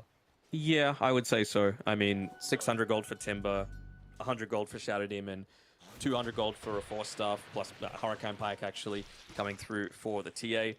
This is a bunch of timings all coming together, and I think Clockwork even has a Blade Mail. Like, you're hitting everything all at once. So right now, it's basically just try and dodge this smoke. Do they have much ward information around on the map? Not really, but the information that you do have is that basically no one is showing on the map. They will play accordingly. 4 Pirates I think they might have seen disengaging. a 3 quill heroes spray top. onto the mid lane. Okay. They, I think, get a glimpse of Pedanship. Snowball over towards the Shadow Demon. Looks like everyone else is just going to... This will be a signal for them to leave the area. But he already finished up his item, right? So not losing gold as a result of that. People farming, people able to get into their next item. You've now got the Ags on the Timber Saw. You've now... It's coming back from base, sorry. I just wanted to make sure that we're going to get a courier snipe going off here. So I feel like maybe now Chimera might overestimate their strength. Like, they're strong, don't get me wrong, but it's only a 4K net worth lead, and you've just hit a bunch of big power spikes as Aerial. Maybe another support. Oh, Yeah, Oteka get actually away. jumped in. Oteka's going to be able to get the Maybe. kill, but the issue is he is now committed. Hurricane Pike is not good enough to keep him alive. They need to bring extra heroes to protect the Templar. Assassin with a refraction. Comes out last second. Oteka's still getting chased down.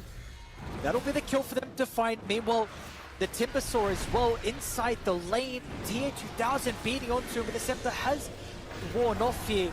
But the control, it's going to be too good for them. They're able to bring him down. Nadi Narwhal now steps a little bit too far forward. Nadi Narwhal. Okay, he's fine as well. Don't have vision of him all that well, and they've even still got control over this Watcher on Chimera's side. It's a 2-for-2 trade, but by far the most important kill was onto TA. She is your main damage output. And even with the few seconds that she felt like she was purely running, she almost topped it for her entire team. That was a little bit of a mistake there from Mr. Moral, just going on to the Shadow Fiend, assuming that you would be able to get a kill, but it just left TA completely open. Again, you are the body. You are the one that needs to be putting your life on the line to ensure that both TA and Sniper are able to dish out the damage that they need to in order for you to win these team fights. For Nadi Narwhal, on his Sniper, 50 gold away from the Mjolnir, so getting away with his life and a couple of kill involvements there is going to feel nice for him.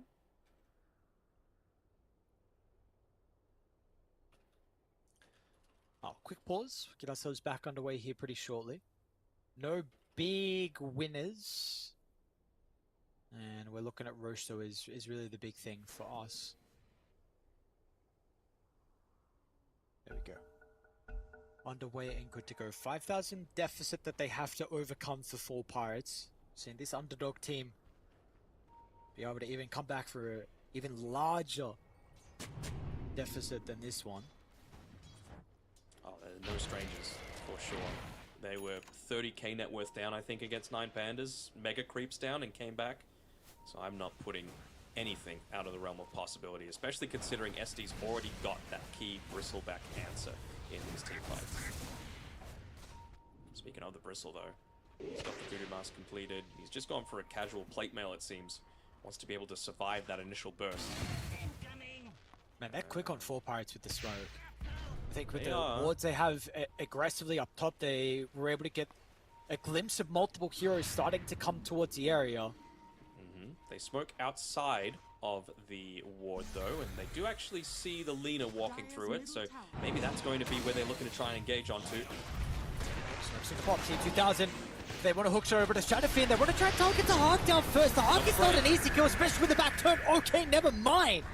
The Hawk is gone. BKB on the T2000 SF. now committed into middle with the force stuff. Look at the space that the Timber's providing. Oh my god, the offlaner, Mr. Morals, almost solo winning the team fight for the boys on 4 Pirates, and what a team fight for them to be able to win.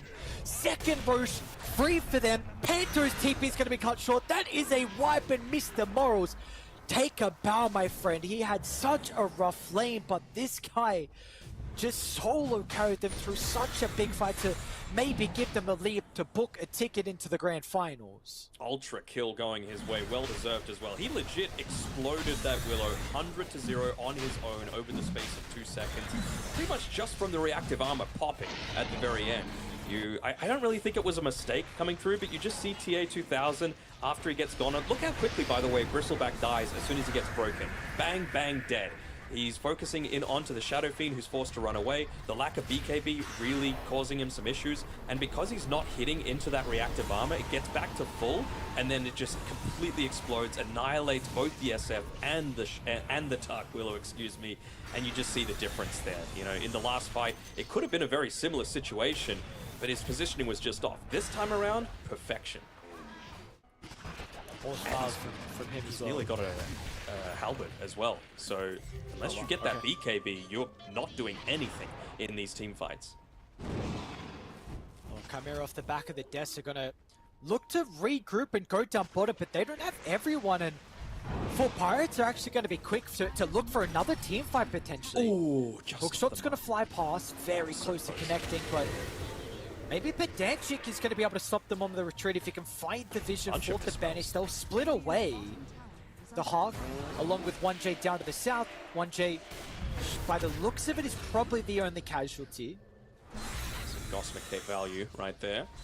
But I mean, they shove the lane out, they get away with 4 heroes, they delay some of this Aegis timing, but they're not wanting to let up. Immediate smoke coming through, was not under the cover of any sort of ward, so maybe now with some of these TPs not available, they're going to be able to catch someone lacking. It's right underneath the trap, a TA trap. They got the Lina! Oh my god, the vision from the Templar Assassin, and the supports are instantly there to capitalize. And that is now 70 seconds without Lorenov. This team, how are they doing this? The underdogs again still running rampant. Now they've got the lead. They are the ones being proactive across the map. I asked the question earlier when we were about to see it, and we've seen it for the past couple of minutes, and what plays they've been making together. And now you've even got a Daedalus up on the TA as well, right? So I'm sure a lot more people are going to be hoping they had that Gossamer Cape available. I don't know about 1J giving up the ceremonial robe, maybe feeling like they need to be the ones making the initiation for a change, because they do have a high amount of damage output, right? They just need TA 2000 to be able to get into that scary state, and he's 1400 gold away from being able to finish up the BKB, so it really feels like avoid as much as possible. 2.5 minutes left on this Aegis. I really wouldn't be surprised if they went in for some sort of high ground push, though. They've still got the banner, they've got the gem, they've got pretty much full map control as well for Pirates. What does ultra late game look like though from either side? Like, am I wrong in saying I feel like Sniper is just the ultimate late game beast this game? Yes, but you'll also have, for example, a Blink Walrus kick where you might be able to get him out of position and actually blow him up, you know, if we're talking ultra late game. Right now, though, that's not the main item that he's prioritizing. He's looking to try and just get into a little bit more survivability for himself. He's going phase boots and then into a solar crest for the rest of his team, which, not the worst, but not the best either. I want to see him actually put his life on the line here on the top side of the map. They've got a siege creep wave, and they're positioning themselves outside the base, but you've got to force them to back up. Just being a little bit scared. Means that the siege creep is actually going to go down to the tower, and Panto only ends up joining after that fact. So they've got Cliff on Darren's only a minute left of the Ages, so this push is a bit slow until Oteka starts the siege. And also got, of course, the backdoor protection coming through. Oh, offensive Cliff. Maybe doubly useful. Both, hold on. Never mind, Natty Narwhal's going to be okay. Both protecting that top tier 2 as well as enabling a potential push up onto that high ground. I think they know that this Tormentor could be coming up pretty soon as well, actually. They just saw it spawn on the Tusk on the 4 Pirates side of the map, and they took them pretty much in sync with each other. So will they look to play around that? I'm very happy with this for the Tusk. He's changed tact, gone into the Aghanim Scepter. I think they realize that they're playing on the back foot, and it's going to need to be punishing a 4 Pirates mistake for them to be able to get back into this game. The mistake could be there from Chimera with not getting the trap observer again. that is directly out of their base. Gonna see Dahak on the retreat, trying to enter, but the burst from the Timber. We see what this hero is able to do versus the tanky strength heroes, and you've been asking multiple times for the bristleback to be addressed. And maybe they have done it in an ever so important game. Trying to force out the buyback on the bristleback as well. This siege should be free. You see how important the SD is, right? Ended up being an aggressive force stuff coming through for Gdanchik just to make sure that that break was coming through. And now he's going to have a blink dagger in just a couple of seconds to be able to, you know, find that initial burst, jump in, get the break off, and then force stuff himself back to safety so that he's, you know, got that potential for a second usage of it if they are able to find some kind of way to be able to save this bristle. Like, I think it's getting to the point where you need a BK on the bristleback, just so that you can get away from a lot of this control. As I was saying, oh, the timing! The hook shot from area where maybe there was a threat of the Laguna play. Now he's stuck inside the cogs. Oh, Pump faking defensive Requiem, the snowball. Maybe enough to get Lorenov out of danger. He is safe, slips away to the right side, but meanwhile now, this does give a bit of an opportunity for maybe the racks to be exposed. Be mindful of Mr. Moral again, though. He's got that Aghanims available. He's got the Blink Dagger available. He's got the Heaven's Halberd. Just putting it in onto the SF. Maybe trying to force him to pop an early-ish BKB, but he's not going to take the bait. Really got to find a way to get some D-wards off inside their own side of the map. They don't have any vision outside of next to the tier 2 tower on the top side, right on the very bottom left of the map. So they would have loved to be able to at least take a tier 2 tower. It's sitting at just 50 HP as well, and they'll take any freebies that they can get, like this Tormentor. He's getting somewhat close to the datas on the Shadow Fiend. We'll see if he buys out for it, though. Okay. Yeah, just the recipe. He doesn't have buyback, though. 1,000 gold deficit. Or maybe we'll see how long of a Roche spawn it's going to be for him to be able to farm the gold for that Daedalus and buy that. Meanwhile, for Pirates, they're going to be going back to their side of the map and getting the shard, which is a nice one for Pedanchu. Hopefully they stick around, and for a taker, just take this Wisdom Rune. Bring him pretty damn close to level 25. And he's only 150 gold away from Butterfly as well, which he should be able to claim after taking this Ancient Camp. Yeah. So, you know, you on the SF, and I mean, at least you've got the Enchanted Quiver, so if you get really lucky with that first hit with True Strike, you might be able to get the crit off as well. But again, remember, this is into a TA, so you got to get through the refraction first before that's going to have any impact. And who's actually dealing this damage over time? It almost has to be 1J doing it with Spirit Vessel, with Bedlam. Even if you're not doing actual damage to the TA, it's just about getting rid of that refraction. And make him play a little bit more defensive without the refraction, not jumping in aggressively. I think it was an interesting decision. I believe Lorinov went Boots of Travel 2 instead of the E-Blade that he had queued up. Correct.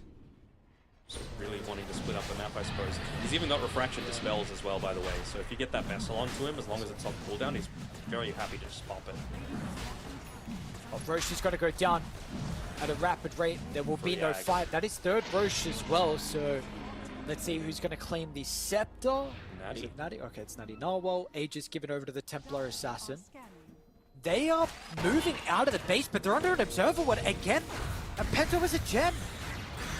They're still going to try and take a fight. It was 1J was chucking out some spells, but he's going to run under the trap. I swear they've only had that. Wanting to charge up the Requiem, but the Scepter is there. The Timber's fine. Oof. So they pop the Requiem, they pop the Laguna Blade, they buy back on the Tusk, and they get nothing for it. And they lose the gem. This is a really rough situation for Chimera to be in. Again, tournament lives not on the line, but love to be able to avoid that lower bracket if you can. Level 25 on the TA, who's gone for the meld hit bash as well, so they need to be really quick on the trigger finger. And even just being able to have that extra little bit of lockdown regardless of the BKB, it's going to be such a useful tool. Radiant's middle tower is under attack. Another smoke coming through. They don't want to let up. Let TA be the one to play on the front lines. Let them initiate onto her. They've got the boys to be able to back it up. Let's see if Chimera try and leave the area if they want to take a fight and force one around this high ground ward. The Hawk charging forward as soon as they see the smoke pop, they're going to leave the area. Anticipating that. This is a play where Chimera have their formation set up. Currently, Lorinov is not with the team though, so he will be joining a little bit late. It's a ballsy play by TA2000, but one that needs to happen. They're really split. Nice shot, Mr. Morals. That was a buyback, remember. No Tusk coming through. That bash means the snowball doesn't go off, means that you don't delay things a little bit, means that now you have to defend 4v5. I believe they've got a Roshan's banner on someone. Predanchik's the one holding onto it right now. Maybe just trying to get a value glyph first and foremost. Simba. Okay. Just giving vision right now is Natty Narwhal. No Blink Daggers to be able to engage in onto lines of the 4 Pirates. And it's going to do its job. There's the siege. The Hawk break is out of the instant initiation. Meal over the right side. The Timber trying to push Tier 2000 away, but the barracks now exposed. they can freely siege without really much threat. They need to test if this buyback is available for the Bristleback. It is, of course, and, well, the real question is, do they feel like it's going to be worth it? 2 minutes, 15 seconds left on that Aegis. TA still without a BKB, but feeling this confident to just push in onto the front lines away from the team, and why not? It feels like you've addressed pretty much every portion of this. This would be a big pick. Scouted up, and the Shadow Demon, he's not going to get the pick off from the SD. In fact, he's the one that's going to go down. No buyback. And he doesn't have gold for... What did he buy up for? Lincoln's. Not sure if it was the best choice, to be honest. You're rarely going to be the one that gets demonic purged in these team fights. Dire's bottom tower is under attack.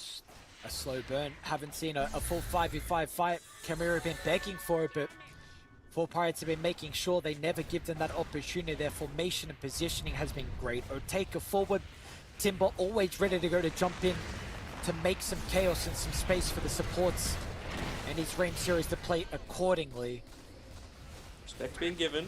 Bristleback coming back online. Holding on to a lot of gold as well. Does he feel like he needs to buy into something like an AC just to be able to give some assistance? I mean, it's your last set, man. It is. You're gonna go. What's the call? Sideblades hit onto the TA2000. Well, Sub's gonna be able to help, but it does not get you away, and the side blade damage just melts him on the backline. They've been able to get enough gold for the buybacks, but it just seems like it is a hill that is too difficult for them to climb. A net worth lead that is too difficult for them to overcome. It's a decent terror. T2000's gonna try and walk in the middle, but it doesn't matter. This one is over. The underdog story will continue. And they're going to be our first team to make it into the grand finals, and what a way for them to do it as well. Bristle who just coming through with the first item Aghanim Scepter, given time to be able to take a lot of those stacks. It was something that Chimera had actually scouted out for a vast majority of this game, despite the fact that they were down by, what was it, about 10k or so, 25 minutes into that game. They had a very heavy win probability on the Chimera side, and they still felt like they had the potential to come back into this game, but it is Shadow Demon. That was the difference maker, and that plus the Timbersaw finally able to take those effective team fights was the one that really pushed Four Pirates over the line to get the W, the much needed one. And no Blink Dagger against an SD is kind of nuts. You know, you need to find this hero. You need to burst down this hero. You need a way to be able to initiate onto the backlines. Even Lorinov, towards the very end of that fight, he could have gone to Shadowblade. He could have gone to Silver Edge. He could have gone something that just enables themselves to, you know, try and find a way to be able to engage onto Natty Narwhal, onto Oteka, who didn't have a BKB, take out the SD to make the Bristleback a little bit more effective in these team fights, but it just never came. And I think there was a big, big hole in the itemization choices coming out from Chimera. Kind of costed them in the end. Cost them dearly now, because you're dropping to the lower bracket where you've got some very difficult opponents that you're going to have to go up against, and this Four Pirates team. It's getting to the point where the respect band for the aerial clockwork needs to come. Like, it's 2 times now that he's been able to hit these amazing hook shots, both to delay Roche, to split up team fights, to be able to, you know, catch the Shadow Fiend after he's already popped the BKB and he's kind of on the retreat. This is some amazing gameplay coming through from the ultimate underdogs. Yes, indeed it is. So, first team making it into the grand finals. We'll see if this run can continue from them. You know, we saw them early on lose map 1 to 1 win, and that they're able to take them down. They took 9 Pandas down. Now they took Chimera down as well. Some of the best teams in these qualifiers, and they've got a best of 5 awaiting them to make it over to play in Serbia. But this is just our first series done of the day. Next up, we got Liga taking on Hydra in the lower bracket semi-final. One team will be eliminated, and their road cut short to the final day of the closed qualifiers. We'll send it to a break. When we come back, we'll see you guys with 2 brand new teams.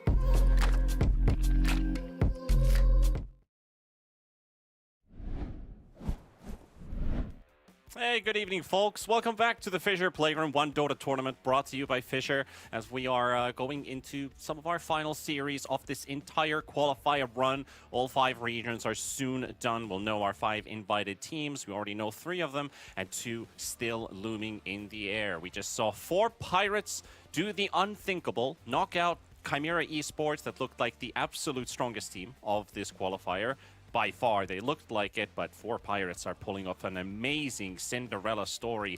A last chance qualifier team in the grand finals. How often does that happen, Harry? Not very. Well, not very often. Usually we see this team that is like in the open qualifier 2 or the third one that was the case here, just get absolutely smacked by everybody, especially because you are the lowest seed. But they went up against the first seed, they went through the upper bracket, and they beat everybody thus far. And I'm really a huge fan how they've been evolving their gameplay as well, especially in team fights. I think their communication has been getting quite a lot better. Because versus 1W, it was pickoffs. Versus 9 Pandas, you could see that they were still accumulating power. But versus Chimera, that was hella impressive, right? Chimera might not have been as clean as they usually are, but winning 2 games against them, it does speak volumes that 4 Pirates are a real contender.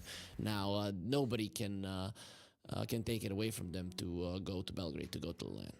Absolutely. I think we really have to use some powerful words for that, because for 4 Pirates to do that kind of a feat is something that I would almost say a very small percentage of teams have ever in the Dota history been able to do such a feat, that you are the last seed, you're in the grand finals, and just 1 series away from punching that ticket to Serbia, as you mentioned. But we're needing an opponent for them, but still from a couple rounds back. We have to go all the way to the lower bracket semifinals, where a Liga team will be taking on Hydra. That is on stream next.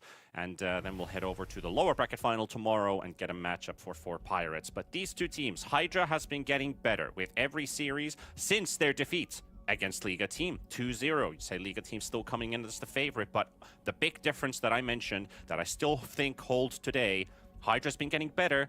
Liga team has been looking the same. Yep, but still, you know, you have to get quite a lot better, because when these 2 teams faced off against each other in the first round, the first game was, I think, 26 minutes. The other one was 19. 25 and 16. Yeah, okay, yeah, so even lower than what I thought. You don't do him like that, Panda. Allow me to lie for them a bit. So yeah, you needed to get quite a lot better. So it just means that Liga were that much better in the laning phase and transitioning into the early mid game, right? So those are very important parts of the game. Hydra have definitely been getting better, but the teams that they've been playing against aren't necessarily super powerful in those areas of the game, where Liga most definitely is. So now we're gonna see if they have practiced enough and prepared enough to face off against Liga, because well, just a couple of days ago, what was it, like 3 days ago, they got absolutely demolished by them. Yep, there was no chance for Hydra to make that series work at all for them. It was by far the fastest series in any of the best of 3s we've seen so far. So when I say Hydra's been getting better, it is a positive remark, but I think that still haunts in their minds. That first matchup was far from easy for Hydra. It was way too easy for a Liga team. Didn't really make it that competitive. But one thing, the first phase, the bans at least, were completed rapidly. So we know what we're getting rid of. We have the 3 usual suspects, and added into the mix as well a couple cores, comfort heroes from both sides, and Magnus Dawnbreaker sneaked their way through. Yep, we have been seeing this Magnus into a Dawnbreaker. It's sometimes even a Dawnbreaker into a Mag.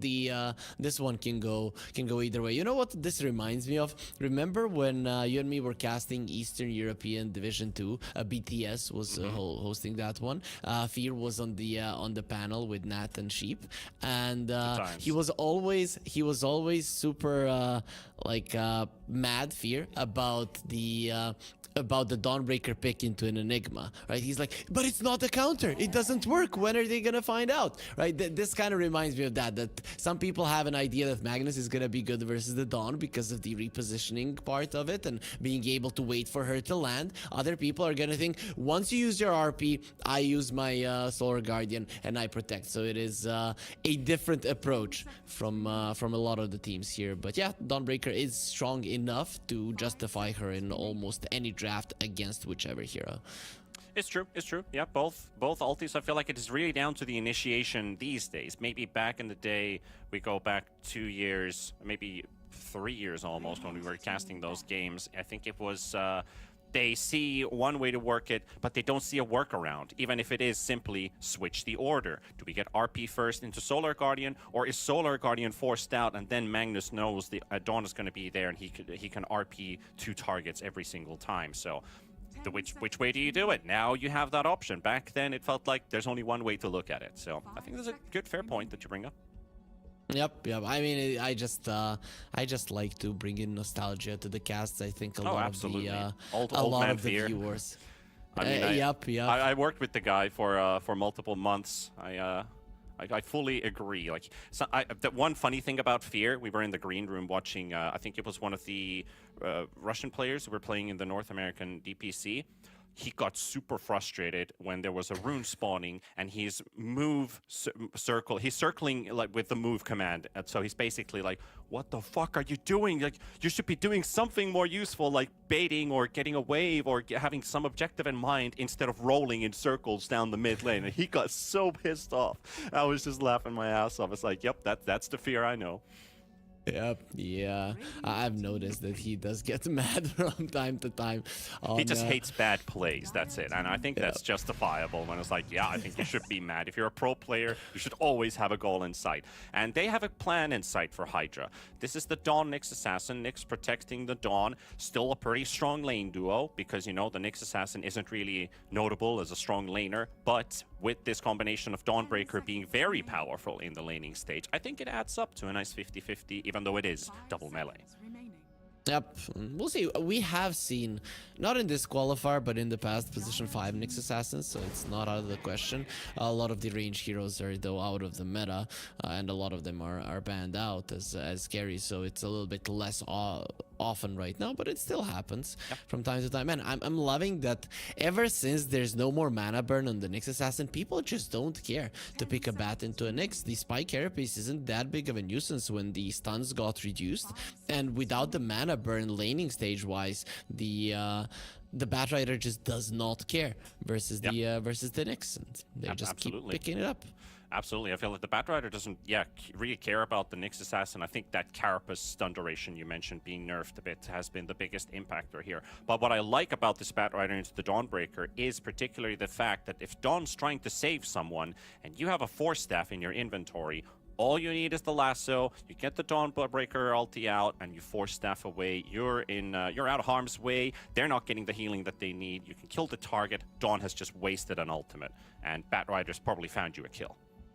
And now you have 2 ways to get out of the Dawn ulti, right? First was the skewer, now you have the lasso as well, and the lasso is a much better way to start off the fight. Even if you don't have a Force Staff, and the Dawnbreaker lands and gets all the heals, it is just a great setup. For the Magnus ulti, and this is what League are going for. Layered initiation, and also the Clockwork versus a Nyx Assassin, a great laning counter towards him. If these 2 melee are in the lane, the Dawn and the Nyx versus a Clock, they are going to suffer. There's absolutely no doubt about it.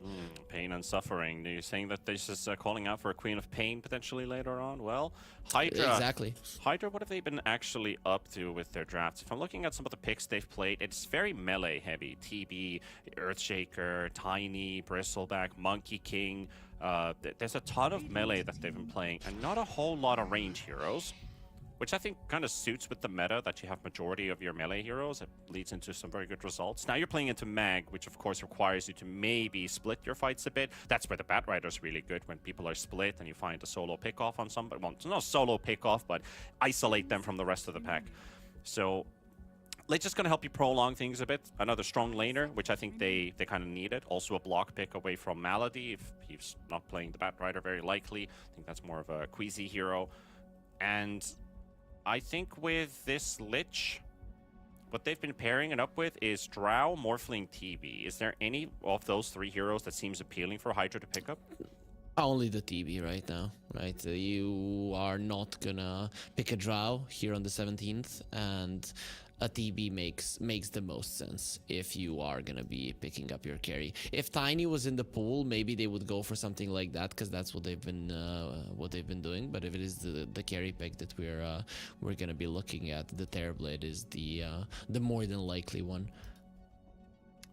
Did see some pretty crazy Terrorblade 1v5 action as well in the lower bracket matchup versus 9 Pandas. Got the Rampage after a pretty suicidal attempt. You have to say that was pretty big balls on the guy to make that play happen. You're probably killing 2 supports, but the cores are going to finish you off. And instead, picked up a Rampage. So let's work with the best heroes that we have in our arsenal. Let's pick up the Terrorblade. Yep, so let's see. They did play versus their Terrorblade on Liga. That time they had the Morphling. But this is a good game to pick up a Drow Ranger. Builds into Hurricane Pike. Great versus the Terrorblade. Has a Clockwork in lane. Magnus to buff you up. Not the best, not the worst thing in the world. So yeah, I'd love to see it. Though Hydra have been playing some Drow throughout this tournament. Liga, not so much. And the thing is, it doesn't strike me as a violent hero at all.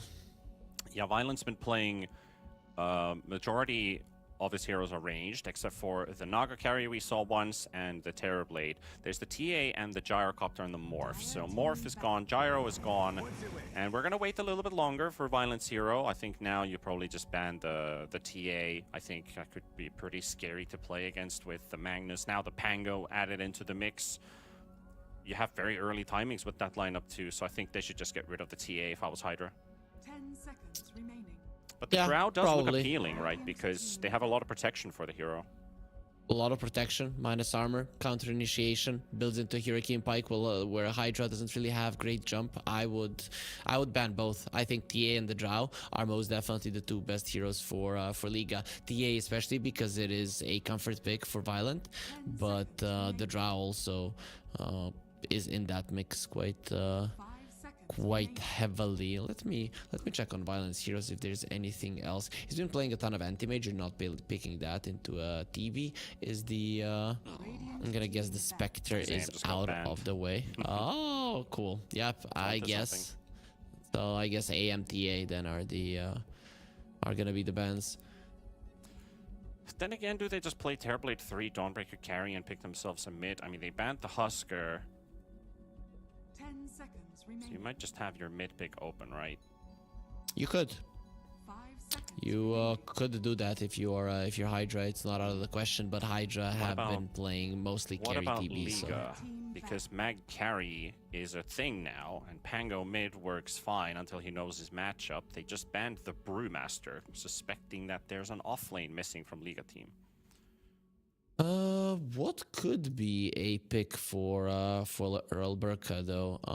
He does play some Primal Beast is decent here Lycan. in this matchup. Primal Beast 5 seconds. isn't bad. Yeah, you're right. That could be a good one.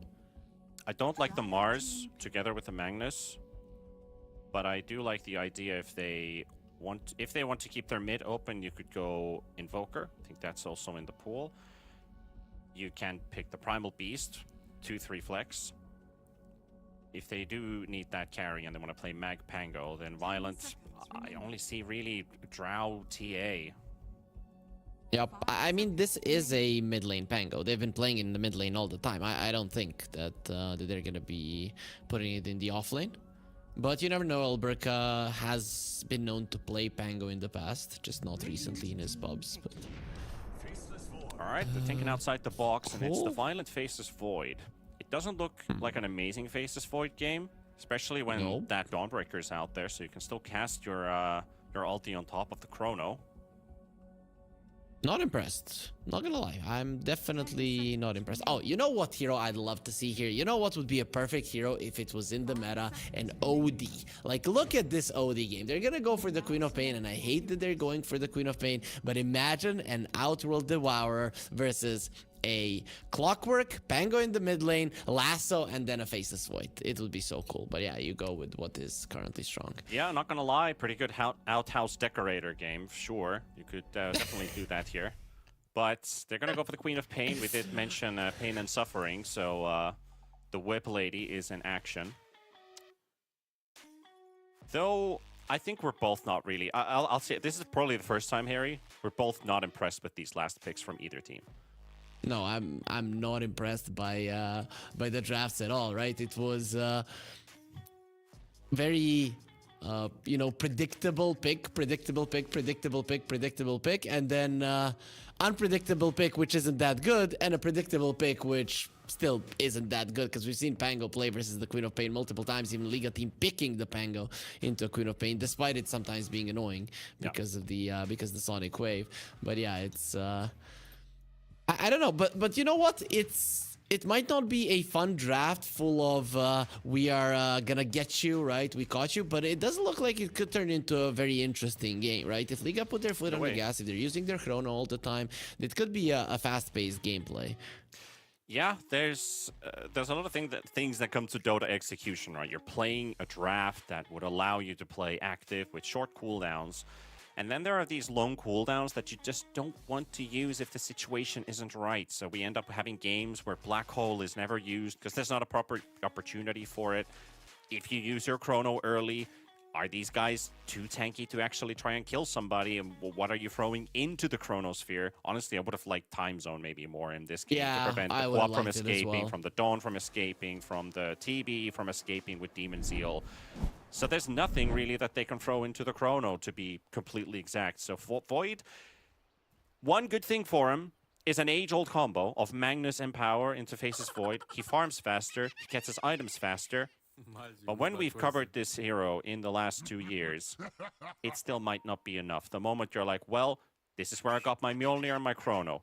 Is it enough to kill anybody? Are they too tanky at that point? Because you need something to back you up in the chrono or after or just before. So with my long monologue, I will say this could be an entertaining game.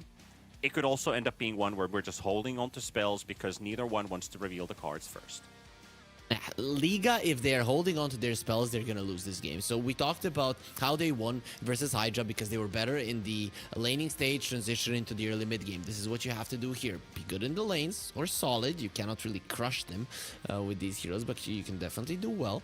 And then once you do it, every single time you have an RP, you RP one hero. Doesn't matter if it's a support, kill him. You lasso one hero, kill him. You use the Rolling Thunder, kill one hero. Use the Chrono to kill one hero. And you do this up until a point where Hydra are capable of taking important objectives by brute forcing them. Then you start holding your spells, you survive that part, you get your late game core items, you win the game. That's how it goes with this type of lineup. If you hold your spells, if you're not getting that advantage from using them all the time up until like minute 17, 18, 20, depending on the game, you will fall behind, you won't have towers, and you won't be able to use those spells properly later on down the line. So it's very important for Liga to be able to use those spells consistently throughout the early stages of the game. Establishing a lead is basically what you're saying here. Exactly. Liga has to play from behind with a Mag Void lineup. There are real damage issues. You have all this lockdown, you have all this setup, but someone's gonna have to finish the job. At least you got double jump Pango, so Mirage can definitely shine on this hero if they snowball early. Get to a Diffusal Blade. You can swashbuckle Diffusal Burn into the Chrono as well. That helps the Void, kills some targets. They have some good chase. They have great vision. For Hydra, Actor? well, Actor, is he a paid actor? But he should be able to get the hammer and down to the low ground. And there's the Doesn't point mean to he's follow gonna up. live. Oh, the body blocks is so much slow on him. And the Blood Grenade. Queasy with Snotty the Bat. They will burn him up. Did he at least steal the rune? No, not even that went his way. So it is gonna be 2 runes for Liga plus the first blood. Bat getting it, not the biggest of deals, but it still counts and is definitely gonna help their lane and bottom. And that might be the lane where Liga can pressure the most, right? I mean, Bat Rider versus Terrorblade Lich, he can be a like problem. the fact that Batrider actually got the first blood, because we've seen how strong Flame Break can be. When they get to level 2, they push somebody out of position, and you instantly have a kill opportunity arising, even if it is a TB Lich Lane. Yep, that's kind of what I'm thinking about more and more here, that could be making a difference. Though, first blood with 3 heroes surrounding in terms of experience isn't going to be that big of a deal, but you get more regen. Once the time comes, you are higher HP than your opponents, and you can pressure in that lane. And already we're seeing problems here in the top lane, and I'm not talking about the Nyx Assassin. I'm talking about the problems that they're having versus the Clockwork as 2 melee heroes. Yeah, I'm not talking about problems on the Nyx Assassin. Dropping down to 200 HP. Problems of his own versus that clock. I'm curious to see how this Queen of Pain survives this lane, because I think Mirage has been playing pretty well in the mid lane during the course of this qualifier. Has certainly looked good in every game that he has played. Ethereal, I think, is maybe a bit of a wild card to me. Exactly. I think Ethereal is very inconsistent, though he's consistently crushing the Pango at the moment, who has only 2 CS. So things started off well for the Quap. Yeah, definitely making a lot of benefits from the early levels. And nothing that really helps with Fortune favors the bold on the Pango, right? Free for me, able to take down Queasy.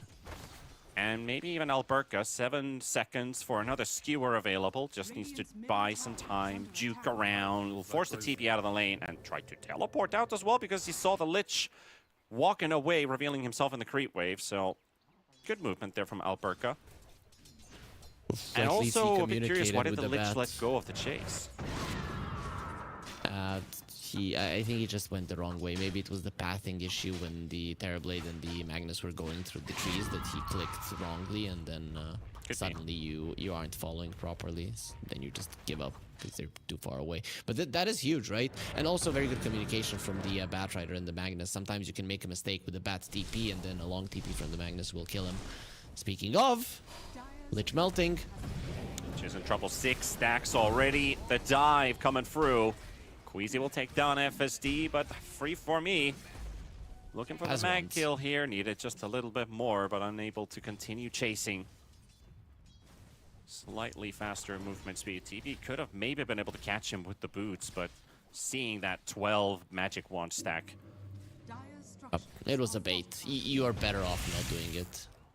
The Magnus was just trying to bait him as much as possible, and imagine 3-4 stacks on the TB, he would... his life would be in trouble as well. Actor getting bullied a bit here by the Clockwork. He was about to escape, and then the Cogs popped right in front of him. So surprisingly, a lot of damage with level 1 battery assault, combined with the Cogs, taking the Dawnbreaker down to half HP. Now, once he gets level 3 or level 2 battery assault, that is when things become scary there. Yep. But problems is just going around the map and mind flaring creeps. He doesn't even care about his Dawnbreaker. you know, you're giving the freest lane in the world for the Faceless Void, though. That's exactly the way to do it here. I mean, Dawnbreaker is strong enough in the lane. I was talking about this in the draft, right? Where you don't have to park yourself in the lane with a Nyx. You give solo XP to your offlaner who's strong enough alone. And this Clockwork has been running around, just either finding openings on the Dawnbreaker or now exactly fighting versus the Nyx Assassin. Tries to kill him as well with a blood grenade, and going for the chase here. He's gonna have to connect a couple more right clicks to get this one. And there's the time dilation, but unfortunately Problems finds himself already next to the Ancient Camp and denies himself. Gone for 20 seconds. It doesn't matter, he wasn't in that lane anyways, so at least for a Dawnbreaker it makes absolutely no difference. And sure, the Dawnbreaker is doing well in this lane, but the Faceless Void is getting a bit too much. So that could be problematic as the game progresses a little bit. But for now, it's not really gonna almost matter. 5 minutes into the game, and Nyx Assassin isn't even level 3. You should be getting closer to level 4 with your jungling pace, so something has definitely gone a bit wrong here for Problems. Obviously, 2 melee heroes versus the Clockwork. But if you survive, if you're not dying, overall not being killed by the Clockwork, you're generally happy. So I don't think he's gonna be thinking about it too much. It's okay. I think he is. I think he actually is thinking about it, because you need to get to that 6 ASAP on this hero, and Clockwork has really made your game a bit difficult. Now he has to jungle on his own side of the map with the Mind Flayer. Yeah, something that I didn't like. Oh, Queasy. He is surviving a little bit longer. Yeah, roll coming in from the Pango, though. That surprise is the double jump lands on top of the Lich. And that's also going to be connecting onto the Terrorblade. That will be free for me going down. Alberca snatches his courier and his life. Good rotation there from Mirage. Queasy lives throughout the fight. Now let's see who gets the rune. It's bottom as well, so Problems takes it away. He's got the shield. Doesn't really Co-op? give him a lot of HP, though. As you can see, he's only level 3. Ethereal finishes off Malady, and Problems finally goes down to Mirage. You take the shield rune, sure, but you're only less than 700 max HP. They used one shield crash, and it's already gone. Overall, though, the Queen of Pain was getting super low there fighting the Clockwork, and I think if that Nyx Assassin wasn't there and dying for such a long period of time, that they would have been able to connect and save their Clockwork, or potentially just kill the Queen of Pain after she was done with the clock. So, you know, his rune steal, not that... at all or very useful overall for the Queen of Pain, because her life would have been in danger if he didn't take it. Bit of a downside for Pango. He doesn't really get any benefit from his init this game, the 40% chance reduction. Melody. Not even a Basher coming out. He's pretty deep in. Wasn't able to get the Very Wisdom early. rune, so Actor and Problems will finish him off and kill. That's actually the Solar Guardian used by the Dawnbreaker to help the Nyx Assassin for this kill. Very early Solar Guardian. I mean, that's the benefit of being in the lane alone. Your net worth is suffering, but your levels are gonna be quite high, or almost as high as the mid laners. Yeah, that matters more. For the Dawnbreaker, I don't think you're too sad about missing out on some CS in the lane if your experience is still coming naturally.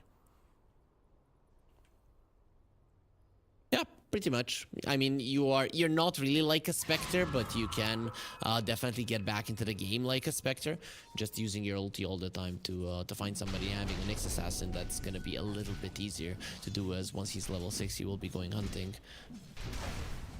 Radiant's middle tower is under attack. Gonna get double Dagon as well for Hydra. It's gonna be spicy. Sonic Wave there to finish off Malady. Arcane Rune is on top. Mirage is trying to finish off Ethereal before he gets there, but he's got the blink. Does he get it off? He does. And Mirage already hit the edge of the stairs. He's gonna go for the chase. Nevertheless, Still gonna chase. Just need to get one more connection. They have 3 seconds, 2 seconds, 1 second, and it's gonna be enough. Mirage gets him down. Yep, the final countdown for Ethereal didn't really go his way. Alberca actually getting all caught. alone. Nice little Sinister Gaze, but is that TP gonna go through? It is. Just enough. 300 HP still remaining for him. It's gonna be okay. The TPs out for Alberca have been on point in this game. He is saving his skill point for an RP, so if he really thought he could die there, he would have skilled his RP, used it, and then went for a TP out. But for now, he is holding his point. I guess he wants that Blink Dagger first. Void dropping the Rotation Chrono down on post-up. top. They'll just instantly jump on the Dawnbreaker. Actor not getting any backup. There are no TPs in the team right now, so they're gonna sack the Dawn. This is with Mirage rotating into. It's taken quite a while to finish off the hero, but they'll get him in the end. And he did get the courier from the Void, so even if he dies, he's still got 250 gold for the team. Yep, you always try to maximize whatever you can. This is what we were talking about at the start of the game. Every single time you have the Chrono, use it, right? Because you do want to get as far ahead as you can in this game. And now that he has a Mask of Madness, his capability of killing the supports, maybe even the Queen of Pain on his own, has increased exponentially. So he's a threat. It's a very simple game plan. Chrono farm, Chrono farm, Chrono farm. And when you have your items, then you can just group up, take Roshan, start pushing objectives. But until then, it's a very, very simple game plan. And nice to have for a lineup like this to have your carry active instead of an AFK farmer for 20 to 25 minutes that he can always show up for a potential engagement, which could lead to an objective. Malady, slight trouble here. No, I'd say slight trouble. Definitely dead, around 3 euros in the river. That was also the Break of Dawn, which revealed his location. This game is going really well for Liga, though. Not enough chip damage is being applied. They get the Void. Towers. Still got a cooldown. Time walk Problems. Killing Needs Lotus a little ready. bit more for the Impale. They're not willing to dive, though. Dire's Diffusal blade on the Pango. Are they getting this mid lane tower? That would be huge. Okay, now this actually works out quite well because the siege creep is doing a lot of damage. Yep, you need to TP multiple heroes if you're Liga. Protect the towers at all costs. Clean up the creep wave as soon as possible. Malady, Terrorblade is being still targeted. hiding behind the trees. He's TPing out. They're going bottom. They have to save their Terrorblade, and they will do so. Alberca will be killed by this gank attempt. Mirage looking for a follow-up on this. But now the Queen of Pain has also joined in bottom. Ethereal looking for the Sonic Wave. It connects onto the Batrider. Queasy low on HP. Just a little bit more needed by Actor. Starbreaker available, and there's the Impale. They'll get a double for him.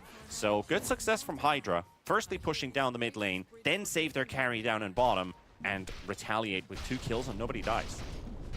They did use a couple of their spells though, so Liga are gonna be the next team that needs to be making a move. And I'm okay with this because Liga, what they want to do is force you to use your spells on the defensive so that you cannot use them to take down towers. But the mid lane tower falling right now for Hydra makes this game a lot easier for them and a lot harder for Liga. Magnus wants to get his Blink Dagger before that tower falls so that he can defend it, so he can get the big team fight. But in this game, it's just impossible.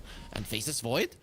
Where's he to go? He's got Chrono, Mask of Madness, right? But everyone is around here. Good Chrono to try and get some distance. Tries to get a kill He might as still well. die. And he's still gonna die. I don't think he really saw a way out anyway with level 3 time walk. 12-second cooldown against so many heroes. So he will take a kill, but he will lose his top tower. So I like the move here from Hydra. Now they forced, like you said, they needed to play in this 1 minute period when the cooldowns are up on Hydra. But they found their most important hero to win this game potentially later on for them. And still now their cooldowns are coming back off now their ultis are coming back off cooldown and keeps the advantage for Hydra. I really like what they did with that play. Yep, all of it worked out really well, and it was all because the mid lane tower fell, because the Nyx could find an angle at which is gonna be finding the Faces Void. They got towards top from so many ways, and there wasn't a path for a Faces Void to escape. So now you've opened up the map. Liga are in trouble, right? They're gonna have to be using their ultis defensively potentially to get a kill or maybe even to escape, but it's not going to be easy for them to play because now they have all of their timings, right? Blink Dagger on the Magnus, Diffusal on the Pango, but they don't really have the towers around which you're gonna rally to go for those fights. So not the easiest ones to find. Amazing deep vision as well. They just saw the clockwork put wards down, so Hydra can definitely play around this top area and have more knowledge than what Liga does. And they're definitely making a move right now. Queen of Pain, Nyx Assassin, Vendetta available. He's gonna pop it right away. They do not have an instant sentry in the vicinity. And the Mask of Madness up a Void that just seals his fate. He went for the creep wave without knowing. He thought the clockwork's gonna be able to protect him. Mirage is here. Bit of a missed Sonic Wave there, and straight into the arms of Alberca. Nice read, but the Dawnbreaker trying to keep Ethereal alive. And there's the Mirage Pango running him down. Queasy actually got the last tick. And into the lasso. RP is also available if needed. He also has the blink, and the Skewer's coming off cooldown, so Actor is taken down. They'll get 2 kills, but again, the Faces Void dead 2 times inside the last 2 minutes. And the Terrorblade is just allowed to do whatever the hell he wants. This Faces Void. Oh, also the deny on the Rune 34 me. Very nice presence of mind. So what is happening right now is the Faces Void, who had the best laning stage ever, is no longer at the top of the network chart. He is close, but 3 other heroes have caught up to him. Yep. Hydra really understanding well what they needed to also do, despite the fact that the opponent has a lot of teamfight ultis, and those teamfight ultis are going to get better as this game progresses. Chrono, Magnus, RP, these 2 abilities, when you have them, they are so scary to play against. You can never really clump up. But the thing is, if you play fast, if you force them to use it on the defensive, the implications of even losing a hero isn't going to be that bad. Well, let's see if Violent wants to Chrono. I wouldn't mind. Oh, They were looking for potential, just chase him down and kill him. They had drums on Queasy. Also, it looked like he didn't. He did have dust as well. I'm not sure why they didn't just pop a drum charge and just chase problems. But I guess the gotta go fast Vendetta pop is too much to catch up to. And there's still that same ward that I was talking about. This vision right here has been giving them so much info, and it might just lead into a kill on the Batrider. Surely pushes the Pango away with the Sonic Wave. Malady does have Ethereal inside the cogs, and he just needs to blink out. He needs to blink out, and he'll get it. And there's nobody hitting the backline either. The Chain Frost zones out Malady and Mirage. Magnus wasn't jumping in. I'm not sure what the problem was. Was his Blink Dagger on cooldown or something? But that could have been a dead Queen of Pain. Still, Hydra, they get a clean kill. They get themselves out. The Rolling Thunder was forced out. Everything is working out well for them. I feel like Alberca's been holding on to these 21 charges since the laning stage and just hasn't been using them. Because what I saw a moment ago was he is very low mana. I think he just got mana for an RP. Now he has it. There's the chains with the Sinister Gaze. Only catches the Quap. And an instant response from the Dawnbreaker. The interaction between the ults. Clockwork will die in the river. Mirage has got no ulti for 40 seconds, but he wants to get some damage done with the defusal. The Faceless Void is coming. Get the actor connected. Here comes you, aka Violence, moving in. Chrono placement misses everything. Oh my Everyone god! just walks away. Beautiful Delta split from Hydra, seeing him coming from a million miles away. He's still Actor lucky. still dies, but with their ultis down, Problem sees an advantage. He jumps in onto you, gets the stun out. They don't have a follow-up on it though. And 3 for me is like he's Radiant's top tower hoping they had a bit of crowd control available to catch someone, but they all just walk away. But hey, nice Delta split there from Hydra. They could have otherwise lost 3 heroes instead of 1. top tower. Yeah, the idea there, I think, from the Faceless Void was to chrono the Quap, and he already assumed that the Dawnbreaker would die anyways, which in the end did happen. But catching his Spango and nobody else was definitely annoying to Liga. Still, they got the kill on the Dawnbreaker. It's not the worst thing in the world. Both of the teams use their spells. Now, if you're Liga, you need to be a little bit more careful. But you're still in this game. The gold lead on Hydra is really not that high. Your big cooldowns will still be very much useful, but you, again, need to protect the towers, need to protect the areas of the map. So we have a bunch of BKBs coming up this game. I see Queen of Pain, Dawnbreaker, Magnus as well. I think Magnus really needs that too. Anything out of the ordinary you see in the quick buys? Not really. I'm looking through them right now. The Terrorblade is getting his Manta, wants the Scotty afterwards. I know the Like Pango Assassin, Ags is meta these days, but there was a point where Diffusal into Ags was considered the greedy Pango build, and you can only do it if you have a good game going. Luckily, you do now. BD is in the front line. Tons of damage. Alberca pushes him down. Beautiful Sonic Wave connecting all 3. Alberca's He wants to be RP will here. only slow them down a little bit here. They need to get Mirage in TB dying. Thunder! He's And gotta there get it goes off. you. Free for me. Free for Still him. won't live. As they take him down. They'll take 3, lose 2. Actor and Ethereal still finding Queasy, looking for the 4th one here. And Mirage, he bails. That lasso runs out. The TB gets a quick heal from somewhere. I think it was his magic wand at full, allowing him to sunder, and Faceless Void just disappeared. Yep. But I think he shouldn't have sundered the Faceless Void. Not gonna lie, he could have lived there on the Terrorblade if he maybe sundered his own illusion or one of his teammates. His life on the TB is very important in this game. You need to get so far ahead that inside of the chrono with the Frost Shield, you're not gonna die. If you get to that point, the game is kind of won for you. Not 100%, but that is the point of the game where you can posture aggressively with a lot of your team just staying super far behind. Yeah, So let's take a look at it again. replay from that fight and see, because I'm also curious, was there any target available? It's a quick panic decision for him, right? Because there's the RP, Queasy walks in, drops the lasso on the Terrorblade, and Mirage barely got there in time. He got the connection already, and there's the wand heal. Yeah, there was nobody. The bat was probably too far to cast it already, but Yeah, the Nyx, like, let your Nyx die. The noob support, who cares? He died anyways. Yeah, but the Faceless Void had more HP at the time when he started the animation. Just the damage was insane and they got him low. So he, his intention wasn't to sunder a 20% HP target. It just happened that his team is way too strong.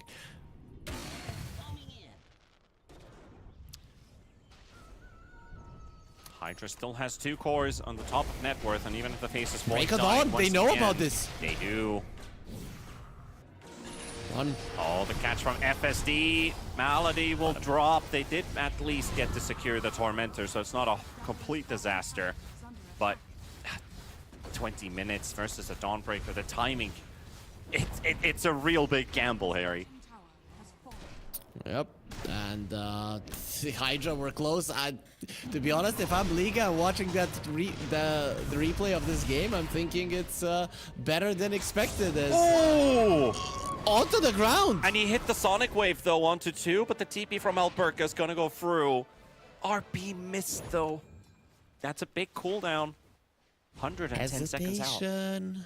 They are hesitating on Liga. You have your ulti. If there's no objective for your opponent to take, just kill them. They don't have great Roche taking potential. And then mistakes like this won't happen. Liga, they have to go in without hesitation. But as time is progressing, you're going to have to hold on those spells more and more. And you've already lost one tier 2 tower. This game, it might only be a 2k goal lead for Hydra, but it is a huge momentum lead for them at the moment. Once you lose all of your outer towers, the big team fight lineups there, they're not that strong any longer. Malady was aware about the Nyx Assassin's aggressive posture behind the tier 2 tower, but free for me. Gonna continue pushing down that tier 2 tower. Void does have his chrono up again, but he is starting to really feel the threat of the opposing lineup, and he has decided to pick up the S and Y above the Manta on this Void, recognizing the crowd control needs to be reduced for him to be able to get his jump off, for him to deal damage. Alberca blinking aggressively, gets caught here, and he might just die to the Chain Frost. Able to at least isolate with the Skewer, but he's gonna keep jumping back. He'll have to cancel his ulti with the Rolling Thunder. Problems is also dying in the back line. They'll lose their supports. Defend the tower, not use any of the huge ultis. Your Faceless Void was farming. If you're Liga, this is good. You need to keep repeating this though.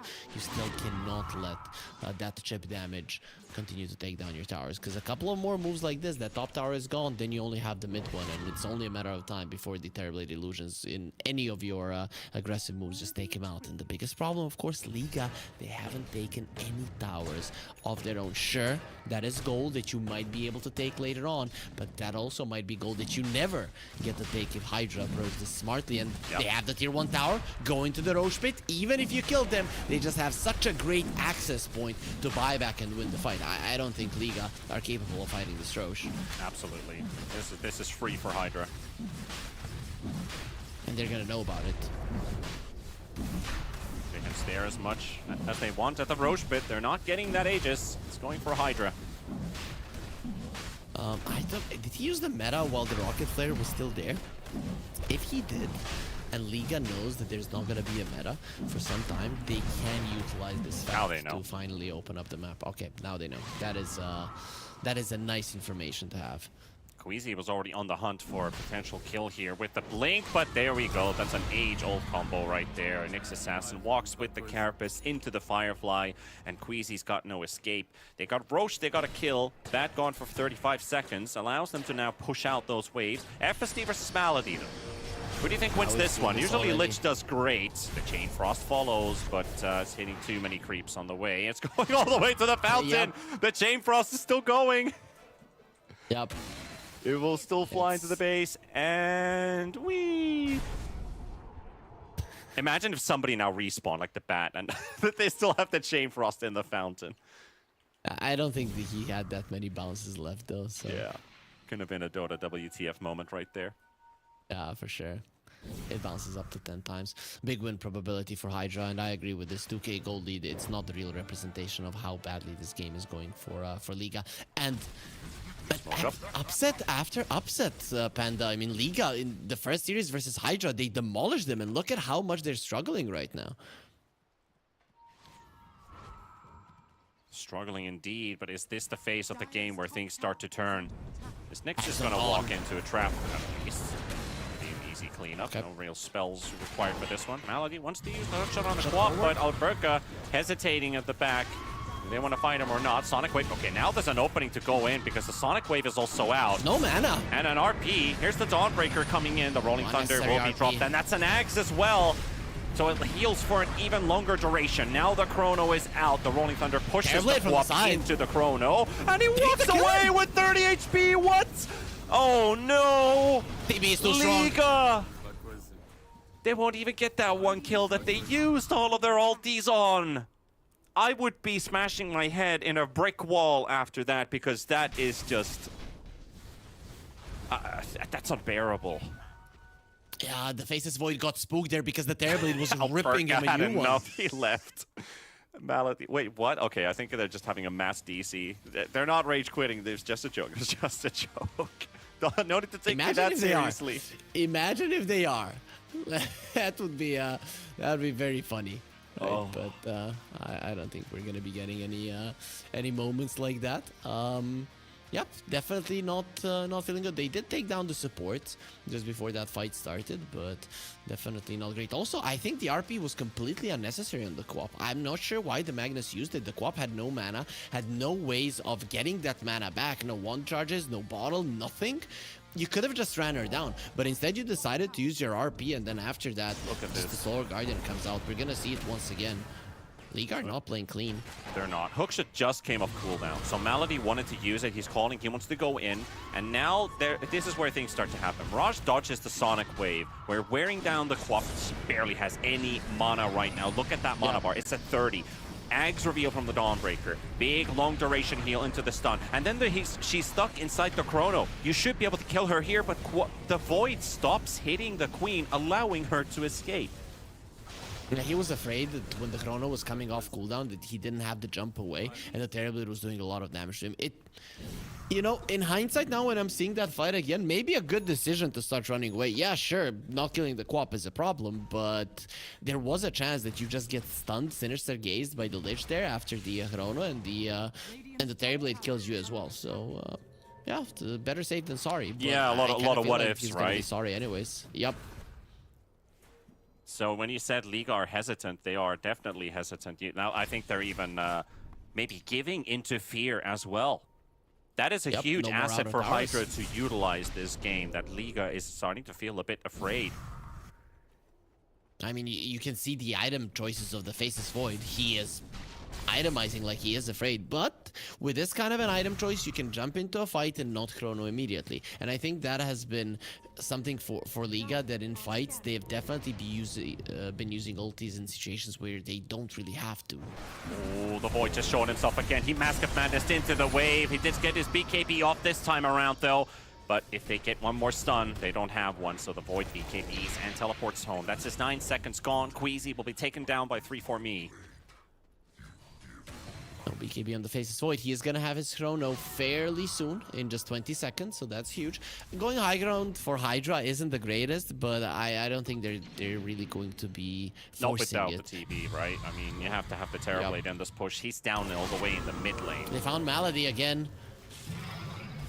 They're a bit too far away to try and catch up for another TP cancel, but the Void wanting to use the Chrono on the Dawnbreaker, and Lich is throwing in a combo. RP on Alberca, catching RP. them 3 into the fall-off from Mirage's damage, and there's the Sonic Wave that misses from Ethereal, but now 3-4-me, we've seen you do 1v5 fights before. This one might be a bit too tough for you. He probably even needs to use a Sunder, as he does, because that Metamorph is the only thing giving him damage, and that has worn off now as well, so it's all down to the Aegis, right? He's pushed all the way into the high ground. He doesn't have a Demon Zeal shard.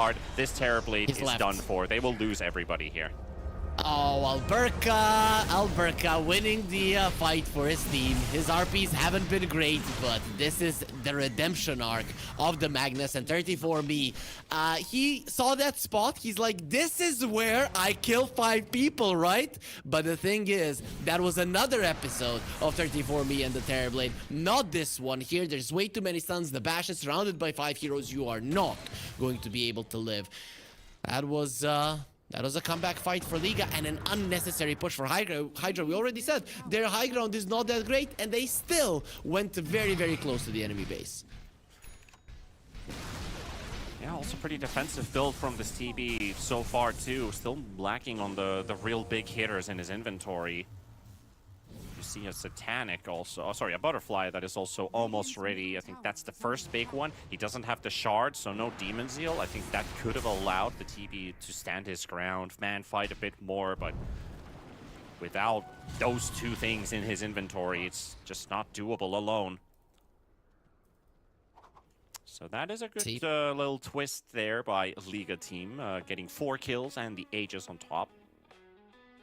Yep, you really have to be careful versus these big team fight ultis, especially because they have a lot of repositioning tools as well, right? You get the Batrider last who starts pulling somebody back. They start to help him. You have a Chrono, you have the RP, you have a lot of counter initiation as well. In these kind of situations, the best course of action is just to shove in all the waves. You have the Terrorblade, you can most definitely do it, and then you have your heroes to catch with your Nyx, your Queen of Pain, your Solar Guardian to just bring them down. Kill them, kill them, kill them over and over and over again until you find an opening to go to the high ground. That is how these lineups are naturally done. The Terrorblade, I don't think he's gonna get to a point in this game where he can stand his ground and just go high ground. It's very hard.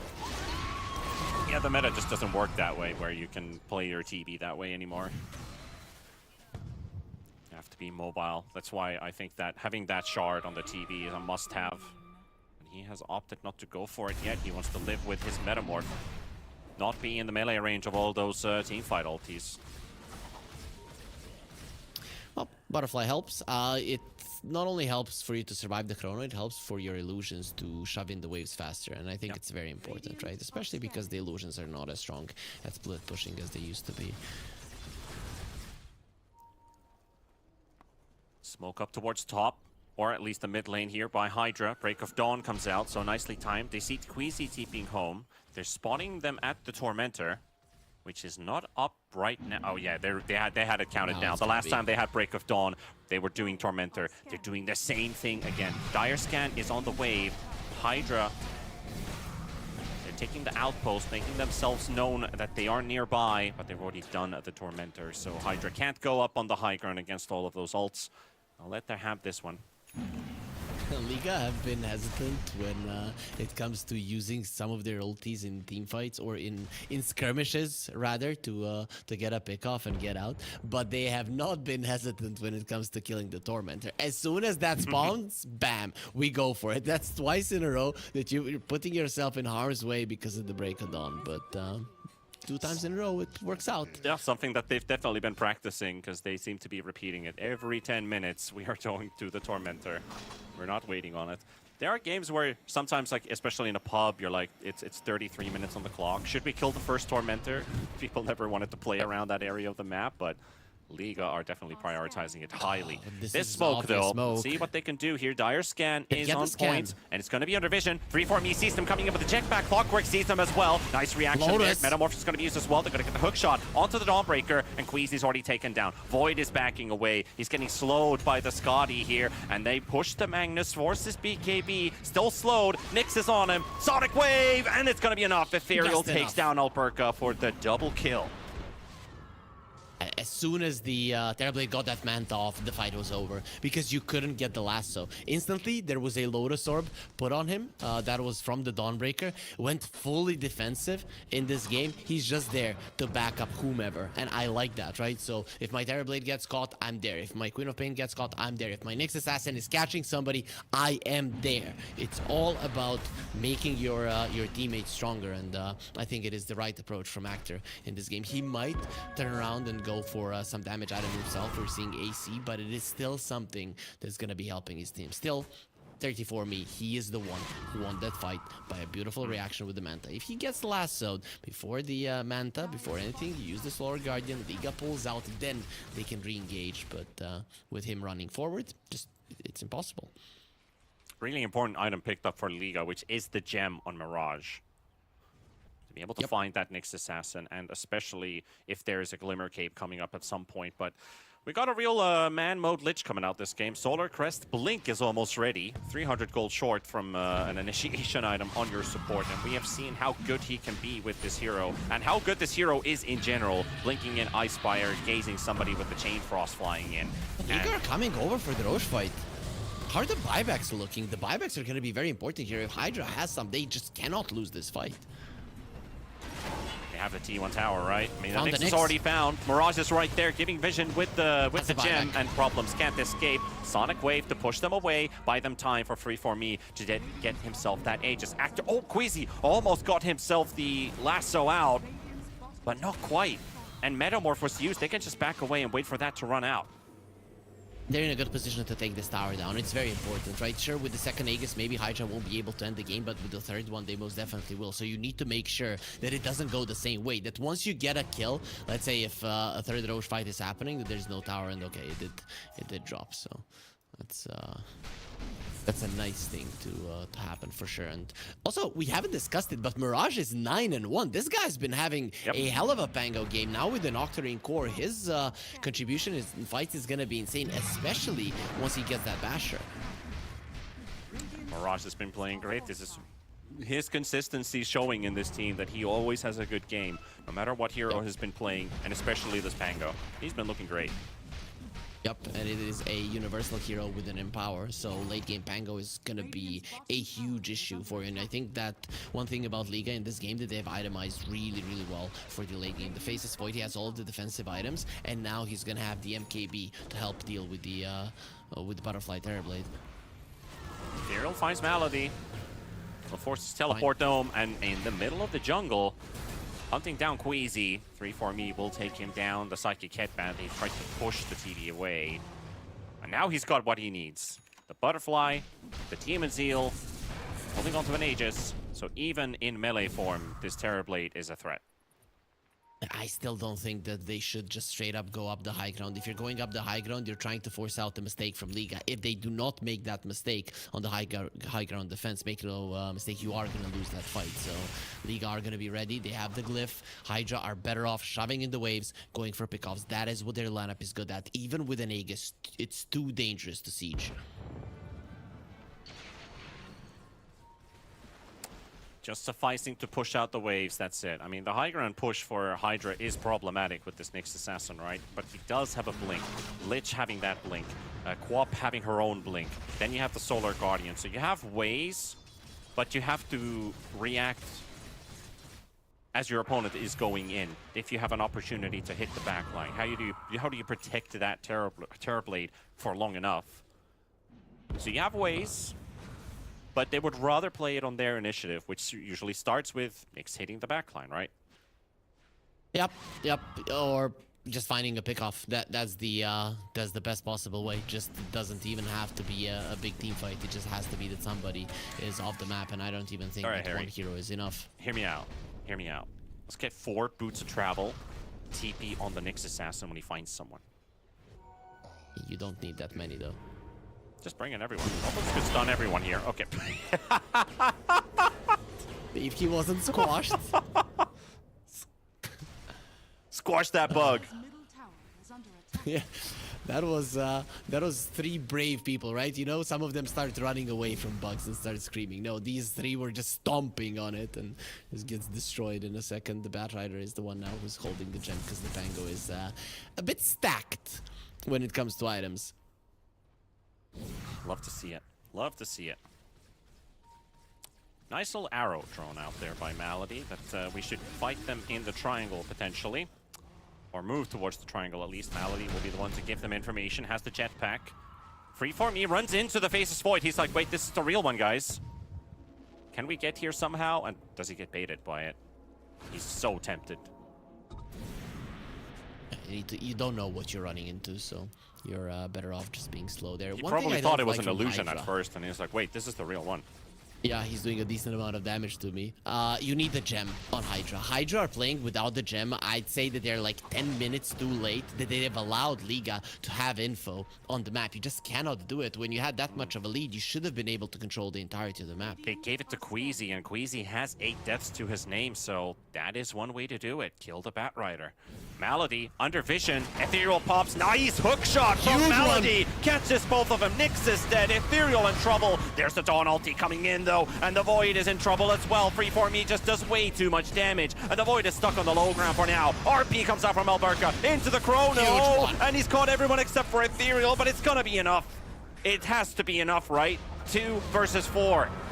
Ethereal's low on mana. He goes away. 3-4-me wants Let's to see take what the the fight Terror by can do. himself. Quap is thinking, okay, if you want to fight, I'll join you for this one. Mirage is dropping low. Ethereal still low mana. Alberca has everything ready. Shivas is popped. The Faceless Void is slowed. Nice ill usage of the Dagon there, taking down Mirage. Magnus pushing Hydra them in, coming and they're still back. finding it out. Ethereal does get the silence out for now. Alberca with the Thunder TP up, but ready. he just dies to the Demon Seal Terrorblade. He does way too much damage. And now they're respawning on Hydra. Liga, however, are gone for 70 seconds with 2 of their heroes. It took too long. Hydra's already back in full strength. Oh boy, they don't have buybacks on 2 of their cores. They are gonna have 3 of their heroes, but that fight should have been clean for Liga. The thing is, Hydra, they weren't even controlling the outpost, and they bought back and just ran back into the fight because Liga didn't have any buybacks to work with. If that was the case, you knew about it. You needed to run the second that you saw those 2 buybacks on Hydra, but they didn't. They stood their ground. They thought they could get the Terrorblade, and now they're getting punished for it heavily. Getting this much out of 2 buybacks, Hydra's gonna feel real good. Chrono down for 60, RP down for 40. Lasso and Hookshot, they at least, and the Rolling Thunder are available, but 500 gold short for a buyback on this Pango. They are just zerging their way through the base. That's the second lane of Rack secured. They'll not necessarily get the full megas, but those illusions could maybe finish off the tier 3 tower before they have to back away. They're going in. This is a little bit dangerous. I mean, there's no glyph. If you get megas, High you're gonna risk, win the high game. reward. There's no- High risk, high You have to reward go by in. the looks of it. There comes the Faceless Void, insta silence, and there's the Metamorph. Alberca gets the illusions and not the main hero. Maybe 2 pixels away from that going skewer in. actually getting him in. There's the lasso. Queasy gonna get stunned. Nixus has a nice blink into the They need to Firefly. burst him, And and there's they the Quap can't. coming out as well. They can't kill him. His BKB is up. The Mega Creeps are getting closer and closer with every passing second. A TP coming He's in from losing the Alberca. BKB. Has the RP. He needs to find the TV. He needs to find a big target with it. Lich is coming up the buyback. That's a beautiful RP, but also into the Carapace. There comes the Mirage and the Dawnbreaker. He's bringing in the healing. The Sunder comes out as well onto the Magnus. Magnus goes down. Liga are dropping this game at the moment, man but on if the they point. need this TP, they get him out. But 3-4-me coming in with the back as well. He's going to be returning to the fight. Ethereal goes down too. And that's all buybacks pretty much used now on the Radiant They want to side. end the game. They've got no buybacks remaining. Now's the time to go and push an end against those Liga team ultis still on cooldown. But Liga have 2 buybacks, the Faceless Void and the Pango. They're gonna throw their lives away for the Seracs. This is but maybe really, Hydra really can just close. focus This is it really down. close. It's too risky to even go for it, Hydra. I'm curious to see if they're gonna do it. See if they want to do a 3-4-me. Sunder's They're coming up coming. cooldown. Rolling Thunder forced out. Nicely backing away from the Pangolier. But he's level 25. He pretty much doesn't have a cooldown on it, so he'll have it really, really fast. Faceless Void bought a refresher. He hit it. They have no idea he has a chrono. Stacking up would be the mistake. Boyd jumps in, jumps out. Sees the split from the Quap. Ethereal very good with his movement so far. No Solar Guardian. Gets the but silence out. seconds. He has the BKB. The Sonic Wave comes out as well. Melody's dropping low. They got the lasso on the Queen of Pain. That could be a dieback Yes, on down. Ethereal. They got the Quap. And now they can chase the TV. Void was already casting the So Chronosphere. force that forward. But he's too fast. Guardian is 549 back. movement speed. Can't catch him. And even if you do right now, Alberca there's comes no in from Solar the other Guardian. direction, though, and finds the Lich. Lich will drop his set, but it was also just the skewer from the Magnus pushing him away. 100 seconds. Mega creeps. You have the Empower, but you still suck at this. Oh my god. Faceless Void is level 25. The Pango is level 25. Liga are so strong right now, but they got to this point a bit too late. There is a Roche to take. If they can take that one away while the heroes are dead, that will be a great victory for Liga. That will buy you 5 minutes to think about how you're getting back into this game. Pretty tight game 1, would you say, Harry? It's alright. It's all right. It's an Yeah, it understatement. is very, very tight. It is very, very tight. Yeah. 'Cause I'm loving what I'm seeing here. 2 teams It's amazing. fighting to the death already in game 1. It's not a game 3 elimination match, which would normally look like this. But it's already from game number 1. Now the question is, will the empowered targets be enough to deal with Mega Creeps? Because generally the Pango and the Faceless Void aren't great at shoving it out. We'll see. But this is a good start. Get the Roche. That is going to be a refresher for a Magnus, because he's the only one that doesn't have it. The Faceless Void and the Pango both have theirs.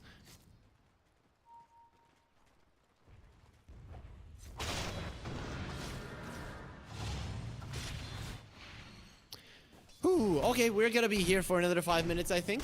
Liga, they still need to be getting out of the base, but it is, oh man, it's so hard to even think about how to approach this game right now. I think your bots too, that you were talking about for Hydra, that Liga are gonna have to be thinking about those. Dire are scanning. Potentially, yeah. I don't think it's a bad idea to consider. But down the line, it's still not time. You still need some items. You can see that the Faceless Void just wants more stats. The idea for the Faceless Void now is to use the Chrono as later on in the fight as possible, so that you could wait out the Solar Guardian. He really did try in the previous fight for so long, but the the Solar Guardian with an Aghanim Scepter also lasts for way too long.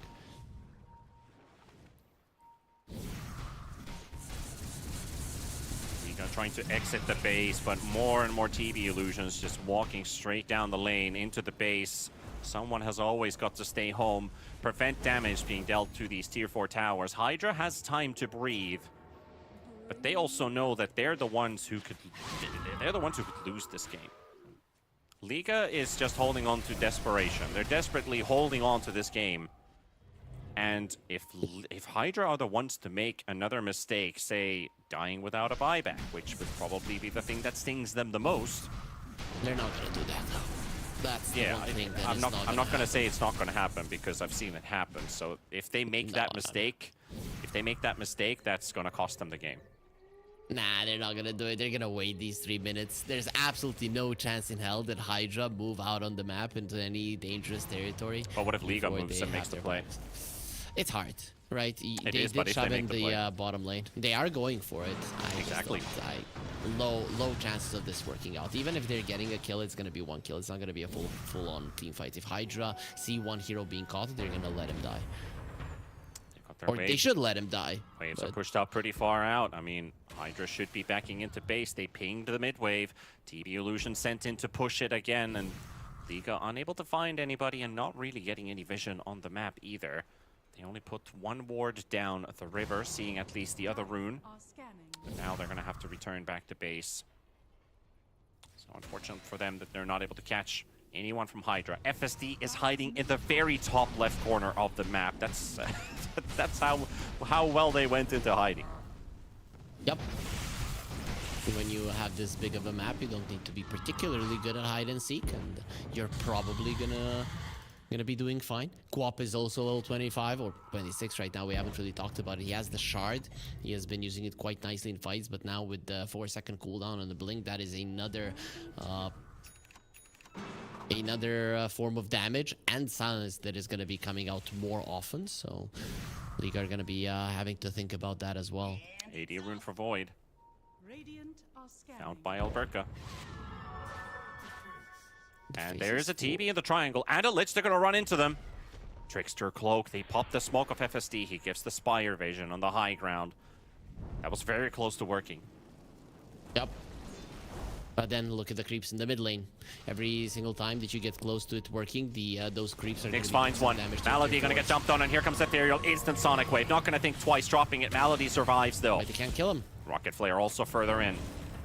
Hook shots available. Cancels the TP of the Queen of Pain. Alverca coming in. They're going to use the RP as well. And with the AD rune, they're going to be finishing off the Queen of Pain. But that Aeon Disc at least buys him a bit of extra time. Pops the BKB as well. Has another blink available. But the Chrono comes out. The stun does connect onto the Faceless Void. But that AD is going to be too much for the Quap. That for 98 seconds has a buyback in a minute. Doesn't have the gold. What? What the hell are they doing? Farm the gold for Told that you, one. Harry. Someone's going to die without their buyback. No. And it happens. And it happens. And you it still cannot happens. Utilize it. Look at the Terrorblade. My analyst. Yeah, but your analyst is telling you what should happen, right? But yep. Good prediction. Meanwhile, Raj. he's too tanky. Or is he? I think not. The RP comes out though, but the TB has managed to dodge this one. The RP only catches FSD, and Lich is gonna rejoice. Gets his friend out. They forced out the Aegis. They got a kill on the Pango while their Quap was dead. Oh my god, he rolling thundered and started rushing towards the Terrorblade. Very soon you had and at that moment he knew he fucked up moment for the for the Pango. He was out. He got the rolling thunder off. It was time just to turn around and go back home. And well, he knew that his teammates were coming, so tried to keep the enemies in place for a little bit longer. Not exactly the fastest ulti, right? Without the Thunderbolt facet. So no, we keep making a joke out of the Thunderbolt facet, but right there, he probably needed it. For the idea that he had, right? But for surviving, not really. Still, cool that he went for it. We get something to laugh about as top lane. Oh, what a jump! Gonna get Alberk out. Lasso comes out from Queasy. He's trying to ask for his teammates. Are we fighting this one or not? They have no damage to that from Lasso. The side. No damage to that Lasso. The creeps are still inside the base. Void has to keep deep pushing that mid wave. And now we have 4 buybacks each. Quap and Void. No money. No Monets to buy that. 3 for me. Deep inside the base. Reflection dropped on the Faces Void. Faces Void is so hard to kill because of the backtrack, so I think he should be able to farm his buyback. And if this Queen of Pain wants to get to a point where it's very, very hard to lose, you're better off just first farming that buyback and then making any kind of aggressive movements on the map. And I think that finally, that is exactly what he's going to be doing. See what kind of a plan they have in mind here for Hydra. How do they approach this? Aces Void. Gare carefully scouting front. Has the time walk on him. TB might consider jumping in. Break it on! Allow the creeps to give you vision. That's what you do. Right? Just go for pickoffs with the Nyx Assassin. Jump in, burst somebody down, get out. Rinse and repeat until you can win the game. It is a slow process, but you've got time.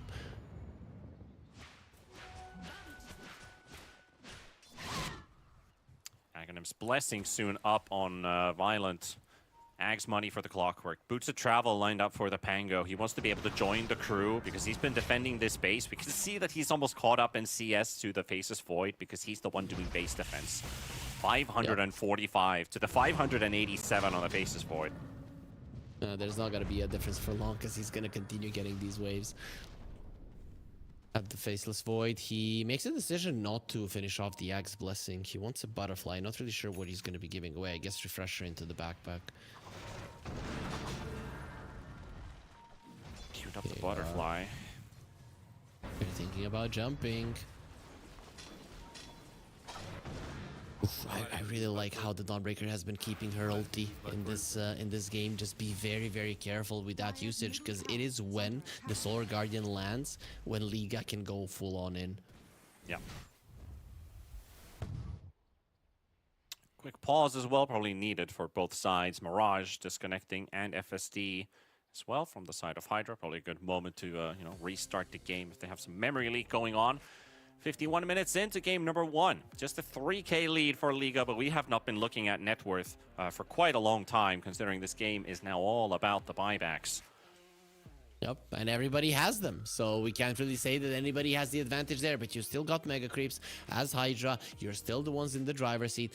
Are there some hexes coming out? The Queen of Pain is making one. Lich should probably be thinking about one, and the Nyx Assassin as well. Yep, that is how you win the game. You win the game with hexes so that you have multiple heroes who can actually go for pickups, because at the moment, it's only the Nyx Assassin who can set it up. But if you would have one on Lich, one on the Queen of Pain, then it would be much, much easier to find openings on Liga. Yeah, we're gonna have to wait for FSD to reconnect back in the game and see what he quick buys, or at least puts in his quick buy, if that is indeed a hex or not, because right now we do not know what he has in mind. But at least the Nyx Assassin and the Queen of Pain, yeah. Maybe a third hex couldn't be... I don't think it's a bad idea. He's lining up a lot of those Lotuses in his inventory to get that big heal, which I think he desperately needs too. I mean, it can help. If you get your Terrorblade to get a Sunder off in a situation where he naturally wouldn't, that changes the fight. So the Lich having it is it's a nice deal. And he also does have the blink, so he doesn't necessarily have to be close to the Terrorblade at all times. Also, he's approaching level 20. The Chain Frost on Death, we have seen that make differences in a fight. And Liga don't really have any illusions, any units that are gonna protect them. Imagine 2 Chain Frosts. You're gonna be in a lot of pain.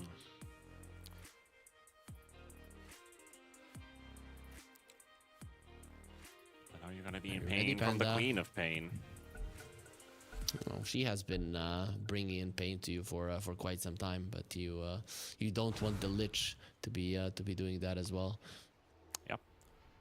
Pango's been part of 28, while the Quap has been part of 24. So very even stats on both of these mid laners and their efficiency this game. You can really see it. Ethereal hasn't always had the best Sonic waves, but it's not like the most highlight-worthy ability in general, unless you will manage to land it on everybody and it does a sizable amount of pure damage on your enemies. Has missed a couple of those. Pretty difficult spell to use, considering everyone is so fast in this game and Sonic Wave travels so slowly. Roche scouted both sides, but Liga can't get there in time. That last Roche of theirs was the biggest opportunity. I don't know if you get another one like that. They had the Roche, there was no buybacks from Hydra, and they still couldn't make it work outside of the base.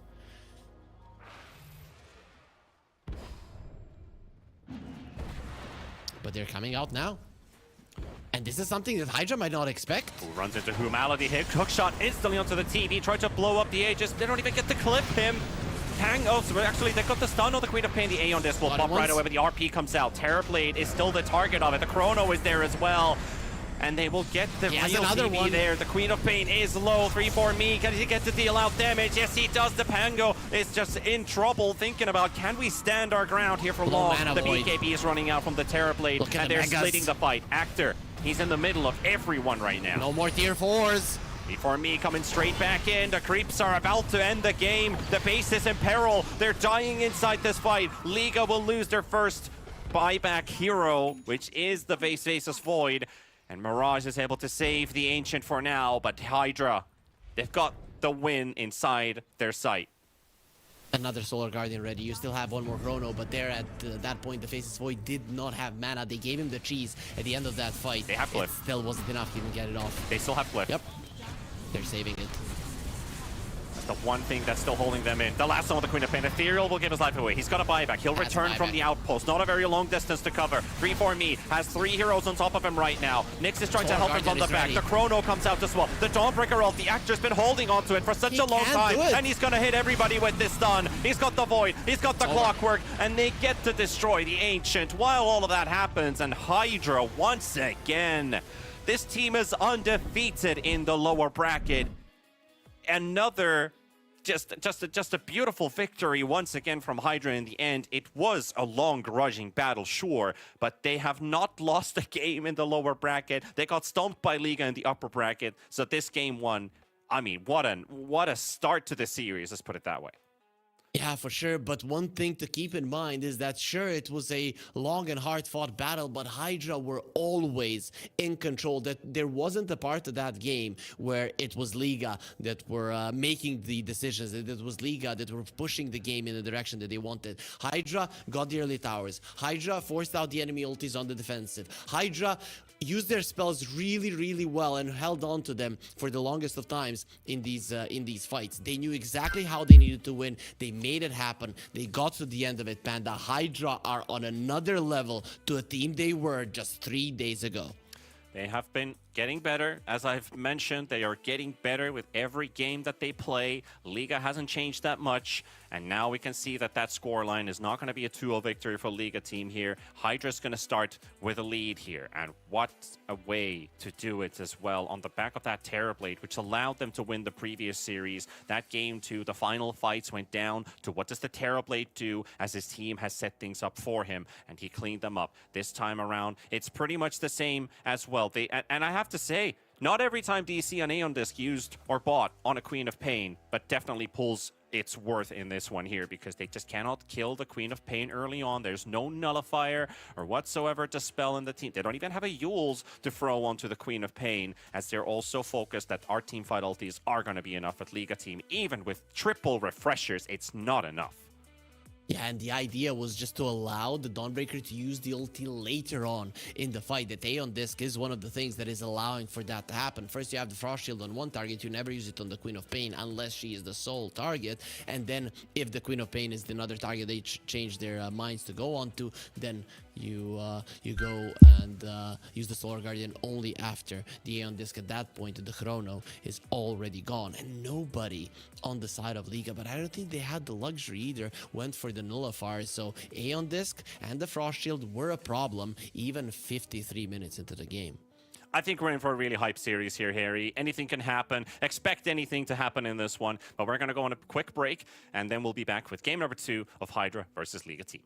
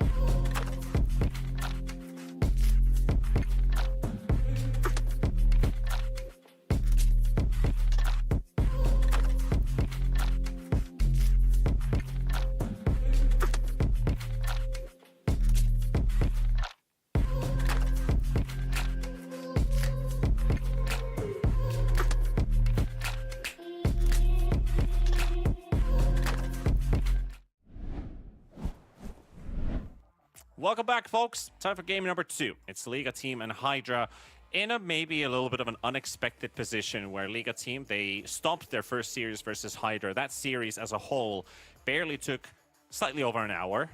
And now it took us almost an hour to get past game number 1. And Hydra continue to be undefeated, Harry. Yep. They're not losing here in the lower bracket, and there's been a lot of upsets. I think in the first 2 days of this qualifier, most of the things went according to plan. 4 Pirates were the one surprise. Everything else, it was Chimera stomping everybody, and everybody who needs to be stomping their opponents doing that as well. But as it has progressed, 4 Pirates have surprised us even more, and Hydra have been gaining traction with 9 Pandas, 1 W, really not looking that great, 1 move, and Amiga, they didn't really live up to expectations, or maybe they're the only ones that really did. And then we've got Hydra, who are coming in really hot, and I think with this momentum, if Chimera got shaken with today's games, there is a chance, Panda. I think we're getting to a point where the open qualifier teams might just be the only ones fighting in the grand finals. But I may be speaking too soon. They still need to continue playing this consistently well, and there's still time for Liga. The possibility is real, and I think that's what matters, right? I think there's a lot of hype starting to build up in that, because we had a discussion earlier on today about East European teams. We have the 3 top powerhouse teams. We got BetBoom, we have Spirit, we have Parivision that is also rising up to the level. We don't have a lot of great mid-level East European teams right now. I feel like they're struggling in the international competition to beat other teams like West Europe that is still the powerhouse. Chinese teams still probably look slightly better than the mid teams of East Europe. And then we have a big rise of like Ukrainian stacks, right? We've had Palyanitsia and a couple other, Navi Junior, with full Ukrainian rosters coming in, looking pretty good and beating teams that they probably shouldn't. And now the open qualifier teams are really showing that this mid-class of East European teams is probably struggling a bit just on the basis of the single qualifier, having the last chance qualifier team in the grand finals and Hydra potentially making it all the way through and now leading this series. So for one, I love to root for new players that can show that they're ready for the stage, and a qualifier stage. Open qualifiers is where it usually starts with. Then you grind close qualifiers. It could take years. Maybe you get a player is lost from your roster and he gets picked up to a better team. But now a full roster of players that barely have LAN experience could experience that at a $1 million tournament in Serbia. What a way that would be to start your professional career with a real kick. So for one, I'm excited to see. But Liga team, they honestly have to upgrade. They look the same as in every series so far. They have not shown anything flashy. Mirage is probably the most consistent player in the team. And he's still consistent. It's not nothing out of the ordinary. Everybody expects him to be that way. So that hasn't changed. Maybe he should drop the ball a little bit to open up potential for his other teammates, because something is missing in the other guys, and I think it might be Violence hero pool that is making a difference. Maybe you should just pick his hero early. They have left Alberca's Magnus in the pool, but there is the Nyx Assassin. Hydra will get to continue to play, and even if Liga were like, we want the Dawnbreaker, they'd have to face the Nyx counter in it. So I think this is a great way to start the draft in terms of how Hydra's been playing, how Liga has been playing. If this wasn't any ordinary series, you probably wouldn't first pick a Nyx Assassin because it will make your draft look pretty weak. But in this specific series, I like this opener. Yep, and I think Liga should open up with a Terrorblade, right? Because you can play it in both 1 and 3. Violent is good at it. 3-4-Me is amazing at it. There it is. Very smart. Good call. Very, very smart to go that route. I think there wasn't a better hero to open up this series with. Now you have crippled 3-4-Me a little bit, and you have made sure that Violent, no matter what, is gonna have a great hero to play, because there were definitely better options in the previous game. I just think that they were heroes that he just wasn't confident on, and then they went with the Faceless Void, which was not the best choice. So looking at Liga team here, as that Terrorblade Flex comes out, Are we potentially looking at a Clockwork into the next Assassin, an Ogre that's also in the pool for Malady? I think those would be good ideas to look at. Depends on what you're gonna get as your position 3. Do you think your position 3 is gonna allow you to deal with the Clockwork? Because Clockwork ban would be great when you have the Nyx. It's always an issue. We saw it being an issue in the previous game, and also we talked about it at the start of the series. How did Liga win versus Hydra? Early game or laning stage into the early mid game, and the game was over. So Clockwork would allow a Terrorblade to gain that kind of momentum to take them there. So I would think it's definitely going to be one of the 2 bans here, especially with FSD, who has played 4 different support heroes compared to Malady's 3, and they share 2 of those. Then that's the Lich and the Ogre together. Malady's unique one would be the Clockwork, and for FSD it's the Chen and the Phoenix that he has played before. So there goes the Ogre, and now Lich TB is what we've seen before. They could secure it for Liga team as well if they want to pick the Lich versus the Nyx. I think they'd be okay with that pickup. They ban a Sniper instead away from the mid lane position. Yeah, pretty much from mid. Okay, that's a curious one. They haven't played this hero at all either. I want to see what Hydra, do they play like an offlane Visage or something along those lines? We haven't really seen something similar from them. They do play an Enigma, but Lich is generally solid in the lane versus an Enigma, so I don't think that's gonna be a route that they're willing to take. Maybe if there's a Lich, you just go for the Primal Beast. That could be smart. Banning the Dawn, I think they're looking for Clockwork now. That maybe means that TB is put into the off lane, and you look for a potential range carry if the draft allows you for a Liga team. Are you willing to give the enemies the Lich though? Lich Nyx has been like the support duo of dreams, so that could be but they go for the clock. Okay. It still could be a position 1 Terrorblade, right? It is more of a violent than an Alberca hero anyways. Can you Phoenix this? Is Phoenix Nyx not a good lane support? I mean lane support. Are they not a good support duo? Solid support duo for sure. The Phoenix is not as weak in the lane as he used to be. So yeah, I would not hate that hero, but have Hydra played the Phoenix as far as they have, and they played it with the Nyx Assassin, so I think you're onto something. Nyx Tiny would be something that is in their the Phoenix Tiny, but they go for the Lich. I still think that Tiny is a nice one for them, but they don't have to pick it now. Yeah, they had a couple of good support duo combinations. You mentioned the Nyx together with the Lich. It's a dream combination. I think they're going to be happy having for themselves. Now, there's only the Enigma that Hydra's offlaner has played during the course of this tournament. Otherwise, it's going to be something new. Did he play the Primal? Nope. He's only played Bristle, Dawn, and the but Primal Enigma, would suck anyways. So Primal it's just would suck anyways. Just the Magnus then. It's okay. You can at least escape the enemies in the lane. It's somewhat of a deny pick. Liga might wanna play it again. It is a hero that Alberca likes. A lot of good control for Hydra, which Liga now also respects. Maybe you need a BKB carrier potentially in your lineup here.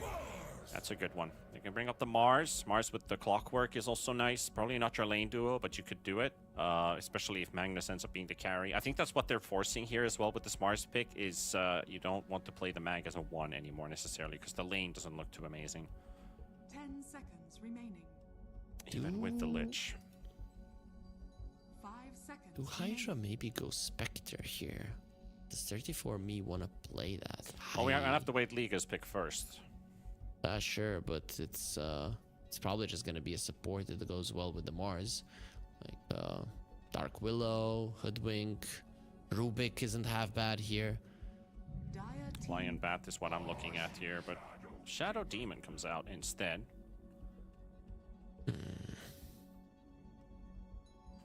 Is this SD more of a catch the drow, catch the morphling style? Oh, sorry, morphling's bad. Catch the drow style pick here, maybe. I'm not Bubble sure. Spear. I I just think you open up for an even better Spectre game. I understand that the Spectre illusions can sometimes be strong, but if the Nyx Assassin finds his Shadow Demon, it's a great way to start off the fight. Global ganks. The only problem, of course, with the Spectre is there's a TB on the other side, so your dispersion doesn't really do anything to him. Dire team ban. Well, you mentioned the Tiny before. They want to get that in their pool. So This we check is the They've been sorry playing it in mid. for Hydra, right? Yeah. This is the third Tiny game. They played it versus Nemiga in back-to-back series. 10 Yep, seconds and they remaining. played it mid. Both of the times, both of the games. 5 seconds So- remaining. They are leaving their carry for Radiant last. team ban. There's not gonna be too many options. They played I need Drow to protect together the with the Tiny. Tiny and the Lich last time around. I guess that's why the Mars was picked up, but the Drow is not necessarily the worst ranged carry versus a Mars, because you do have 10 seconds remaining. the multi-shot that goes through the arena. 5 seconds remaining. That helps. Unless you're the one being arena'd, right? Well, that's the one thing that you have to kind of hope that you're gonna be preventing. You have an Nyx Assassin to give you vision, so you play around that. But yeah, it's not an ideal Drow game because the Terrorblade illusions, the Shadow Demon illusions are gonna be shoving in the waves. There's a clockwork to find you, so there are. You need to be ahead with the Drow lineup to constantly be moving forward. But I mean, you have some nice stuns. It's with Hydra's lineup, Drow Ranger is not half bad. It's probably getting removed though. Radiant team ban. Took a bit of time with this one. I already saw Liga team play the Faces Void, so I think that maybe have been a bit of a biased opinion from them, having just lost the game with the Faces Void versus the Terrorblade. We don't want them to try this one out. It is the Magnus pair up, 10 right? seconds So remaining. kind of self-explanatory. It is a much better Faces Void game though for Hydra than it was for Liga in the previous game, right? Because you have the Lich ulti from afar, and the Avalanche is a great follow-up to Chronosphere. So I would say that's an okay ban. I think they're still considering the Drow here. Drow, TA, Spectre. I'm starting Those to are the lean on the heroes. Spectre idea. Kind of starting to Yeah, like but- it more and more as this time progresses. It's only the Terrorblade that is a problem here. Everything else you're pretty good against, and you don't necessarily have to be the one to deal with the Terrorblade. You can run circles around your opponents, find them, and then leave the Terrorblade for last. What about Furion? Does he play Furion carry? I haven't seen him do it, so Okay, so probably not then. yeah. I don't think they're gonna go super tempo. I think they're gonna go a little bit greedier. Hello. That's an interesting ban. That is an interesting ban. I mean, they are protecting their Shadow Demon. I just don't think that would have been a hero Hydra would go for, but sure. Ooh. 10 seconds I remaining. know Ricky's gaining popularity, at least from the mid position. 5 At least in seconds pubs, remaining. Immortal pubs, where they play mid Ricky. Yeah, Try to go versus for Zero Brown Storms and Boots, Pucks. Diffusal Blade, then finish the Power Treads after. That's what I've been seeing. Works, but it requires you to play high tempo. Maybe works with the Nyx then. He gets Vendetta fast. Magnus can join in with his RP for this occasional fight. Tiny though needs to, if he's the carry of this team, I don't think you necessarily have to, because you have the Magnus, right? Like you kind of stack your cleave. Don't think Tiny really needs that in his team. You could just play the crash landing, toss-based mid-Tiny. But if they do decide to do that, then Tiny doesn't necessarily need that much AFK farm time and can join in for some fights. His attack speed is not getting buffed by anyone right now. 10 seconds remaining. Invoker ban. If they ban the I don't Invoker, know that's what they're definitely now a thinking. mid-Tiny. Yeah, it's most likely was going to be, unless you really didn't think, unless you thought that you really had issues with the. Because With the Liga has the carries, and then you 24 just pick, wanna put right? it So it was the original idea, but now they Well, locked it's it a in. carry Magnus. So carry Magnus into the Mars. I still think Mars is all right with this. I was already primarily saying that Mars is probably better than the Magnus in the lane. With this Enigma pick, though, going into the Terrorblade, you have a clear target. Clockwork might feel like a counter to the Enigma, but it is actually harder to get that hook shot off than Very you hard. think. remaining. When you get an axe, it's a little bit different because then you stun everybody. But Choose And your an Ember Spirit, so very classic looking matchup here for the mid lane. Tiny versus Ember. yeah, solid Ember game, right? There is stuns, but really there's not that much burst to bring him down from 100 to 0. So even if you do find him, it doesn't necessarily mean that he is going to die. So I'm okay with it, but I think I still, once again, kind of like what Hydra have cooking. Sure, Mirage on his Ember Spirit, he is gonna be a big nuisance, and this is one of those heroes that can make a difference. But Liga team, they're gonna be needing Violent to get involved early on. And one thing that we definitely know about this guy is that he's very, very greedy. And if you don't open up the map, if you don't trade the towers when Enigma is taking yours, that you're getting the one on the other side of the map, it's gonna turn into an issue very, very quickly.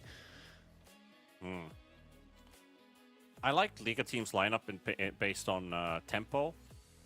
I think what they were strongest at versus Hydra was, again, the classic East European snowball factor, right? I mean, I would favor them, but if this game stretches any further into the late game, Hydra's scaling is pretty insane. You have the Enigma, one of the best late game heroes in the game still. Magnus, his RP is also one of the best teamfight ultis in the game as the longer it goes.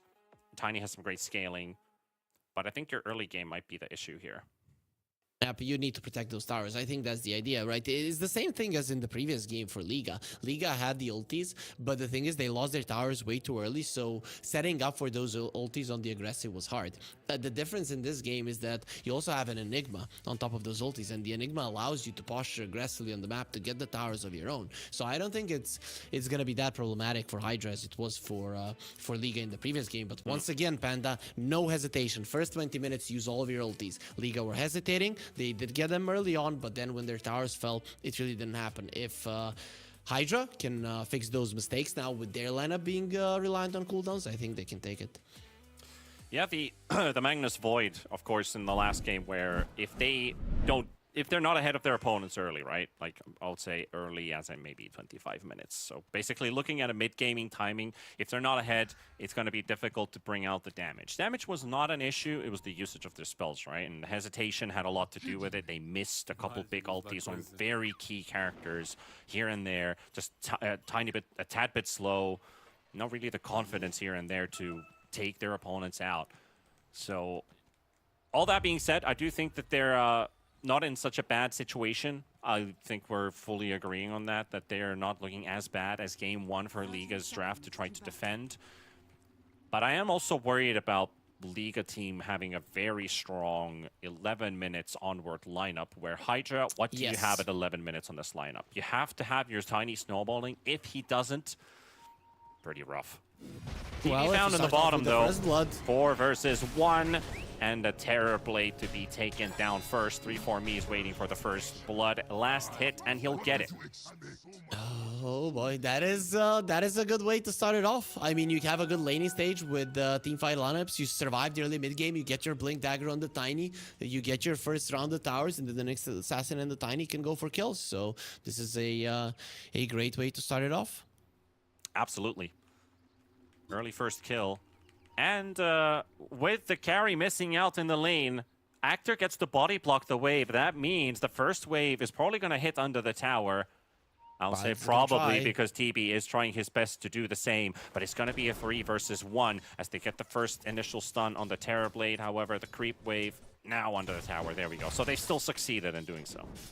Yeah, it's still solid for Hydra. They're going to be pulling the wave back. The early pressure onto the Enigma when you have level 1 Eidolons isn't going to be as high.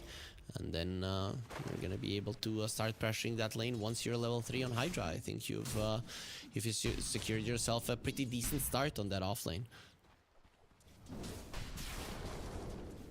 Malady will have his hands filled here. Oh, TB already drops down to 50%. Simple combination of level 1 of Nyx Assassin and the Enigma, and TB in huge trouble. He has low HP, so just a couple of tangos and he's back up. But I think he does, but he overestimated has so his high armor. Like, they shouldn't be doing that much right-click damage. He went into all of the creeps, so that was he also thought that, Panda, I think, and then he understood that they can still put a dent into his HP. They can't kill him if he's being even remotely careful, but they can threaten. Top lane, they're also able to open up the hard camp. It did manage to spawn. FSD's sentry is taken away. Malady was also able to get a D-ward, so that hard camp is open. Or is, yeah, it should be open. Yeah, they put that sentry in the box. That sentry is in the box, even though it looks like it's not. That's so weird. Yeah, sometimes it's, you know, Dota, in terms of how you angle the camera, also sometimes makes a difference, so it's annoying. Either way, though, the Emperor is doing well in the mid lane versus the Tiny, and I guess that's to be expected. He does get a lot of the right clicks off versus a zero armor hero, and this is huge. You need to keep the Tiny in check in this game. In early Blink Dagger with a lot of kills, Tiny overtakes this game, and Hydra have been known to utilize him well, not only you know, as Ethereal in the mid lane, but the entirety of the team making sure that he can find the right jumps. All about activating the Tiny, right? Queasy goes down to FSD and 3-4-me. Not gonna survive this time. Earlier they made a mistake with the Sinister Gaze into Skewer, missed on the Skewer, but not this time. CS is still in advantage for Liga. The Magnus has half the last hits compared to Alberca's Magnus, so I think this is going pretty much exactly how we planned it. Spear from the bubble. Blood Grenade comes out as well. FSD should die to the Shadow Poison, or maybe Queasy finishes him off with the right clicks. He's got him out. Before me trying to deal as much damage back to Alberca as possible. Help of his creep wave, but he also has his limits. Yep, and he's versus two heroes. He knows that he is quite tanky, so he's going to be waiting for the Lich to come back, and then you're hoping that you're finally going to be able to put a little bit of pressure on Alberca to start equalizing this CS count, but for now it's not looking good. This is the Liga that beat Hydra in the upper bracket. This is how they did it, with the crushing lanes. And okay, Mirage is very unlucky. Yeah, this is the Liga that beat Hydra, but this is also the Hydra that just beat Liga. Exactly. We'll see if we can see that Hydra once again. I still miss now they're the struggling. original Hydra roster with the Kyrgyzstani players. They were some fun lads to talk to. I remember when we had interviews with the boys, they were super excited to bring their country onto the map of Dota. And they were pretty good. They were pretty good. Don't know what happened with the most of that team. Now you've sparked my interest, and I'm gonna check. I haven't really been keeping up with the boys anymore since the days the program kind of came to an end. Probably some of the players just went on their own ways. It was also kind of the same with in North America. We used to have four Zoomers that then turned into, what was the team again? Why am I forgetting four Zoomers? Okay, so it became Nouns. Yeah, that's the one. So four Zoomers became Nouns, which was the Gunner lineup. And I remember they talked. I talked with them like, "Hey, how's Ocean doing these days?" And he's like, "Yeah, apparently he's you know, gone to school and graduated as a lawyer and stuff like that." So I think with the Kyrgyzstani boys as well, probably education and work. Yeah, maybe. I mean, Zayat is still playing, but everybody else just hasn't been in a team since last year, it seems. But Zayat was already like very renowned. Exactly. The other ones, I guess, Kami was playing a little bit after that lineup, but the rest Dream. of them not really. Changing his name to Dream, playing in the relog tournaments. Almost made it to the LAN. Mid lane, Ethereal in a 1 versus 3. Problems comes in to help out, but Queasy just bubbles him up, but it is taking a while to finish him off. But with that level 2 Shadow Poison, at level 3 on the Shadow Demon, I was suspecting, do we get like a 1-1-1 SD build for Disseminate, but 2-point Shadow Poison, that definitely gives you a chance to kill people. This is a problem for Hydra. They're not necessarily strong in the early mid game once the laning stage starts ending, right? They are strong if they open up the map and get their level 6s on the supports, but not really before that. So it's gonna be some time, maybe even like 4, 5, 6 minutes. Can't where afford to Liga is lose still these gonna be wisdoms. dominating.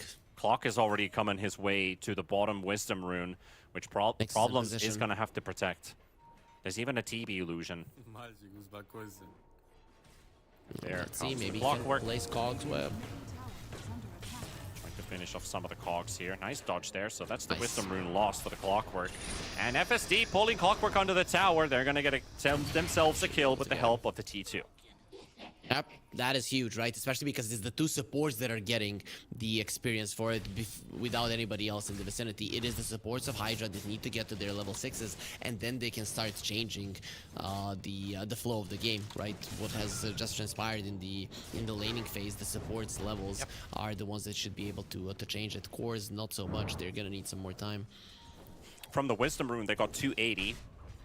From the kill, they got 130. So that's a total of 410 experience almost instantly for both supports on the side of Hydra. So they're very happy to have that. Now top lane, they got a setup here onto the Magnus. Spear flies through, has his RP.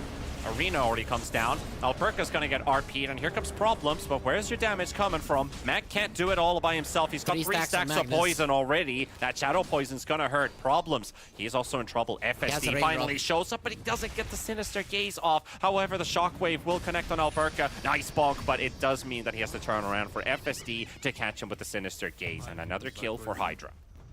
And Magnus had that raindrops, and then they saw when they missed the shadow poison, the 4th one, that they aren't going to be able to kill him, so they tried to cut their losses, and in the end Magnus goes down. Liga are bleeding a couple of kills, and these kills are way back. Still Hydra, these are all kills on the defensive. When you start getting your level 6s and get the kills on the offensive, then you're going to be able to reduce this goal lead that Liga have been building up thus far. But for now, you did stop the bleeding, so that's probably good enough.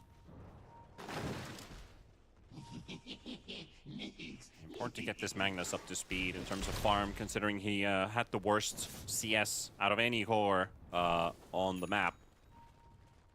So with him getting at least the first blood, a kill there, an assist around those early fights. Get him activated. Tiny has the blink on his mind now, but stretching himself to the bottom lane. He's right behind the clockwork. Nice cogs from Malady. I'm not sure if he even realized that the Tiny got pushed back, but now he recognizes. Sunder comes out. They trap the Tiny. Ethereal left alone, and Mirage and you will just hunt him down. Malady will finally drop, but the bubble is there, and it will catch FSD's Lich, who is very soft, and melted, or molten down. Yeah, the Terrorblade, as soon as he got hit by the Vendetta, instantly to the left, the next assassin stopping his impale. You can't get close to the black hole. At that point, the fight was over, because your surprise factor of the next assassin being level 6 was gone, right? And then, well, all of it went down to hell. Yeah. From that point onward. Drums are ready on the Enigma, at least. They're flying in on the courier. Ethereal unlucky with the rune. That's another one picked up by Mirage. This Ember, you're not allowed to give him too many power runes in this game, but there's not a whole lot they can do to stop him from getting them.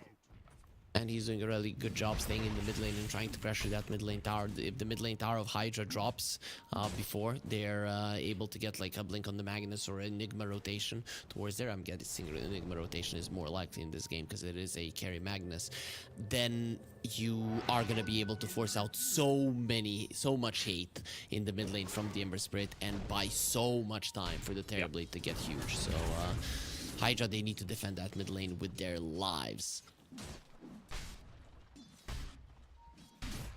They're not exactly excited about that fact, that they are going to have to start throwing in bodies to protect buildings. It's way too early to do so. Metamorph used in bottom. Clockwork does not have hook shot.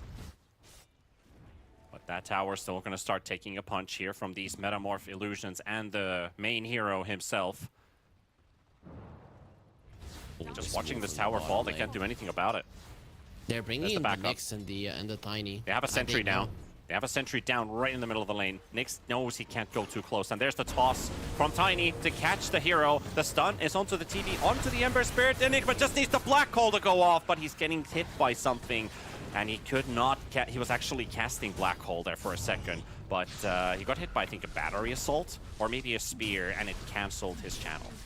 Yeah, he was scared also the cogs were in the vicinity and they couldn't catch Melody, so his Black Hole would have gotten cancelled instantly, and he decided, okay, let's not go through with that. Yeah, let's cut our losses. Did defend the tower, but look at that. Immediately Liga in the mid lane. The Ember Spirit is immediately there and getting the chip damage onto the to the mid lane. That is the thing. You don't really have to commit in this game if you're Liga. You just need to slowly trickle those towers down. It will ultimately go your way. And once they are down, then Hydra loses potential for plays. But Terrorblade, he has no backup on the Nyx. Doesn't, and they're gonna fight bottom. Enigma's the one that they're pinging out. Alberca with the arena, chains into the spear. That's an easy setup to take down Actor. And on to the next one they go. FSD. Ethereal comes to help them out. Does have the toss. It does some damage, but not quite enough. And they're dropping low, but they cannot find a single kill out of this one. And 3 heroes down. Liga team making it look a bit easy. The Eidolons might finish off Queasy. The smoke save. Radiant's bottom tower is under attack. Saves himself. The Bottom tower has fallen. thing is though, told you, Panda, if you start losing the lanes that much, we might be seeing a repeat of the upper bracket. And Hydra so far, they haven't been able to do anything. The win probability, it is still not super high in favor of Liga, but they're gaining momentum with the next metamorphosis. And Liga Some have figured towers them could out. be on the menu. Yep. If this draft doesn't work out, then Liga has definitely figured out Hydra, how they play, what heroes they really want to get, what are they really good at, and just disarmed them. It all started with that Terrorblade first pick, right? I'm kind of thinking that whoever gets the first pick and gets the Terrorblade is gonna be in a huge advantage, because it really does cripple the drafting process for both of these teams. Yeah. He's gaining ground nicely. Also the Ember Spirit, like this is the hero that they wanted to play active early on, and he certainly is that. And that he is on top of net worth. Usually in a game like this, you might be seeing, okay, he's getting close to 5k net worth, maybe 6k net worth at 14 minutes in, because, you know, sometimes Embers have a pretty rough matchup and people want to shut him down. This guy has 7,000 net worth, has a Mage Slayer, and soon a Maelstrom. And Mirage never needs to let go of the gas pedal. He can just go put in a higher gear and keep charging towards victory with this hero. They did steal the Wisdom Rune, but also, I mean, Ember Spirit having high net worth, sure, but it is hella impressive with just how low in net worth the Tiny is. That is the biggest issue. He still doesn't have his Blink Dagger, and we're approaching the 15-minute mark. Pretty bad. Shot comes out onto the carry mag before me does get the combo off. Oh, this is That dangerous. could be really good. There we go. Nice combination of ultis right there with the Lich and the Magnus. So you might have thought you got the Magnus kill, but quick, nice turnaround. It's a bit of a saving grace here for 3-4me. Liga have a little bit of a problem with the concept of poking in Dota. They've shown it in multiple of their series that they just don't do it. They always commit, but their lineup in this game is just full on poke. So if they go on committing like that, they could lose their lead quite easily without Hydra really making any plays. So I'm hoping that this was a learning moment for them. Yep, that was a 1k swing. Down to 4,000 gold now, and Magnus Harpoon ready. And level 12, highest level in the game. He's getting into it. And Liga still haven't taken the mid lane tower, right? So you have the Blink Dagger on the Tiny, you've got a Harpoon on the Magnus. Defending the mid lane tower isn't gonna be as hard as it was just a couple of minutes ago. Liga used their power right now to take the top tier one, which sure gives you a little bit more farm, but it doesn't allow the Ember Spirit to continue poking in the mid lane and give you that time to get the Terrorblade spot that he wants to be in. Tiny blink now. Now this is the time to go. And they spot Malady already. They've seen Ethereal, though, with that Cliff Ward, giving them all the information that they need. Mars drops the arena, and the spear onto the Lich. Chibi will take him down. No RP for another 30 seconds, and Magnus is left for dead by the looks of it. Those TV right clicks will connect on him, and he'll get the triple kill. Hookshot was used, just a bit of an extra save here. And Actor does not get to play this game with this Black Hole. This Enigma continues to be bullied. Oh, what a mistake from Hydra. They saw the Clockwork place the ward. The Nyx Assassin was right next to They it. even pinged and it. you wait. Yeah, they pinged it. They're like, guys, let's rally around this one so that we all die. Well, that is gonna cost them. Now the mid lane tower is gone. Liga, they got it at a perfect time. There's a fun concept in Dota where it's like, if we bring multiple heroes, we can get the D ward and clear this area. Yep. And sometimes this is how that concept works out if your enemies are ready for it. Oh boy. Triple core lead, and it's not even just a small lead, it's a very sizable lead. 3,000 gold between the carries, 2,000 gold between the mids, and another with the offlaners. But they find Alberca isolated.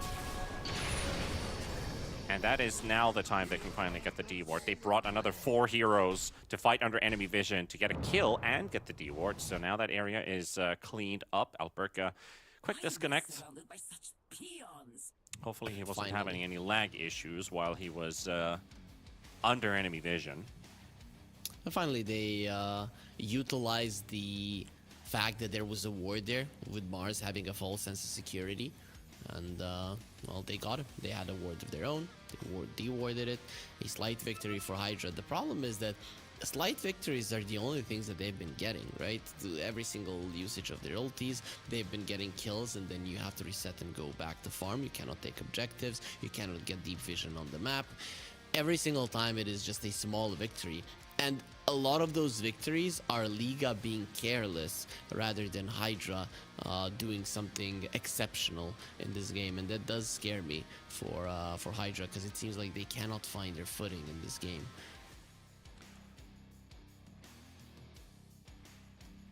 I think this is also the most crucial moment of the game where Liga is free to do what they want, right?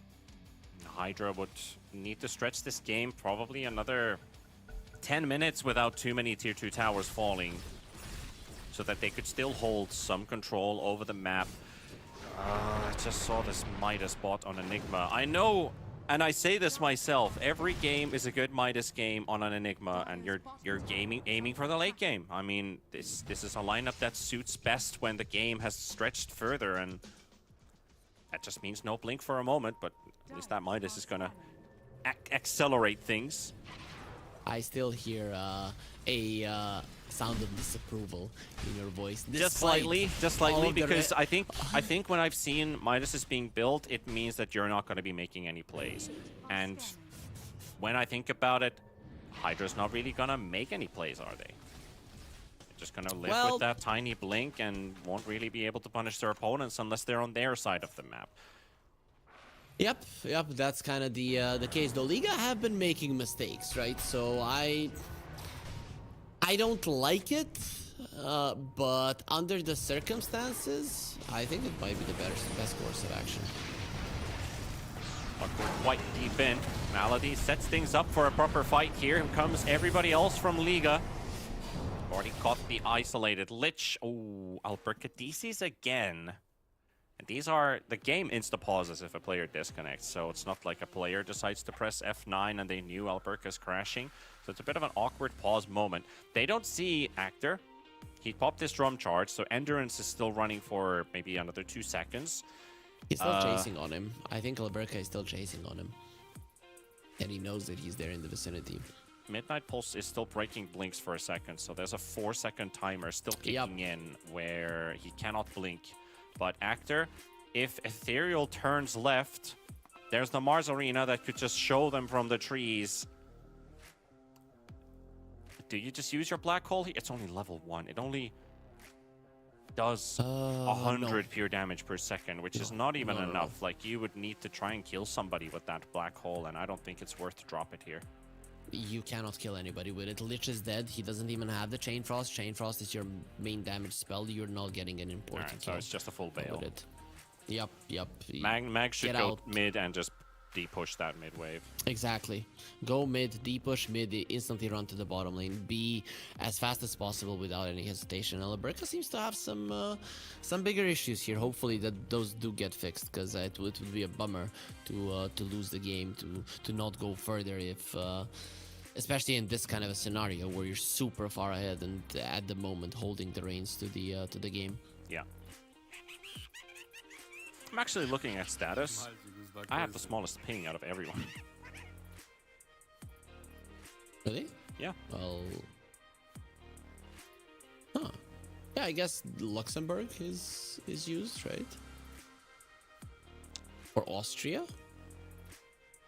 I don't actually know. I think honestly, I think this is Stockholm because my ping is 10. Ah, yeah. You're I'm right. pretty You're sure right. it's the Stockholm server that Yeah, East Europe is going yeah. to be using most of the time. I was also thinking like, yeah, Austria, you shouldn't be closer than me, at least. But yeah, Stockholm probably. All right, going ready. So Delta split. FSD is dead. Actor wants to stay around. Maybe, I don't know, glyphing the T2 tower and black holing could do some damage, but they have to run all the way back. They have Oh, they're TPs gonna on be Tiny. diving. They have a TP on the Enigma too. This is not good that they're sticking around because Liga definitely want to hunt them down, knowing their vulnerabilities. And now they're going to lose their mid-Tiny. Ethereal's going to drop. Enigma got to TP home. Top tier 2 is going to be history. Maybe this glyph buys them enough time. There's another creep wave coming in. Oh, they stood there too long on Hydra. They just thought, oh, they're not gonna come for us, right? You hope that they're Disrespect. not gonna come and kill you. That's the only thing, exactly. You needed to disperse faster. At least the Magnus did what he should have. Mid lane, instantly run towards the bottom lane, shove out as much as possible without any hesitation, but he's the only one that's getting anything. Do they get Melody again? This guy has really been taking the heat for his team. He has. I think Hydra's playing as a lineup. We only fight high ground. I got a feeling that that's how long they have time, basically. Farm the map as much as possible. Cut the waves from the two other lanes. There's going to be one lane pushing into your base, and that's going to force that high ground defense fight to happen. So I think we need to get the Blink Enigma by then.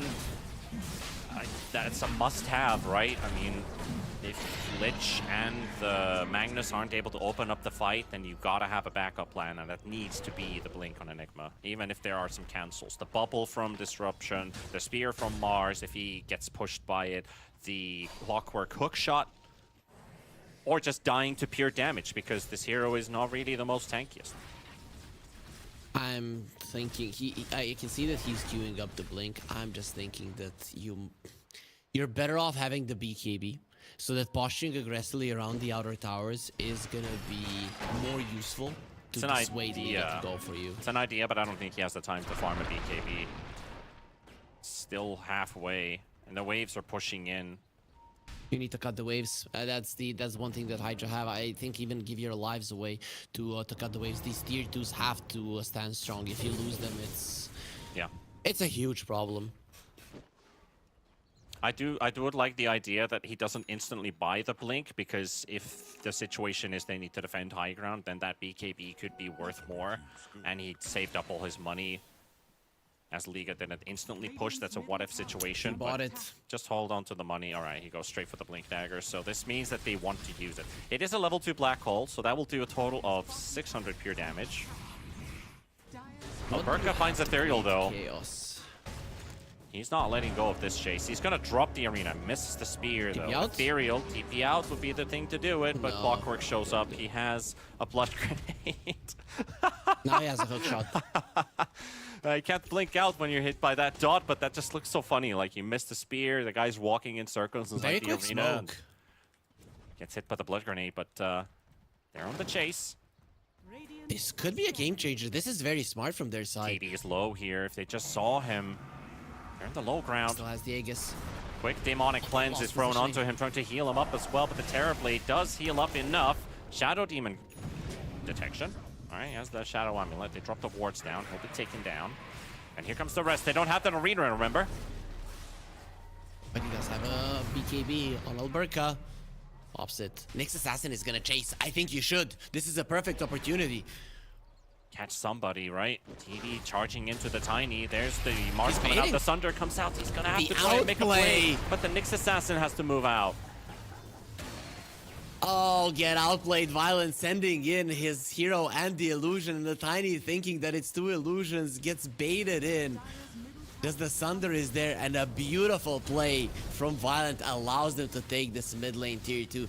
Dude, that was perfect. Like, Hydra smoked at a perfect moment, and the way that the Terrorblade moved, maneuvered, and in the end outplayed them, I mean, single-handedly dodged them in every single way. Very smart move.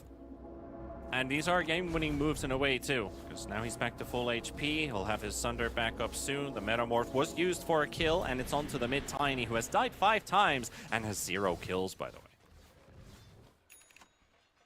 Well, this Tiny hasn't been having a game. You are now a repositioner in this game. Your damage is negligible. He's an And engineer. Yep. Oh. Close attempt. Good Manta dodge from the TD.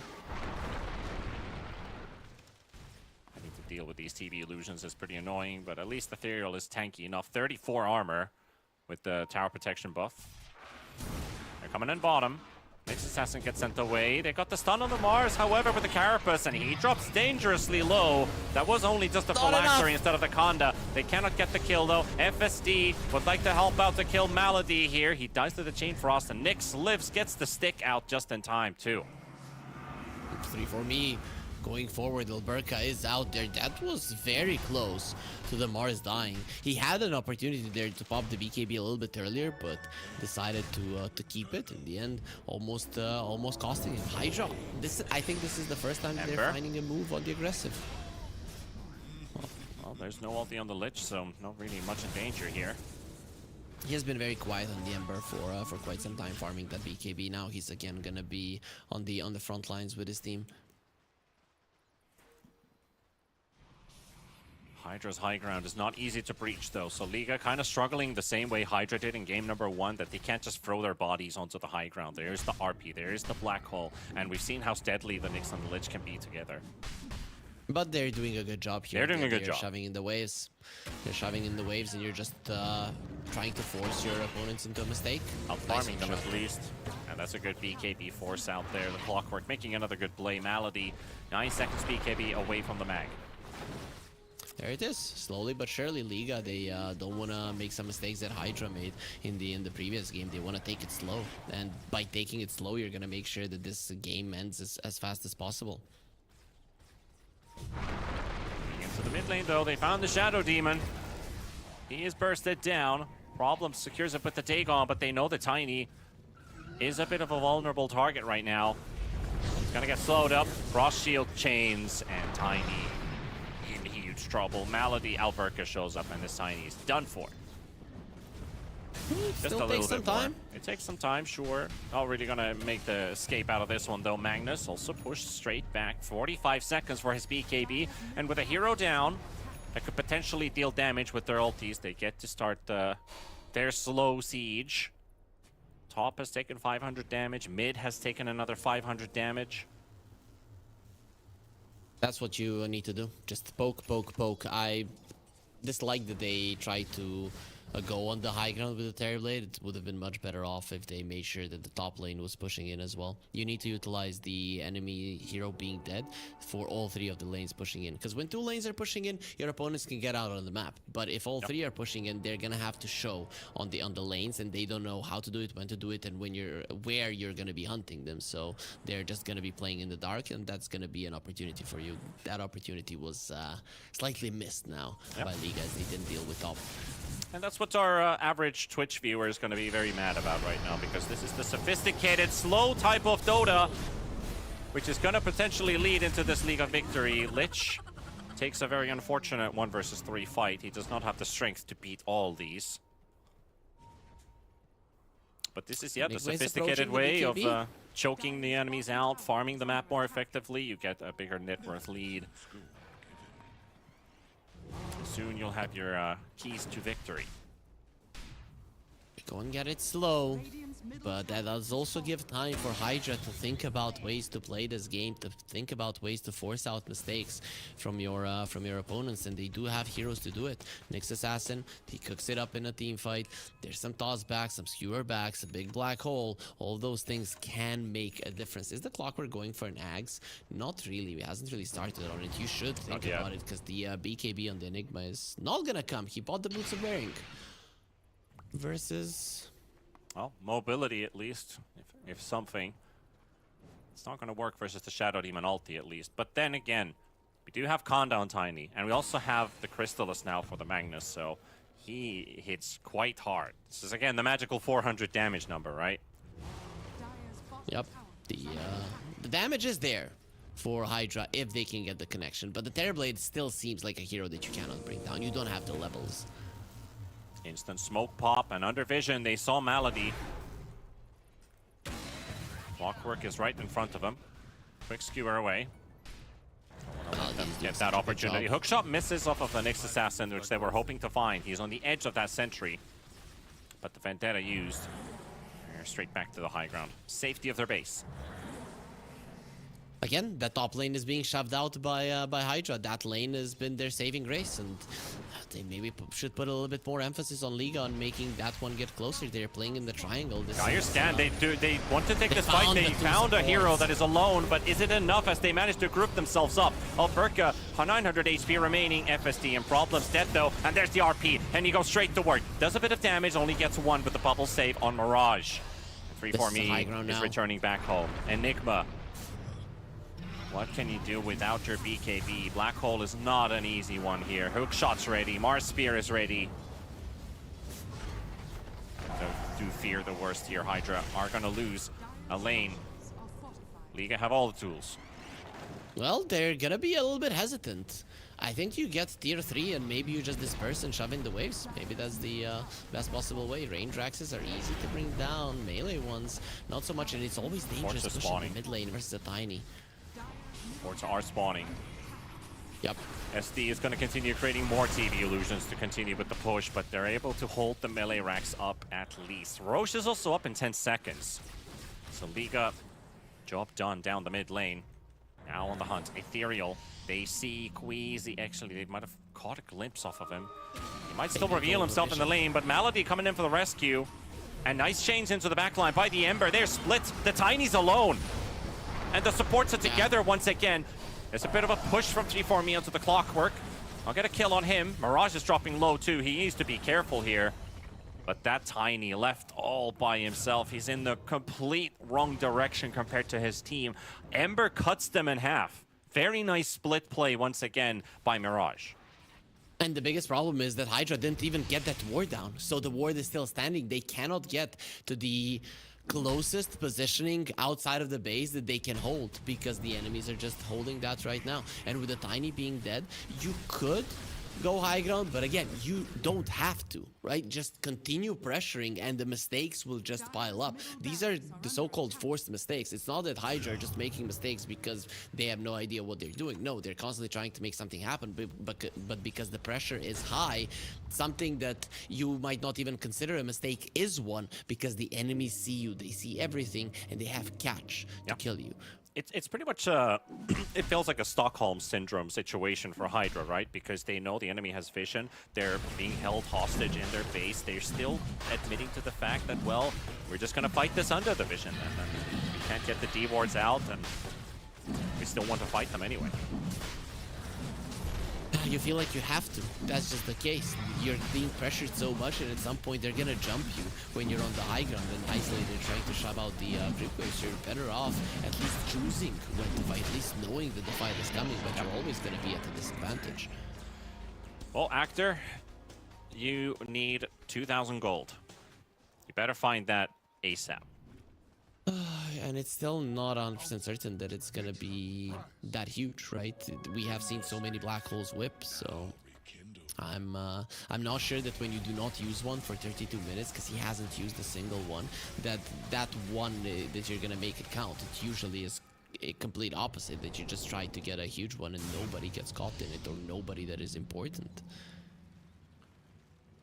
But it's all you have, right? You're still gonna have to get it. Still gonna have to give it a try, but when and where? Yeah, we talked about it that Liga are a little bit bad at poking when it comes to team fighting, so maybe Liga tried to commit at one point and they make a mistake to for you to catch them. But even if you do, you need to have both your Tiny and your Magnus alive for the follow-up damage to be there, which under the circumstances, Panda, it's not the easiest thing to do. Certainly not. And also, I just noticed from Ethereal how scared he is about the current situation. He just bought the Mithril Hammer, and he instantly sold it because he doesn't buy back up now, thanks to that. So he's not willing to rush that BKB instantly without a buy available. I mean, 24 damage for a Tiny, it really doesn't make a difference. It's not even like 10%. It's like 5% of your damage, and that is without the Magnus and power. So you're better off just not buying it anyways.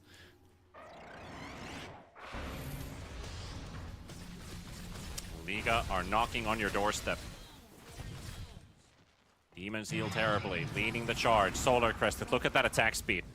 Look at that damage. Look at that go. That tier 3 hit tower is just gone in a moment. But if you're underage, look away, right? That's the...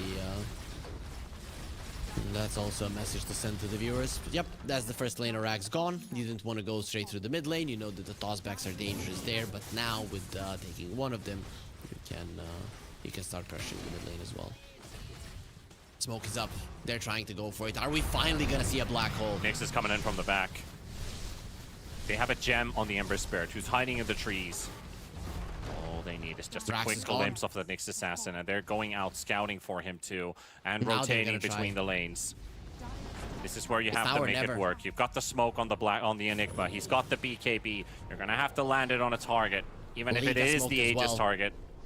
Nyx is moving away, looking for another angle in, and there is an attempt, but the Harpoon doesn't quite connect onto the Clockwork as they hoped. And there's the jump in the back. They found the Nyx Assassin, and he will die to the Ember Spirit instantly. It's going to be Mega Creeps in a second as Tiny is getting demolished by this Terrorblade. There's the RP and the Black Hole combo caught. 4 heroes. It's a really big one. They clean them all up, but it's so damn late. And Mirage will get his TB back in action. Demon's healed up. He's hoping this illusion might be able to destroy the space, and exactly.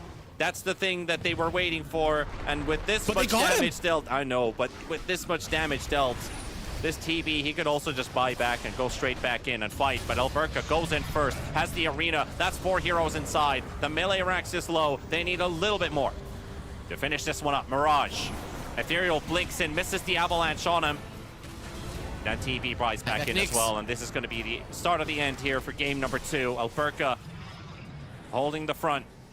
Just nobody to do the damage onto this melee Rax right now, but TV buying back in, and now approaching the base. 20 seconds for the Demon Seal. Clockwork is the one finishing the building by the looks of it, and that is going to be Mega Creeps. No teamfight ultis remaining. Mac gone for 60 seconds, and we are looking at a game 3. Yeah, we're looking towards the decider. Today's day that started off with everybody thinking, oh, it's gonna be easy for Liga. Oh, it's gonna be easy for Chimera. Well, no, everything went to 3 games, and Chimera got dropped to the lower bracket. Liga, even with this victory, a dominating victory, they are still close to being eliminated still, Panda. So everything up in the air. Everything up in the air, exactly. Expectations are really high for both teams now going into game number 3, but like I said, Liga team, I think they figured Hydra out. They went for a way too greedy lineup on the Hydra side, and Liga pushed their advantage early on, getting this Terrorblade activated early too. I think this was a really big win condition for them, that Ember is ahead of net worth. They have a TB that activates early without thinking about his late game buildup. And Hydra just simply too greedy. This lineup was not going to work if this game wasn't at least 35 to 40 minutes long. And yeah, that's pretty much it, Harry.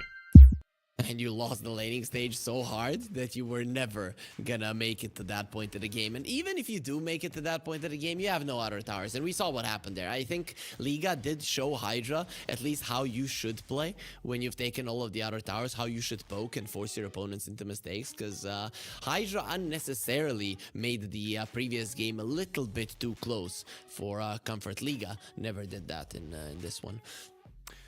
Yeah, also... Well, not really the statistic I was hoping for, but just looking at the Enigma Black Hole dealt 2,000 damage in that last fight, which was almost the entirety of the Midnight Pulses and Malefices throughout this entire 35-minute game. So one single ulti cast was all he got, but he needed so much more in this game. So that being said, you know, game number 2 is in the bag, and we are going to, yet again, a deciding match between Liga Team and Hydra to find out who's going to be going up against Chimera in the lower bracket final. And the competition is getting tight, Harry. This is where you have to bring your everything, your A game. But all before that, we'll take a tiny break.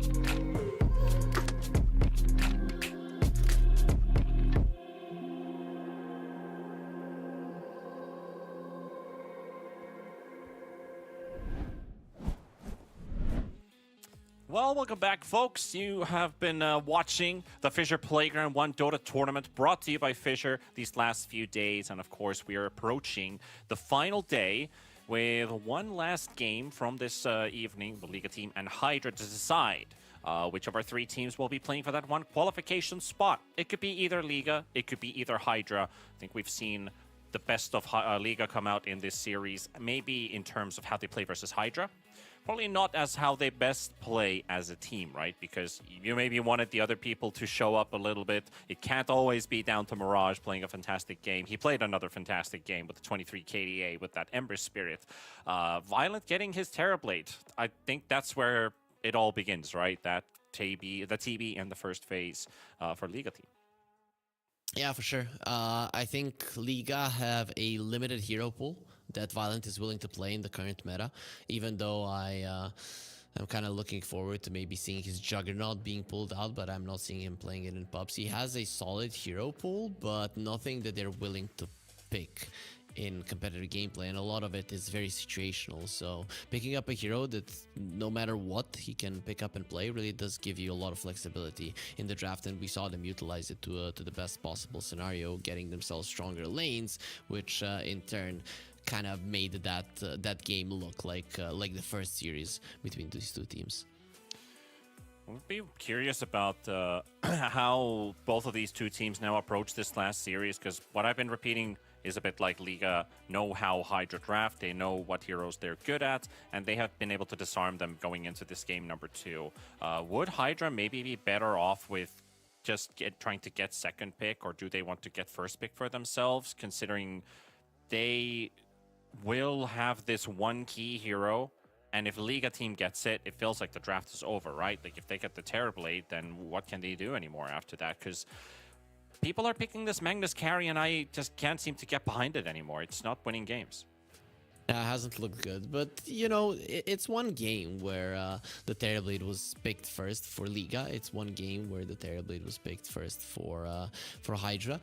It doesn't necessarily mean that in between these teams haven't thought about solutions. So what would have happened if Hydra first picked the Terrorblade and Liga come in with a plan? I would assume so. It just so happened that they got the opportunity to pick the Terrorblade themselves and they went for it. So I would assume that now Hydra also has a different plan, a different approach that they would go versus that Terrorblade. What that will be, well, we'll find out. But Terrorblade is not this unbeatable hero. You can play versus it. It has counters. It is pretty weak to magical damage, especially from the carry position. And those are all things that you can take for your advantage. So I don't necessarily think that a first pick Terrorblade would instantly mean a loss for one or the other team, or at least it shouldn't, Panda. If it does, then there's something really wrong with the teams and their approaches to the draft, really. I'm just looking at the hero win rates here, because Terrorblade from 12 games is 41% win rate, which is quite low.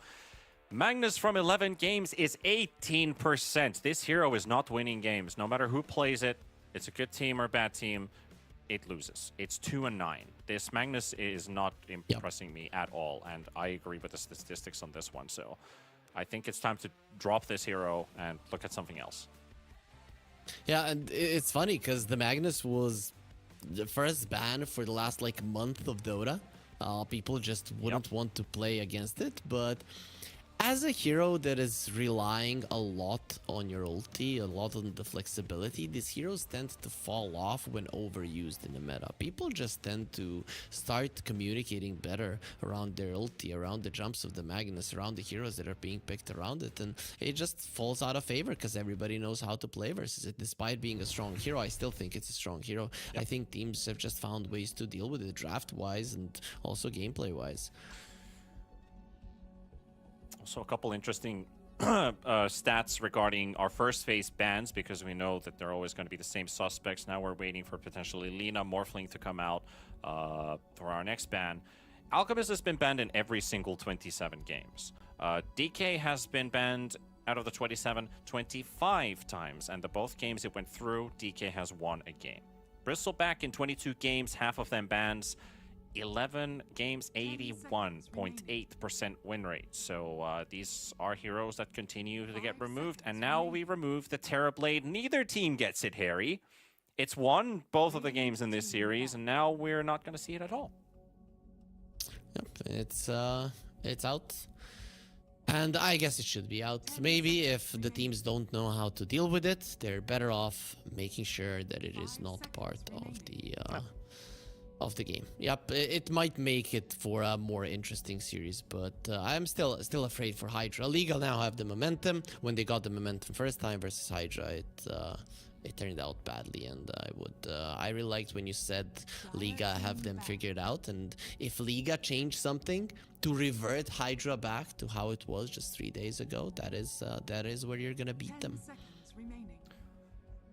Still a bunch of uncontested heroes in this qualifier, 47 to be exact. That tells how stale the meta is, that we're expecting the same picks to come over and over again. But a hero doesn't always end up getting picked we have the Chen coming for Liga team, and this is their first Chen of the qualifier. It has been played once by FSD on Hydra, but it has not been played by a Liga team. 10 seconds remaining. Okay. I have seen teams though fail with the Chen, right? It seems that sometimes they just don't take the towers and they lose the momentum.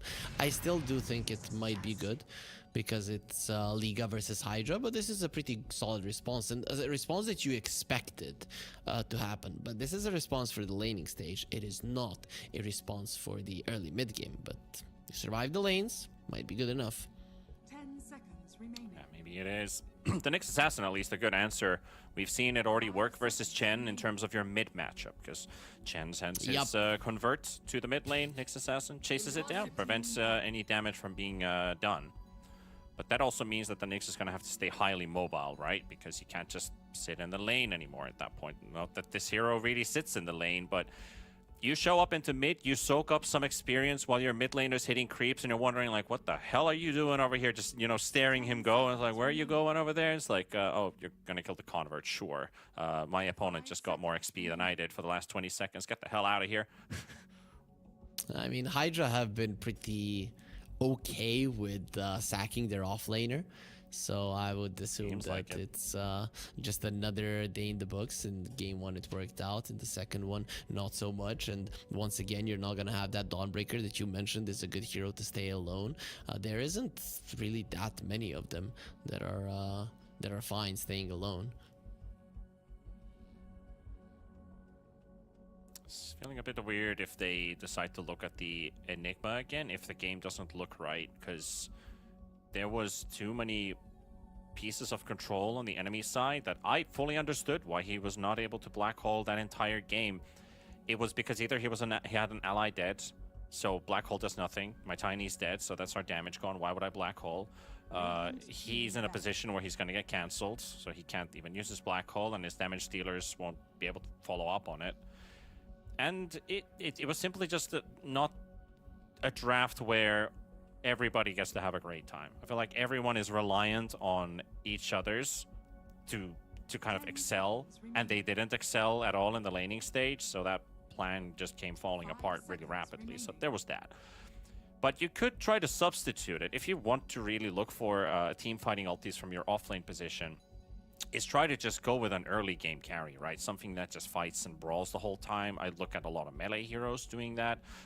Ursa, for example. If the game is right, Doom is banned, so that could also be a pretty solid idea to consider. Fight it up versus Liga team. Or the other way around, if Liga wants to bring up the Enigma, you can do it versus the Nyx Assassin. Just have to itemize differently and have the advantage early on. If you're playing from behind, it's like almost all of these pause 1 heroes that don't do great when you're playing from the back. Lifestealer, Slark. We can take the Magnus and the Faceless Void. Void at least has a way to turn things around, but does he have the damage? It's like Enigma falls into the same. I don't think we're seeing an Enigma here. Even though Liga are preparing for a Morphling, but they're preparing for a Morphling on the 18th pick. And Hydra would be foolish to pick Enigma on the 16-17, because then you would give a really good opportunity for a potential counter on the other side. So I don't think we're seeing it. If there is an Enigma in this draft, it is going to be banned out in the last ban phase by Liga after they've picked up a Morphling. But Hydra might get rid of that Morphling right now, and with the previous experience of how their Enigma was dealt with, you're probably not going to do it. There's the ban. I mean, you're probably not going to pick the Enigma. Yeah, probably not. Alberca also hasn't been playing it in his pubs lately, so I don't think we're necessarily looking at the hero, but especially now with the Beastmaster coming out for Hydra. Surprised Beastmaster made his way through, but only that much surprised because the series meta has evolved to the point where TB is now in your first phase bans, then Beastmaster crawls his way through. So that's a good pickup, despite the Chen out there, who can always steal. But now you have the option of just going for the Axe route, right? Yep. But this does open up a potential for a TA for Liga. Okay, they go Razor. That is a violent hero. As far as I know, Mirage doesn't That is a play much of violent it. pick. Alberca does play it, yeah. So, He does. He does. It's a very violent pick for Alberca to play. Exactly. 10 seconds remaining. Their Razor had What actually about been played Queasy? in the mid lane, to be completely exact. It is Mirage. They, who's Mirage only- played it? Mirage is the only Razor game in this qualifier. Unreal. So okay, I'm anyone very can much play it. surprised by that. It's a great flex pick. Yep, yep. So what do you get now? I guess you get a Queasy hero. The Batrider is still in the pool, so that could be a way to go. Tiny is still in the pool. That's something that he likes to play as well. Batrider still pretty okay. There we go. I think that he'll stick with the hero that he's momentum built around. Because if I take a look at Queasy's heroes again, like he's played the Batrider the most out of any other hero. He's only played a single hero. He's only played other heroes once, and Batrider 4 times. So that would be the Rubik, the Lion, the Lina, the Nyx, the Shadow Demon. So you could consider, is any one of those really good in this particular matchup? You have Batrider, you have Beastmaster on your opposing side. Rubik doesn't look great. Lion's not really amazing. Shadow Demon could be good for a future pick coming up, but I trust in his Batrider. I feel like he's been doing okay. Batrider is better. Lion would be okay, but it is a different approach. This is a pick that you go for if you want to snowball, and their heroes are giving me the confidence that that's what they want to do. So yeah, makes sense. Lives up And to the Hydra now tempo. get the TA because you didn't want to get it on Liga. So Hydra are gonna have a good way to go for Roche, and I think that is a good thing to have, especially if Liga are pressuring you way too much. Having the threat of the Roche will just the threat of it potentially getting it will slow them down. It's still a pretty bad hero versus the Razor, though. 5 seconds remaining. Yeah, raises a risk in a sense. At least with your refraction, you're able to break away from the link with your blink. Yep, and you can Blink out of the and link. you can burst down the Razor. That is one thing to keep in mind. Roar attacks from the TA. It is possible, and the Lich comes out. Not a lot of physical damage on the other side. But another great source of crowd control, right? You have 3 people building up a very good game for the TA. I think this was maybe missing from the last game on Hydra. They had very valuable spells, but they were also very expensive spells to use together. Now I feel like these are more easy to throw around and enable somebody in your team. So this, I think TA is very happy having these 3 guys around. Team banned. Is this a sniper pick? No, they go for a Mars, so we're still flexing the Razor between a mid and the safe lane. I thought they were just gonna pick a sniper, because really if you look at Hydra, they don't really have much to deal with the sniper, and then you would have help with nighttime vision, because during the night the traps and the Nyx are gonna be gods, and you're not gonna have much for it.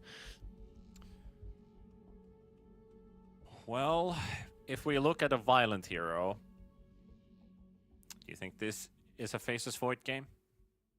It's not 10 bad. seconds remaining. No. Just go for something fast. Go for Nature's Prophet. Go for I don't know. He played some Shaker, something like that. I wanted So them maybe to him have on the tempo. Razor then instead. Sure. That is Okay. that is fine as well. So Violent Razor and maybe Pango, unless they decide to ban it now. They got rid of the Ember already. That's a good ban. 10 seconds remaining. They saw this Huskar, so Ember Pango are the more likely ones for Mirage if we're going just for that ban. But I wouldn't mind a sniper or an invoker. Those heroes can be quite high tempo for sure. Have they banned Husker 3 out of 3 games now in a row in the final phase? Dire team banned. I feel like they're really worried about that Afraid Husker of pick it. showing up. Yep. Needs to be the case. I mean, they're the ones that are. I have cast some games where Ethereal did play it, so it's normal to be afraid of a cheese pick in a elimination game, Alright. no matter what you have. 5 seconds Well, at least something different, right? I mean, I think we got a bit tired watching Clockworks and Terrorblades this series, so getting something different for game number 3. At least core-wise, we do have some replication. Or sorry, support-wise, maybe some replication. This Nyx Assassin. Lich continues to be out there, the Batrider. I, for one, I'm happy to see something different and maybe a bit of an adjustment from Hydra too. Liga is going all in with the early pressure. Hydra's trying to match up to them. Now, the one mistake you can make is now pull off a late game carry for Hydra and let Liga play game 3 as they did game 2. What What if you pull out a troll here for Liga? I Liga know troll? it's not in the meta. Team pick. It's not in the meta, but it would be quite nice for them. Radiant's Actually, I like Nikes quite a lot, but They're gonna go Invoker they with this want to sniper put the being Razor banned. in the carry position.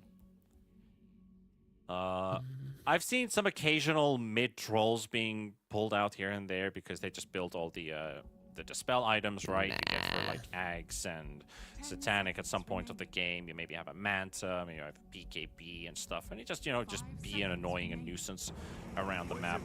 But I think they wanted to hold on to the plan, keep the Razor as a carry, get ourselves a bit of early control. Invoker fits into that. Liga full on into the early game stages of the game. Hydra, they didn't pick the late game carry, which I'm very happy about. They have 3-4-me on a power spike hero with a TA, and now the Pangolier versus the Invoker in the mid matchup. Okay, this is actually very hard to predict for a game. But I do think that Liga have very strong side lanes, and that could be the deciding factor of this game. Good side lanes, and Invoker rotating to those side lanes is going to be amazing, especially to the Lich lane. The removing the Frost Shield is a huge deal, a huge damage buff that he's going to be bringing to the table. I think Liga, considering what we have seen in the 4 games that these two teams have played versus each other, this is the type of lineup with which they can take the early lead and win, and that has been their recipe for success thus far. Yeah, I think I think this is an amazing Beastmaster Axe game if he gets to it fast enough. If he gets pushed back by it, by the Razor, that's going to be an issue. The Liga team, they suck with their pushing power, right? Like, they don't really hit towers that well, which is a bit of an issue that I'm seeing here. But outside of that, their fighting potential is great. So if Liga wins the laning stage, I think they win the game. If Hydra win the laning stage, or at least keep it tied, I think we're in for a very even game. I think it just comes down to the trend. We're probably going to be seeing a lot of Dark Troll summoners just to take those early towers down. If you're able to do that with the early advantage from the laning stage, that is going to be big. But yeah, that's true. tier The Chen 2s are going to be hard to get. The Chen helps with the push, absolutely. Yeah, maybe I disrespect it slightly, but yeah, it does give them a crazy amount of push with the trolls. So there's that. If they don't, then I think those objectives are going to be pretty tricky to get to. Yep, you need strong side lanes, Invoker going left right on the map, and the Chen pushing towers. Liga do that, they're winning. That gets slowed down. Hydra have a really good shot if they can get the towers of their own, secure Roche, you know, the classics of the TA lineup, the basics. They're gonna be fine though. First things first, doing well in the laning stage, which I think is gonna be very tough for them. Yeah. Hydra has done some good adjustments with their drafts compared to the first series they played versus Liga, where they wanted to mix heroes like Morphling and Enigma together into the team that just doesn't have a timing at all. The enemy just runs you over, and that game ended in 16 minutes in the first round of the qualifiers back on the 23rd of December, so a couple days ago already. Since then, some nice changes. They were able to bring up the Bristle back. They found wins in both series with that hero. Haven't had the chance to pick it at all, so Liga team has been banning it consistently, removing that Bristleback away from their arsenal. And Hydra, maybe a cheese strat can work in a series, but it won't carry you through a qualifier. You need to have multiple ideas that you're comfortable with, that you can push your opponent on the edge like they did in game number 1. They looked really good coming out of that one. And we were almost in for a full-on surprise, but game 2 started to look like the more traditional way we were expecting this series to go. Now game 3, it's not as late gamey, drafting-wise. But we'll just have to wait and see. I think we're going to know quite a lot in the first 3-4 minutes of the laning stage. And then a mistake happens. Then we're like, okay, well, now we can't predict anything anymore. It doesn't matter. We're gonna act like we know what's going on. That is the Exactly. most important part of our job, right? Yeah, Even exactly. when we get something wrong, oh yeah, we knew exactly that's something that was about to happen. But yeah, Exactly. Hire us on LAN. We're the best out there. exactly.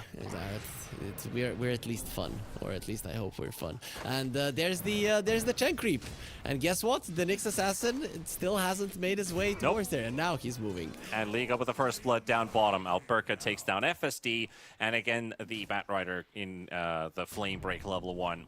Crediting them with a kill. And Problems is going to be stuck with pulling creep waves. He needs to get farm for his Beastmaster. Actor is on a timer here. He needs a fast Axe if he's going for the Axe build, which I would like him to do.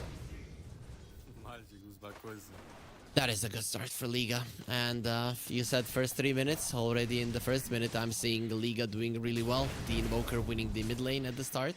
The bottom lane getting the first blood. That's Hydra need to slow down and think how to approach these lanes a little bit better. And Mirage is looking excellent in this mid matchup versus Ethereal. He's just denying everything in front of this Pango. And there comes the Satyr as well. Let's burn some more mana from this boy. Oh man, that was some sick movement from the Invoker under the tower. Very small detail. Yep, he is doing a decent job, and now the lane is in a good position for the Invoker to increase his lead. The Pango usually does lane well versus the Invoker, but we already went through it at Mirage. Versus Ethereal has just been going Mirage's way so many times. It's looked so one-sided. Like Yeah. Mirage is winning the lane every time. And doing better in the game. Even the one that they lost, Liga, Mirage was having a great time. Look at this dive from the Razor. Too much damage. Actor in trouble. Level 2 though with a level 1 Chen around there, but Violent not able to quite get the kill on Problems nor on Actor. Actor actually drops the Chen pretty low. The Axe is flying, 27 HP, 5 more seconds for another set, but he's literally on Malady. Dire's courier I'm not sure if he was microing at the same time. Well, the Beastmaster decided to do something else instead. He takes the courier off of the Razor and lets the Chen live. TA almost died as well, but the Batrider didn't have any more mana left. We saw it there on our screens. And they're going for him again. They're going for him. They got him this time. 3 for me will go down. One more. Another one for Queasy. 2 kills for Ooh, things Liga. are getting out of 1,000 gold control. ahead. CS is going well their way. Pango's getting destroyed in mid by Mirage. This is Liga as we expected Liga to perform. So But look at the Beastmaster, 6 CS. The only hero Yeah. that is CSing is the TA, and on that lane you are dying. So this is 3 lanes getting stomped. Well, 3 minutes. I think that was the time I gave, and this is exactly what we can already say from this laning stage. This is really rough for Hydra. Now you need to punish Liga for mistakes. Overextending dives. Have to have your stunners around. You don't have a lot of control early on. Nyx Assassin is like one of your only stuns. Maybe the Sinister Gaze level 1 might be something for the Lich, but it's not super reliable. Dire's structures are fortified. I think we might This be mid looking lane at the is- end of Hydra in this qualifier because this is not convincing. It's only 4 minutes, Panda. I You know. said it. I know. There might be a mistake, and then we're like, okay, now we don't know I know, what's but gonna be happening. I'm worried for their qualifier life here. Yep, as you should be. I'm worried for the Lich's life. It's not like in the West European LeBron stack could pull like an insane comeback from a game they should never have won, and then they win it, and then they win the whole series. And they got to top 3, which was an insane performance from an open qualifier team. Now we have a last chance qualifier team in the grand finals, and Hydra is the other qualifier team that has been already able to knock out 2 teams that were invited. And Liga is the 3rd on the list. It's like the Grim Reaper knocking on doors, that Liga, you're next, but I think he's missing a sight as he's opening the door. Well, 34, he's surviving. But is he living? No, he's not. It's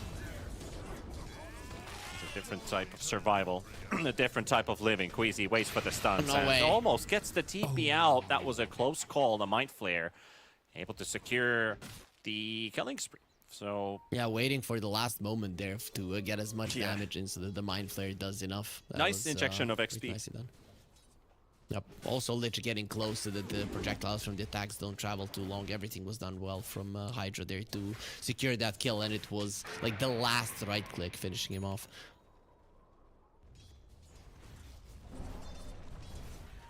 pretty tough situation to be in. Now they got to stop the bleeding and start getting this game on their own direction. Invoker's halfway to level 7. Pango just got to 5. That's the power of the Invoker, but he got way too many denies. 20 denies on an Invoker. Ooh, I'm getting chills. Going on Ethereal here. Queasy with the Ethereal help. is getting. Ethereal does have a bit of a barrier on him, and Nyx Assassin also zones him out nicely. Will prevent this kill from taking place. They don't have the damage to turn the favor, though. If Pango had level 6, maybe then they'd have a small opportunity. But without it. Well, league up. At least they're not gonna be getting any more kills, so we it might not be as grim as we started making it look, Panda. The Razor is also low. Bottom, look at that. Coming in for the rotation, and the TP in from the Invoker. It could just kill the TA here. That is it. As soon as you got to finish your sentence, Harry, bad things happen. You shouldn't say anything. That's my 3-4 job B to goes speak. down. Top lane? Actor does find a trade kill off of the Chen in the top lane, but Razor looks like he's going to pick up another one. That's Problems out. And Lich stealing Actor? Wisdom maybe, but he's got backup on the way. Actually, another kill. Ethereal also trades the Razor. And now Queasy versus FSD. Alberca shows up as well. He takes the Wisdom rune. They're going to hold on to their stun. They won't allow this Lich to escape. That was a bloody minute. Lich also gets the courier. Just wants to make sure that as many things on our screens die. Yes. And Observer's really have nightmare. been. Yeah, for sure. But Observer has been doing a great job. We picked up on all of those. I'm still surprised that the Beastmaster went close to the Razor. I think that Ethereal would have been able to grab that kill either way, but sometimes you just get carried away. 4-8. Liga with a tiny bit of a lead.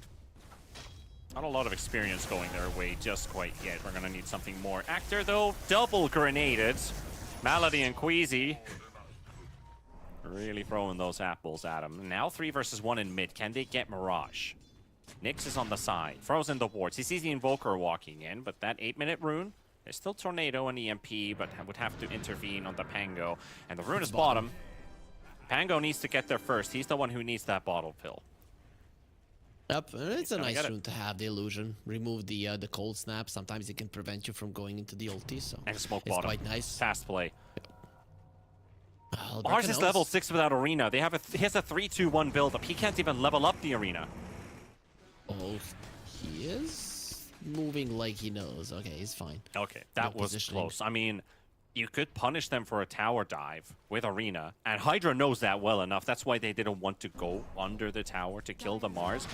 But he has gone for this 3-2-1 build-up without the Arena, and actually, Hydra didn't know about that. They just suspect that he has Arena because Mars always has an Arena at level 6. Though it's still a hard dive. You have a Rolling Thunder, so generally you're not that afraid of the Arena, at least not when it comes to the Pango. But yeah, other heroes is a problem. And overall, Hydra do have 2 supports, Nyx and the Lich, who are kind of reliant on their level 6s. You're better off if he's not out of position to just take it easy. There we go, level 7. He's finally leveled up the Arena now, so that's going to be up for Liga. Actually, if they want to make a play happen. Double setters down the mid lane. They're ready to steal some mines.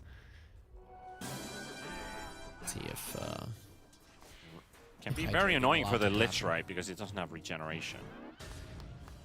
Invoker is smoked. He's rotating to the side lanes. This is what we were talking about. Invoker to the side lanes that have already been won heavily by Liga. It's time to start opening up the map. Trying to hunt for a kill. Nobody's showing. Just Pango with his illusion running down the lane, and Mars has info on that. So a bit of a backfire, but at the same time, I think they might know that they have a ward on that cliff, Mirage and Queasy. Sentries flying in, so it should be an easy D ward. Also note that the TA traps giving vision can sometimes be a moment of info Hydra needs to evade a gank. Yep, that was the smoke though, but yeah, you're right. The traps are a big deal. Hydra, the way that they're gonna be fighting in this game, at least in the early stages of it, is they're gonna be doing it around their traps. So, okay, we have this area trapped, we can fight. We don't. It's better to let it go. Tap on the TA. Pango rolling in. Jumping straight to Mirage. The traps are dropping Double on him trap. as well. Nice damage coming out. Mirage will die. And Alberca not willing to drop an arena. So the Surf mounting damage. Queasy also getting caught by the Sinister Gaze from FSD. So nice 2 kills there for Hydra. Able to keep that Traps tower coming alive. into play. That's the that's just the traps. And Liga, they have to respect these traps, even around the towers. Invoker, his rotations to the side lanes, they're fine, but the main goal of those rotations should be to get a kill. Once you get a kill, you poke out the tower, and then you reset. That's what you need to do. Staying to attack the tower, to put yourself in a position where you can die, is a mistake that Hydra will punish, and we'll see if he's going to be learning from those mistakes. Stacks are being contested. Nyx is Nyx right sees next to them. Melody. Gets the stun on the Razor. TA trap is placed right behind him. Pops it as well. There's the big slow. And it will take down Bottom. Violent. So Hydra is really punishing Violent Liga team here. And nice dodge Sunstrike there on the misses on the Sunstrike, ledge. yeah. Dodge or a little bit lucky. Either way, he's okay. He lives. Didn't walk in a straight line, but a zigzag. Radiant's middle tower is under attack. Radiant structures are Well, Burka really deep, but you just want the better positioning. You want the towers to fall. Again, now there's not gonna be too many traps here, so generally League are not in that much trouble. They can finish it. Radiant's middle tower has All right.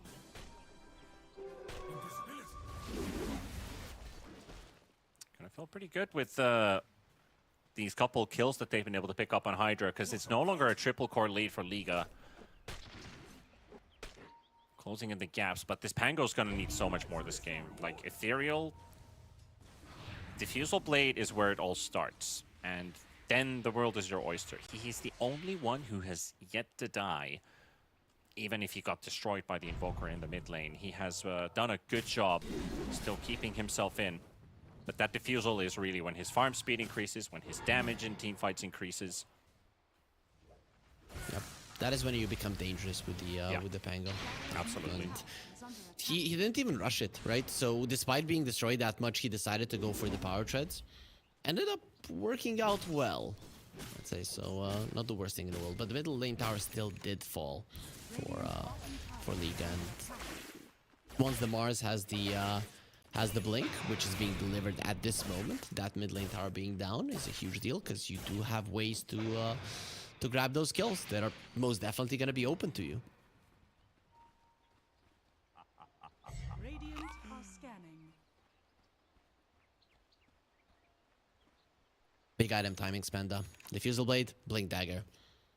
It comes down to who initiates first. If the Rolling Thunder is out, the Mars Arena is just not going to be as valuable. You do not have physical damage to scare the Pango while he's rolling. TA needs to get out. Oh, the spear connects us. 0.2 Just seconds in left time. on the teleport. 3-4 me, dying under his T1. Big. Pushes back his blink timer.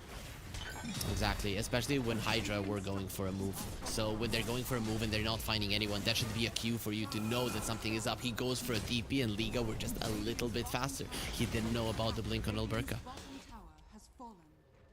Dire's top And now there's another blink that you have to think about.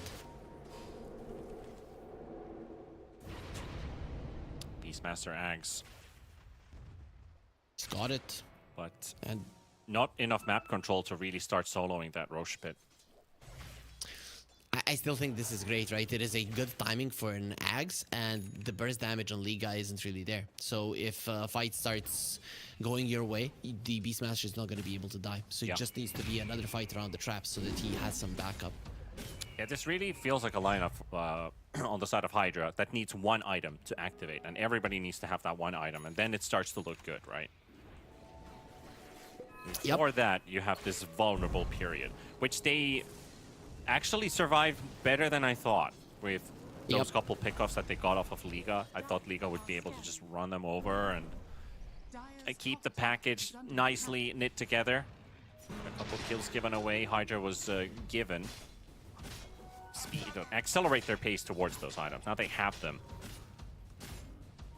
I think that bottom lane punish was the main thing, right? It's when Liga did something that their lineup wasn't meant to do, and Hydra were ready for that. So just capitalizing on that one mistake put them into this position where now it's Aggressive not scouting. all grim for Hydra. Spotting the Chen. He still hasn't used his Vendetta, which is the best part of it, right? He's just giving info, just going around. Alberca's like, there he is. He stuns him with the Carapace. Vendetta's away. And Ethereal dies on the other side of the map. 3-man gank on him. Do they get to engage here? Yes, they do. The Mars is going to get caught. FSD needs to get a little bit closer, but no vision on the high ground. And here's the cavalry. The cavalry's arriving. They got the Mars Arena to take down FSD. Queasy drops to 3-4 me. Okay, they find a trade off of the Batrider. I think he was trying something at the back line. Roar comes out, Invoker locked down. Heavy damage onto Mirage. Nice 4-staff save there. Be able to get himself out with the Hurricane Pike. Actor, though, takes him down. FSD's dead as well. 3 versus 3. TA still feeling healthy. But that Razor, popped the BKB for nothing. Yep. As soon as he sees the BKB, he goes for a blink out and the spear doesn't connect. That was huge overall for Hydra. The Invoker would have died even earlier, but he had the shield rune. That is the only reason that he didn't get completely obliterated in a second after getting roared. But this is what you talked about, Hydra. They needed the first set of items, and there it is. The Blink Dagger on the TA on top of a Dragon Lance. You've got the Drums of Slom on the Beastmaster. But Liga, they still want to fight. They do. They're setting up on the TA, right? But there's already a Lich right behind him. Under vision, though, and Nyx Assassin also caught an eye onto the Chen. Oh, they caught the Invoker who just DP'd in! Chen dead, and Invo slowed up, but maybe a little bit too far from the middle of the fight. Problems, walks him right on top of him. Can they get anybody to jump him?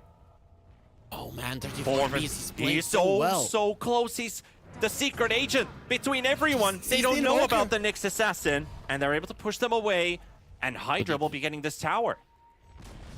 Yep, they would rather get the tower. Spear misses again. Liga, they're crumbling. They're making mistake after mistake, even mechanical ones. They are. And that BKB still on cooldown for 20 seconds on the Razor. Pango's quite happy tanking all of this. He has a big magic wand. Should be able to survive this. Lasso comes out onto the Lich. Lich isn't even pulled to the high ground. The Roar comes out as well. They force out the Razor. Problems and Queasy already taken down Mirage. Coming up with the Storm onto the TA. And here comes the boss James. He's going to be bouncing back and forth. It takes down the Chen. And Razor with his BKB going to have to run away.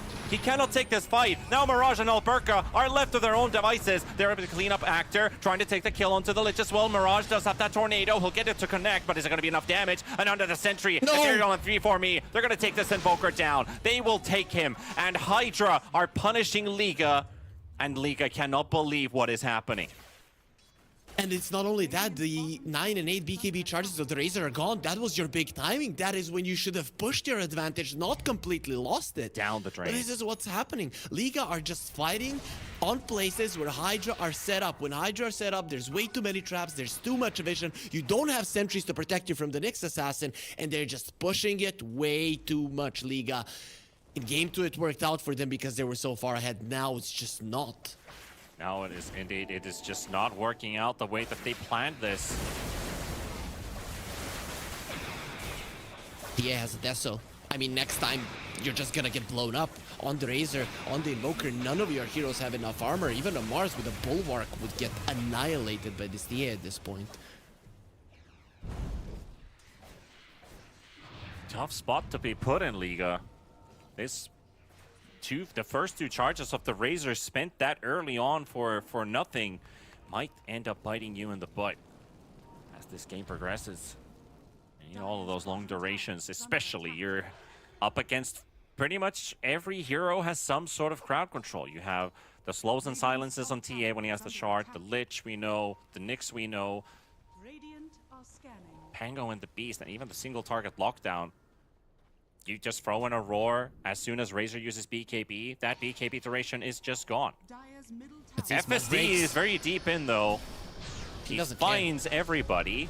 Can anyone help him? Tornado, Meatball, Lich, going down, waving his arm in the air like sure. You don't care if that was a big movement from Liga. They were searching for a bigger fight. Sure, they didn't use any of the big spells, but it's just time wasted, and the TA is still farming. We all know what the next item will be. That's going to be a BKB. With the BKB, what happens? You walk into the pit, you take it. There isn't much that Liga can do about it.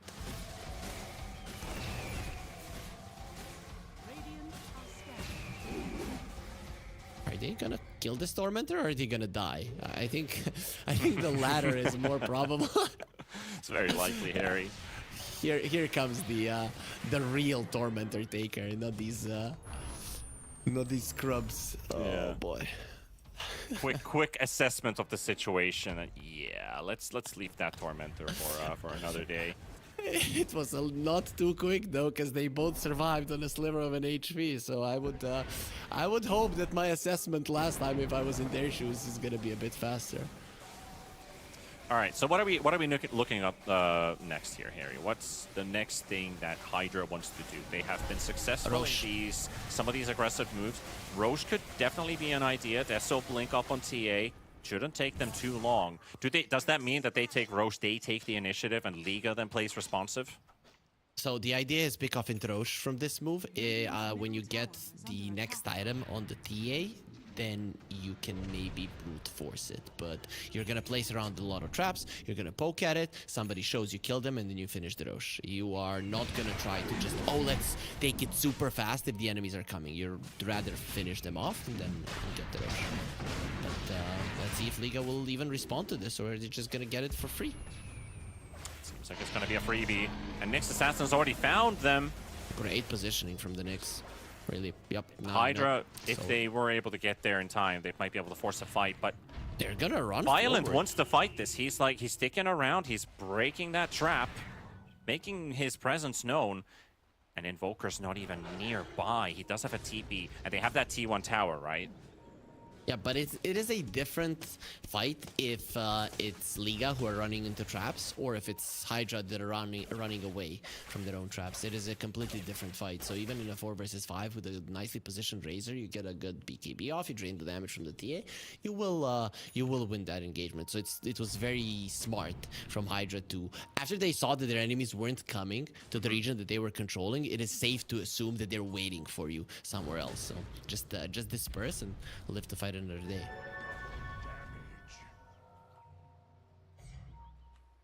He also gave it to the Beastmaster, meaning that Actor is going to have to do some heavy lifting in the front. Yep, we talked about it. Burst damage on Liga is pretty much non-existent, and let's say you kill the Beastmaster once, you're not killing him the second time with the BKB. So basically, you've put yourself in a position as Hydra that if you are 5-man with the Beastmaster up in front, you are not losing that fight. There's absolutely no way.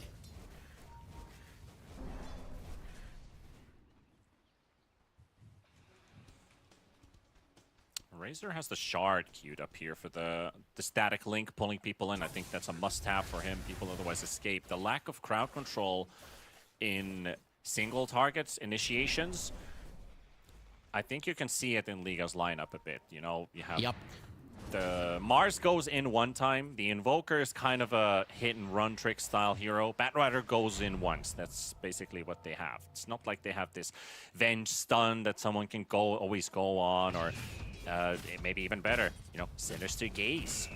Just pretty reliable from time to time, the way FSD at least has been playing it. Mars bought a shard, I mean, for this reason, so that you have more opportunities for pickoffs and a little bit more of the control. Yep, but a lot of the times we're not going to see a Mars do this, but in this game in particular, it's kind of a necessity.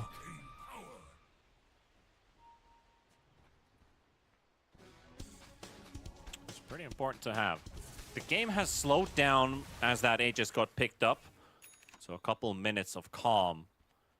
Hydra are okay with that, it seems, right? Because you don't really care about the towers just now. It's all about the timing of the TA with the second Aegis. The first Aegis is to survive, to reduce the lead, to get to a point where it's hard for the enemies to win fights versus you. Yeah, it's been 5 minutes since the last kill, and that was the Invoker on the Lich. This time Ethereal, roll up, and the Rolling Thunder. Chain Frost coming in, and also the roar onto the Invoker. Mirage will go down. Alberca is the next one that is on the list. But which of these kills are really on the menu, because they just teleport themselves away after losing the Invoker. It was close on the Pango, but that's the difference of if it was close enough or if we actually end up being on the receiving end.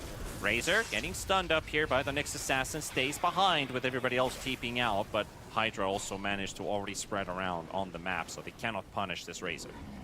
I'm not sure why Queasy didn't go in for a lasso. I don't know if he was not in going in position again. or what the issue is. Yep, he's gonna go in now. Can they get in close enough? He is quite slow. There we go. Because earlier the Pango would have died if they had the lasso on him after the spear. So quite weird that he didn't go for it. I like that play from Liga. It's just that they were lacking a little bit of lockdown. Queasy, aggressive scouting. Almost dies. In trap territory, you don't want to be in trap territory. That's where pain will be coming your way.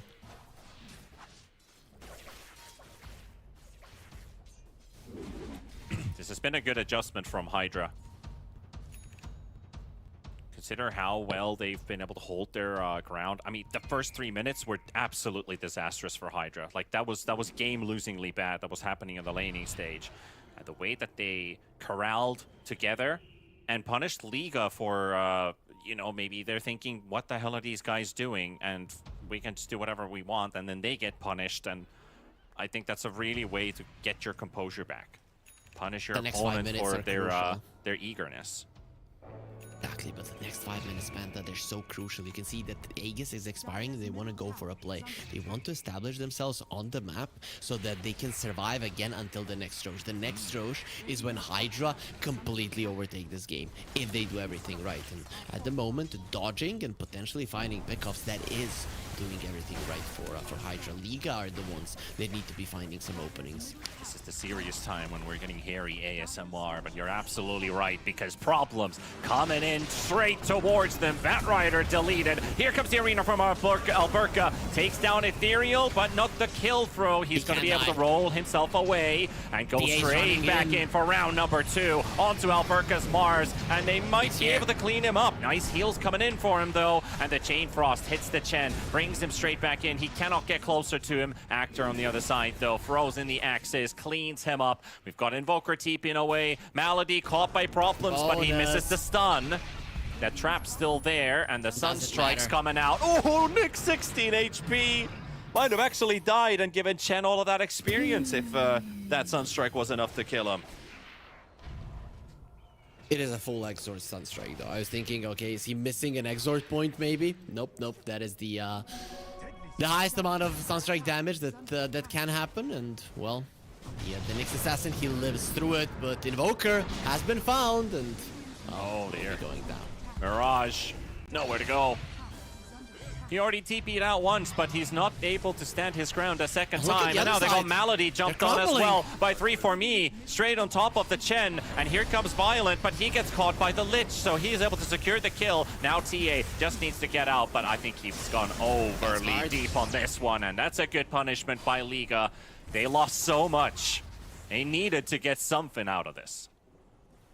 Yep, and at least the Razor didn't pop his BKB. He's still at his 7-second charge. This is one thing that we haven't talked about. The Razor versus a TA matchup. It is heavily Razor favored in the ultra late game, right? Throughout the game, the Razor can get bursted down, but if you get to a point where you have a lot of armor, a lot of HP, the Satanic makes a difference. You take the damage away from the TA, you can win a fight. Of course, TA is not the only core on the side of Hydra, but you have so many things to buff the Razor. You have Penitence, one thing this hero lacks is attack speed, and you have Alacrity. Again, damage and attack speed that are gonna make him stronger. Liga, they're still in it. They don't really have good dispels on Hydra either to get rid of all those buffs that the Razor would have. You'd need something like a Shadow Demon in a game like this, but you don't have it. You can maybe break the Razor with your Vendetta Shard. But that's not the best. Not ideal. Not Plus, ideal. he has an SNY, so 2.5 seconds of it lasting. It's not going to be making a lasting difference in a fight. Not a lot. Bursting down the Razor until he gets that butterfly, I think is the way to go. It's not easy, but it's possible. They're heading their way top. Nyx Assassin showing the way. Pango is nearby. Queasy is found. And he doesn't see the extra backup around. There's a Razor, and then the Pango charges in. It's gonna get licked up by Violence. And Ethereal has already lost 106 of his damage to the Razor. But here's the backup here. Lich is around. The Beast is around. Alberca surprises with the arena and catches the Lich. FS. Yeah, that's what I thought. Nope, he can't get out.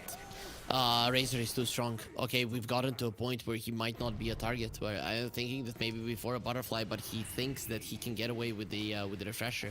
So his read of the situation. They're still going in. They got the roar on Alberca and 4 versus 1 and isolate the Bat Grinder as well with the next Assassin's Carapace stunning the Bat in the back line. And 2 quick deletions, Actor and Ethereal will manage to take him out. He went 4-stab forward into the flames to stun the Bat. The Bat was probably deciding to get the blink out at that point, but the next assassin, he saw the opportunity to get him in place as well. So that is a nice bonus kill. You need a ton of those. Hydra need to get ahead now before the next Roche. That is their big timing, and I am not sure, and they're probably not sure if they can fight this Razor. But they did get the gem, right? So that is the huge deal. That is a difference maker after those 2 pickoffs. Also a minute for Roshan, Harry. And Hydra, if they get their hands on it, it's mainly the Aegis at this point, right? We don't really care about the Roche banner too much, especially with that Razor having such a high HP pool. He can quite easily dispose of the Roche banner, but having that Aegis again and that Liga team doesn't get their hands on it, that would be 7,000 HP Razor in a team fight. Are you giving it to a TA or are you giving it to the Beastmaster again? Now that is the real question. Maybe you can give it to the Beastmaster and just keep the TA out of the fight until you see what this Razor is up to. But that's the thing. I think maybe for that scenario, Violent is preparing this refresher. You are gonna have a second static link. It is not easy for Hydra. Their timing is kind of diminishing because Liga itemized perfectly on the Razor, and he's ultra farmed. He is really farmed on this Razor. Despite those early BKB mistakes, he hasn't used the BKB ever since. 9 seconds and 8 seconds were used in back-to-back fights. To no avail, he still has that 7-second BKB. Double smokes. They have swapped sides now. Cautious, calm movement. Right under vision too. The Wildwing Rippers are already starting to make their work on the wards. And that Ops ward is now taken away. They only have trap vision. 34me gonna get caught on. An Actor looking for the roar as well, but he needs the Razor. And he's gonna get it on the Razor, but 34me or 34me is so low on HP. So actually so low on damage, more to be exact here. Queasy's already dead though, coming in with a buyback. Mirage focusing FSD. Top lane of the fight, Actor is alone versus 3 heroes, and Melody gets jumped on. Mirage. Not an easy kill on Actor. TA has his damage back. The static link damage reduction is over. Now they just need to start hitting opponents, but can they clean them up first? Can they clean them up first? 3-4me down. Comes in the buyback, Albert gets down, he also returns, and the Razor is low, but Razor lives, for now at least. As they instantly follow up on his escape route. The Invoker trying to TP out. He will be successful in it. Queasy, he gets hit by a basher from Ethereal and takes down the Bat. A dieback on the Bat Rider, and Roche is for Hydra to take. Ooh, we could see there what happens when they take the TA's damage, but the fight lasted way too long, and Razor there made a mistake. He went for the static link onto the Beastmaster, and the Beastmaster was very close to dying anyways. He would have had enough damage to finish him off. This allowed 34me to come back into the fight, to destroy the Razor when there was no Satanic, when there was no BKB. And he did die, but there was no buyback on the Razor, and there was one on the TA. You were fighting on the Radiant side here, meaning that they had their TP to the outpost, and Liga, they had no such luxury. Despite having a tier 1, it is still not the same. You get the Aegis. Not gonna lie, Panda, though, I'm not sure that this is still awesome for Hydra. It's good, but it's not awesome, because that last fight... Yep, that last fight showed that this Razor is gonna be a huge problem, especially once his refresher is done. And guess what? It is only 700 gold away. Kills are almost even, and Hydra only has a small net worth lead that has been built in these last few minutes, but win probability is 51-49 despite an Aegis on the other side. Yep. That's how even it is. TA is that good. Yep. But Pango is, I think, the saving grace here. Ethereal is crushing it in this game. A lot of the times it was Mirage who was kind of dictating the tempo of how this game goes, but not in this one. In this one, Ethereal has been looking better than the Invoker on the other side, and Pango has been delivering. He gets an AC, the minus armor will be insane, and you might once again have chances to burst people down, especially this Razor. If this Razor is burstable, then Hydra have insane chances of winning team fights. If not, if he survives through your initial attempt, goes in, takes the damage from the TA, fight is completely different. But it is a refresher Razor now. This changes things a lot. Yep. If he has TA nearby, you can use one to soak up the initial damage, remove TA from the fight, and you can still back it up with a second refresher orb cast if the situation requires to keep that TA from dealing any damage. They need a load of orbs for the TA, and the Lich is making it, but you need them as fast as possible. You need to keep those on, and Beast Smash is going for a refresher, and I mean, I love that item, but Lotus Orbs might be the way to go. Just keep them on the TA so that you have the constant output of damage, because without him, you just don't. Maybe a second Lotus wouldn't be too bad of an idea to have either in the team, so you can just keep that uptime running. Liga smoking up down in mid, can't find anybody around the area. Also, the Granite Golems running back and forth. Pango found, and he's able to get... No, he's not able to get that Rolling Thunder off. Huge. So he's gone for 100 seconds. That, on Ethereal, it feels like a dieback. Yep, he is level 24, right? The highest level on the map. He's the only one that was surviving through that entire fight earlier.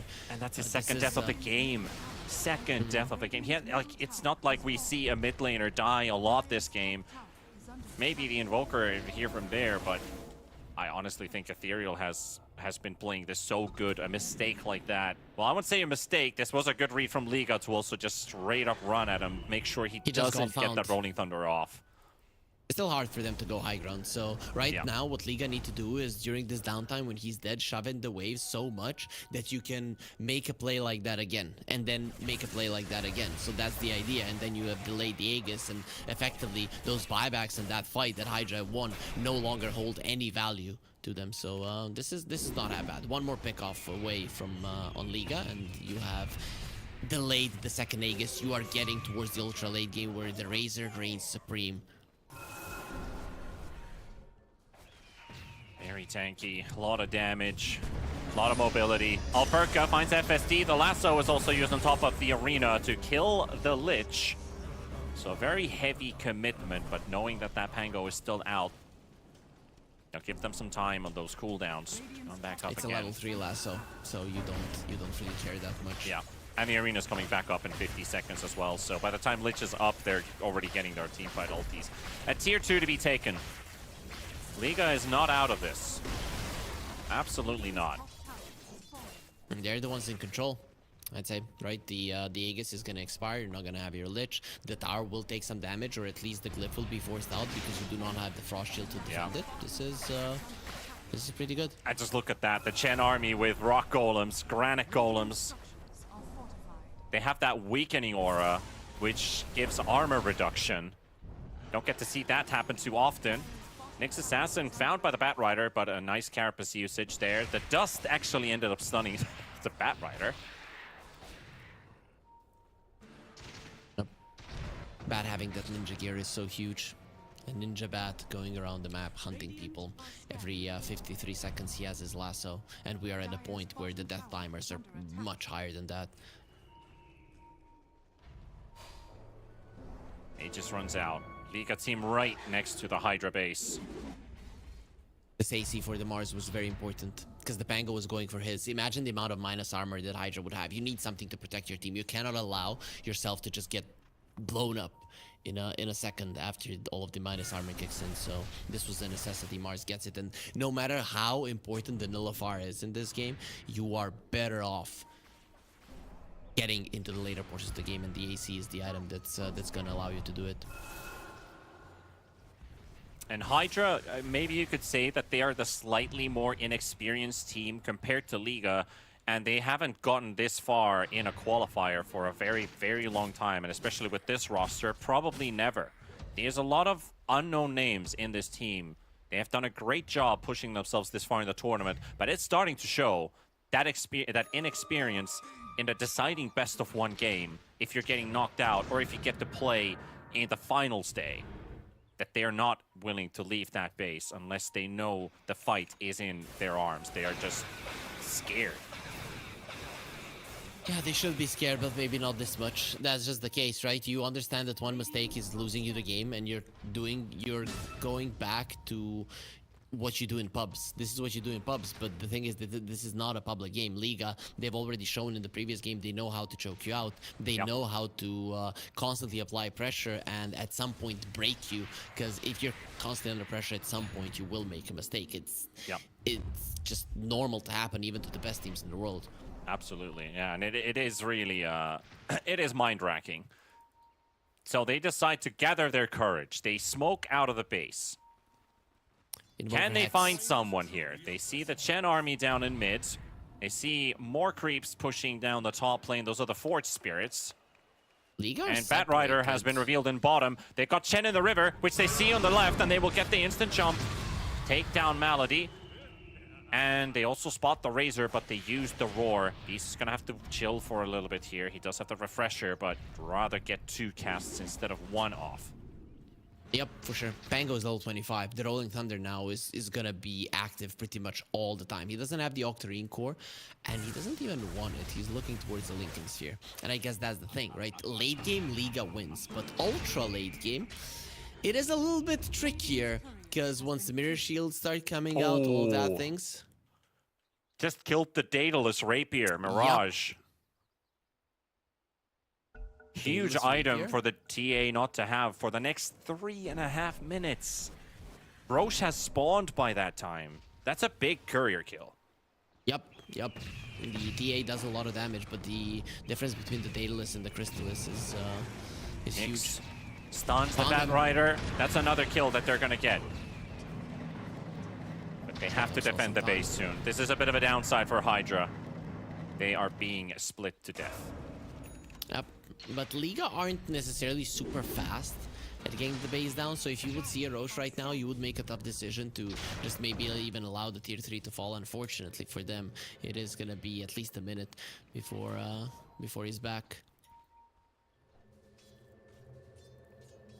Mirage right outside of the base, hoping for the steal. They actually see him under the sentry. An Actor gets the roar off. Can they kill the Invoker? It's going to be a close one. No, it's not even close. The second roar from the Refresher. They will not hesitate. They will drop it on Mirage. And he's gone for 80 seconds. What hate, insane, but I think that hate just secured the Roche. I don't think they needed the second roar. He has level 25 on the TA, went for the melt hit bash, so he had the bash lining up right now, and the Invoker probably would have died anyways, but I guess better safe than sorry. You're gonna have 1 roar for the next fight, and there's not gonna be an Invoker, so I think that's good enough for Hydra to win in a 4 versus 5 scenario. Yeah. Roche is now home. And this is the one with the Refresher Shard and a cheese. Butterfly level 25 Razor. You know, I wouldn't be surprised if Liga come to fight this 4 versus 5. They are the Razor is that strong, right? He's The Razor at a point, is giga strong. Oh man, he might be able to go solo and just annihilate them if he gets there on time. The thing Nix is, breaks he the needs smoke to be again. able to hit. He needs to be able to hit. And they're coming out. And they've got the Fine. Roar available. But who do they get? Queasy. They got the Nyx Assassin on the side here. The fight's on the high ground. There's the Roar coming out as well. And here's your Razor. Unleashing the Lynx.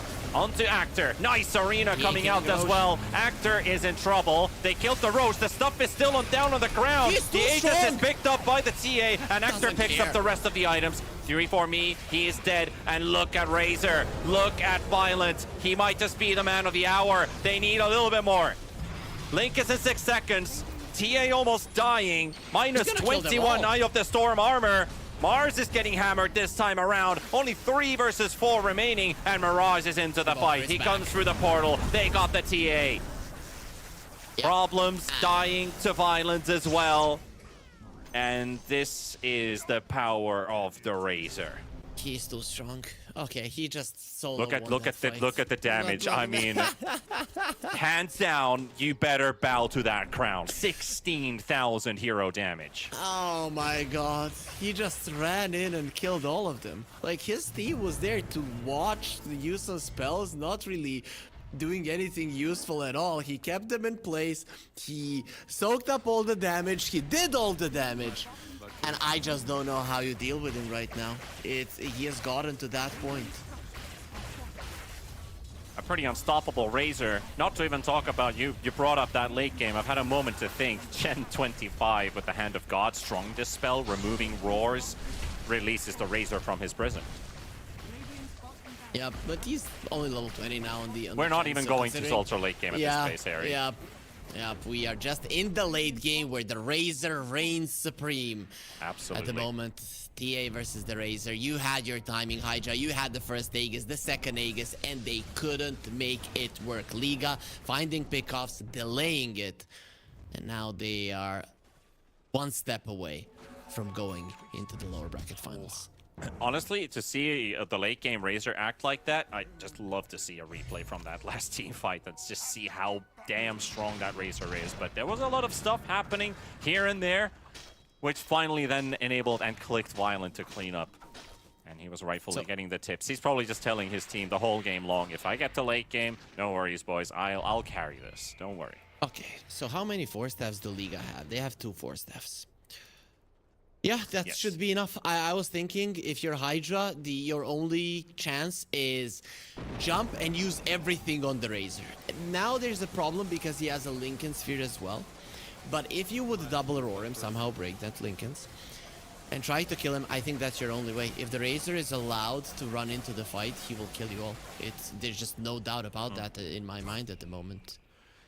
At least as a positive thing that through BKB, you can pop Lincolns. Why Lincolns feels like such a bad item sometimes, because anything can be thrown in, even if it doesn't do any damage or anything. No effect coming out. You still pop the Lincolns. I think that's the next Assassin's job. Pop the Lincolns, jump, and try to kill the Razor. That's your...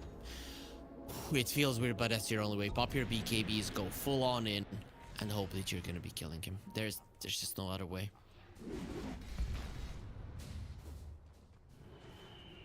Liga right next to Hydra's base here on the jungle. We have split on 2 high grounds.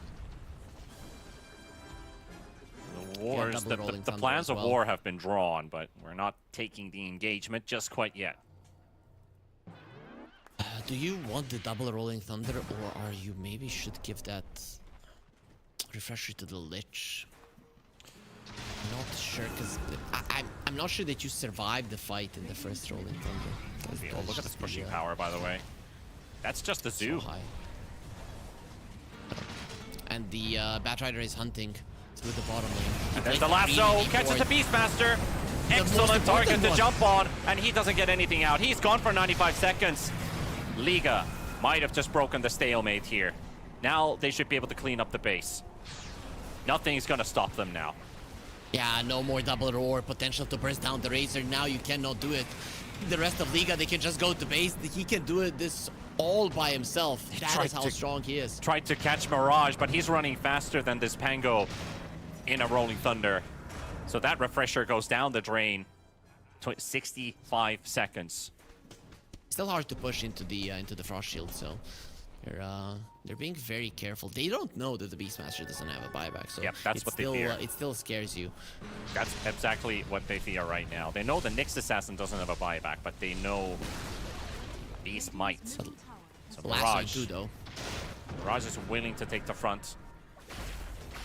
And I think now they're going to start realizing that this Beastmaster is giving a bit too much away from their base. 40 seconds. AD Razor. He has 450 damage without the static link. I mean, you have to go. I don't know if you have a choice versus Mega Creeps. You're not gonna win. Okay, they still have a glyph. They can wait until the Beastmaster comes. Radiant's top tower. Yeah, I think you're fighting for the melee. If Liga doesn't back out. Did they just take the tier 3 and back away? Yeah. Yes. Mango's rolling in. They got the stun from his Basher, catching the Mars on the low ground, and they were able to delete Queasy. That's one. Onto Malady. That's another. Double kill for 3-4-me. The rest of Liga, they need to get out. So just the supports. Alberca close, but Beast can't get there in time. Didn't get the swashbuckle in either. I mean, you have a 75% chance that you're going to be getting that bash off if the swashbuckle does connect, but unfortunately just a little bit off the mark. Mirage does have the Hex. If you can punish the Ethereal Pango on yourself, all by yourself, that's a lot of damage. That's 6 meatball dots on top of Ethereal. Nice little 2,500 damage dealt by the Invoker, but not quite enough to kill the Pango. If he didn't have the Ascetics cap, he dies. That status resistance that he gets to get out of the Hex in time, that really does keep him alive. Invoker is a scary hero to the most of Hydra. Both of the supports definitely go down. For the cores, it's close.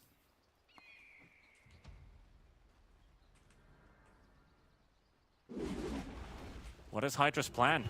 Got an MKB, we got a Axe Blessing for Pango, almost has the Refresher. I mean, burst down the Razor. That is your plan. He has to die. So still just a Razor. Yeah, it has to be, right? When he has the Refresher, if he's allowed to go in and let's say you're focusing down these supports, which is also in itself going to be a hard thing to accomplish, you need to be able to threaten the Razor so that he cannot feel like he's going forward and he cannot be dealt with. But I don't know, Panda. I don't know if they have enough.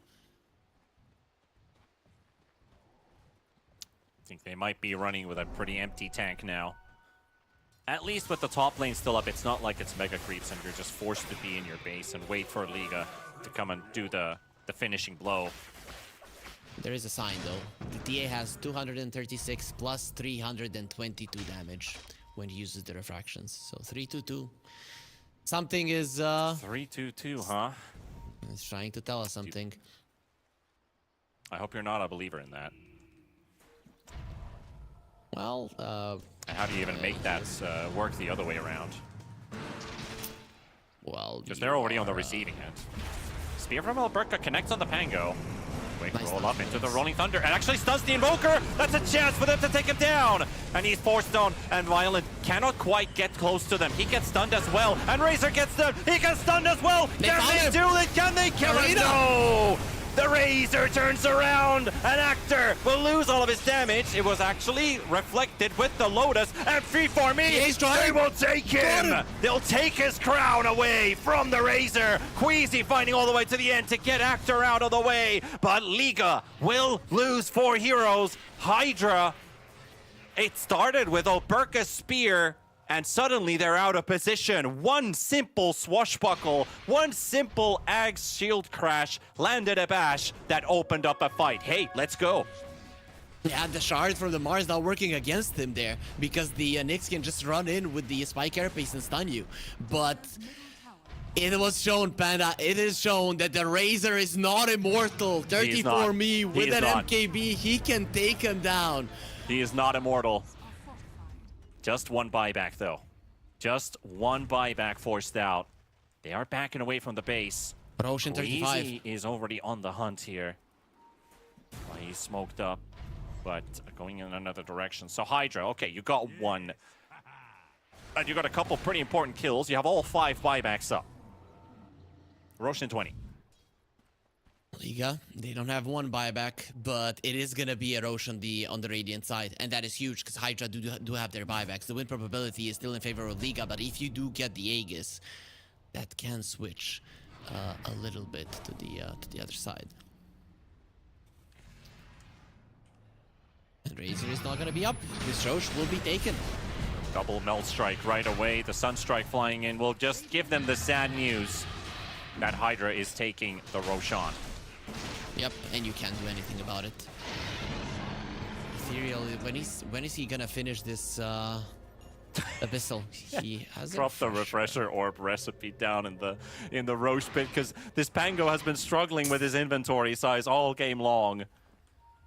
Like, this is 200 gold, I don't care. Exactly, it's just 200 gold. But it feels so weird because Refresher is such a big item, but you see a 200 gold recipe and be like, nah. Yeah, remember the old refresher when it was 1700? It'd be like, nope, don't leave that there. It is a complicated recipe. It seems that the new one is easy to follow, so not really that expensive. Level 29 TA, by the way. Yep, approaching level 30. I mean, level 30 TA is not what she used to be. The 1 melt hit bash and plus the 7 refraction charges that used to be the case on the TA was quite huge. Yeah. Nowadays, it's still big, but it's not gonna instantly put you over everybody else in the game. Radiant are scanning. Tier 5 items are gonna be very, very important for both of the teams. Still waiting for that biggest 25. The Chen, strong dispel. It's still I 3 might levels get there. away. That's how much time Hydra has to get benefit from that Beastmaster Roar.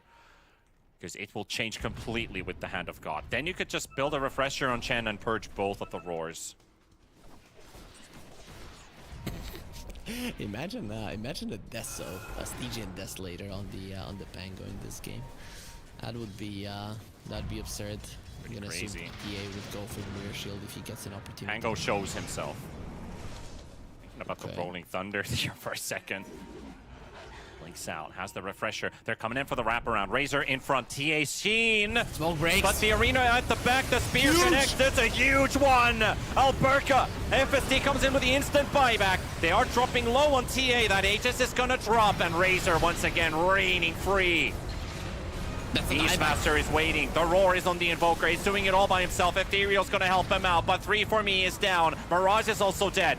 Razor packing a big punch here. Ethereal hoping to land some stuns here for the Razor. BKB comes out, waiting for the link, and here's Alberca to help him out. And they're hunting Ethereal.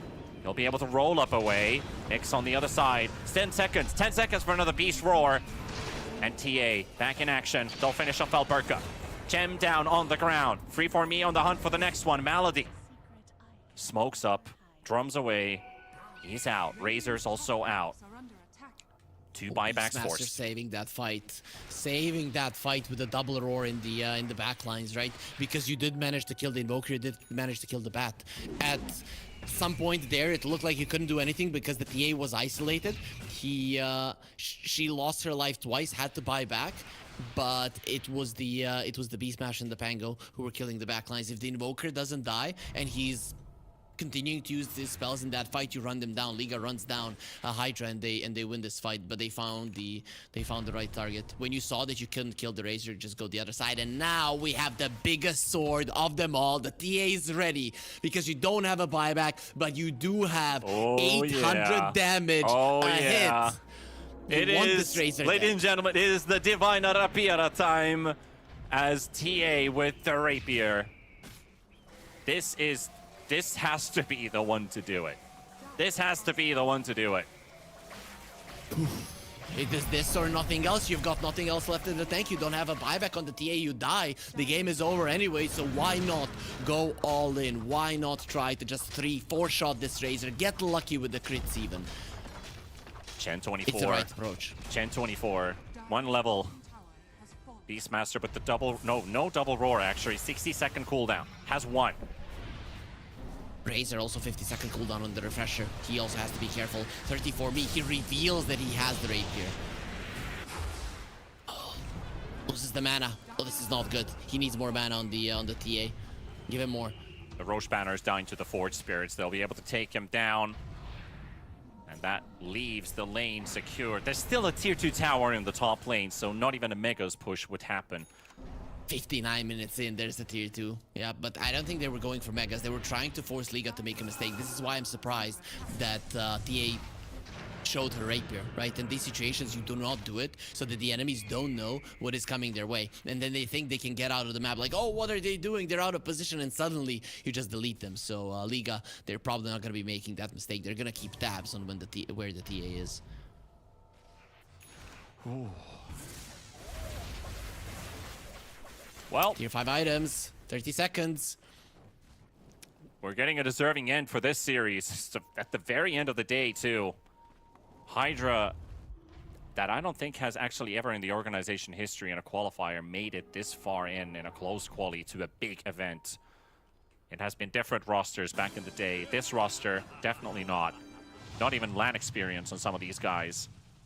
Liga team, you got a couple very valuable players in this team.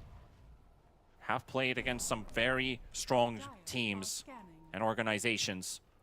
And they want to keep it It's that way. turned red They for a want to be, second. they want to go to Serbia. And they are looking They for the found him. TA. The lasso is there. The spear is almost connecting. There's so much damage thrown in, but 3-4 meets over. Tieback and Liga team. They probably have it in the back now. Ethereal tries his absolute best alone. He gets stuck got for a stuck. moment. The Rapier's still down on the ground, but no one is dying. And Razor says, bow to your king, as they take him out. And Liga team could pretty much look to end the game here. TA gone for 4-minute buyback cooldown and 100 seconds dead. Lich also Double out. Roar is ready again. Chen does have his level 25, but he doesn't have his ulti. He does have the Rapier, however. Can It's they now punch? Never Hydra. Can they punch that ticket to the lower bracket final? Liga team is so close now. The Hydra gonna Actor. try. Can they do something with Actor and Ethereal? Rolling Thunder's in 10 seconds, but the Link is already soaking up so much damage. This Look at that. Razor hits like an absolute truck. He is the true god in this battlefield. And now the Ancient exposed. Actor falling. Ethereal, still one more Rolling Thunder. But this is the end of Hydra in this qualifier. And Liga team will Done go to the lower bracket final. Face off against Chimera. Keep their hopes of marching to the main event still alive.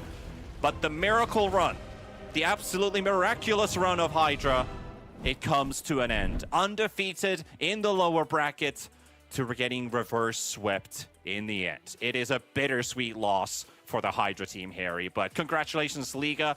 You made it to the final stay, but it's not the work. The work is not just quite done yet. Yep, and you're going up against a team that already smacked you 2-0. One time they... Way to bring it down, Harry. yeah, it is what it is, right? It's not like they're... if they were going up against 4 Pirates, they would be coming into that series as the favorites. But because they're going up against Chimera, it is Chimera that is expected to go into the grand finals to get a rematch versus the team that beat them today, that forced them into the lower bracket finals. But boy, this series, Hydra getting so much better throughout this tournament. I hope these guys stay together, or at least some variant of this lineup stays together, because there's so much potential. In just 3 days, they've grown so much, and you can see it from the first series versus Liga that lasted for like 45 minutes. That's how fast they got destroyed. 55, I'm not sure, but either way, it was very, very fast. And then in this series, they win one game, one they get stomped, and in this one, it looked like they were gonna get stomped, but they pushed through to minute 61. In the end, they didn't manage to win it, but they have shown that they are here to stay, and that this lineup and these players, they've got a future. Could we say that they showed some tenacity in this one, just like Zero tenacity in West Europe? They certainly have. You have to commend the boys at Hydra. They've really gave a nice fight in a series where they were probably thought that their magic is going to run out. But they started the series with a lead, and in this game 3, honestly, anything could have happened. It just came down to one team fight where Hydra, they lost 3-4 me into a Queasy lasso, which didn't happen too often. Queasy was usually either the one getting killed or he had to lasso somebody else. But the moment he got on 3-4 me and everybody was nearby, that sealed the deal. There was no Lotus that was going to save you at that point. That would, even if you cast the Lotus and the Razor just doesn't soak up any damage, you're still stunned for that lasso duration. The Rapier down on the ground ends up being in Chen's inventory in the end. So he'll have a nice statistic to look at some point that this Chen has built the Rapier. Sure, he picked it up. But it was one team fight. With the Rapier. Exactly. He killed no one. He was a real pacifier, right? But one fight. That's what it always comes down to, right? Yep, but still, I wouldn't focus on it. I would focus on Liga. Just so many times finding the Batrider jumps, finding the double spears, just doing everything right to get to a point where the Razor is so strong. And sure, that last fight, it was flawless from their side. They found the perfect jump and everything. But this Razor, remember where it all changed when he got his Satanic, when it got his Refresher, and when they ran into a 4 versus 5 Roche and came out victorious. That was the game-changing moment. And this is what our bracket looks like. It's Chimera and Liga in the lower bracket final, and the last chance qualifier victor for Pirates in the grand finals, waiting to play either of these two teams.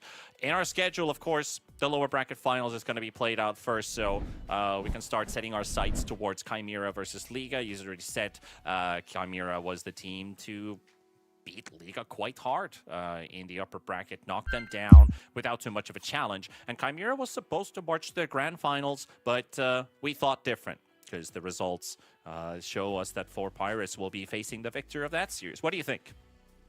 Well, it was shown first of all today in the upper bracket finals that Chimera, they can be beaten. I think that is very important because they haven't lost a game in a very long time. They played a tournament where all were best of 5s and they didn't lose a single game, so they went 6-0.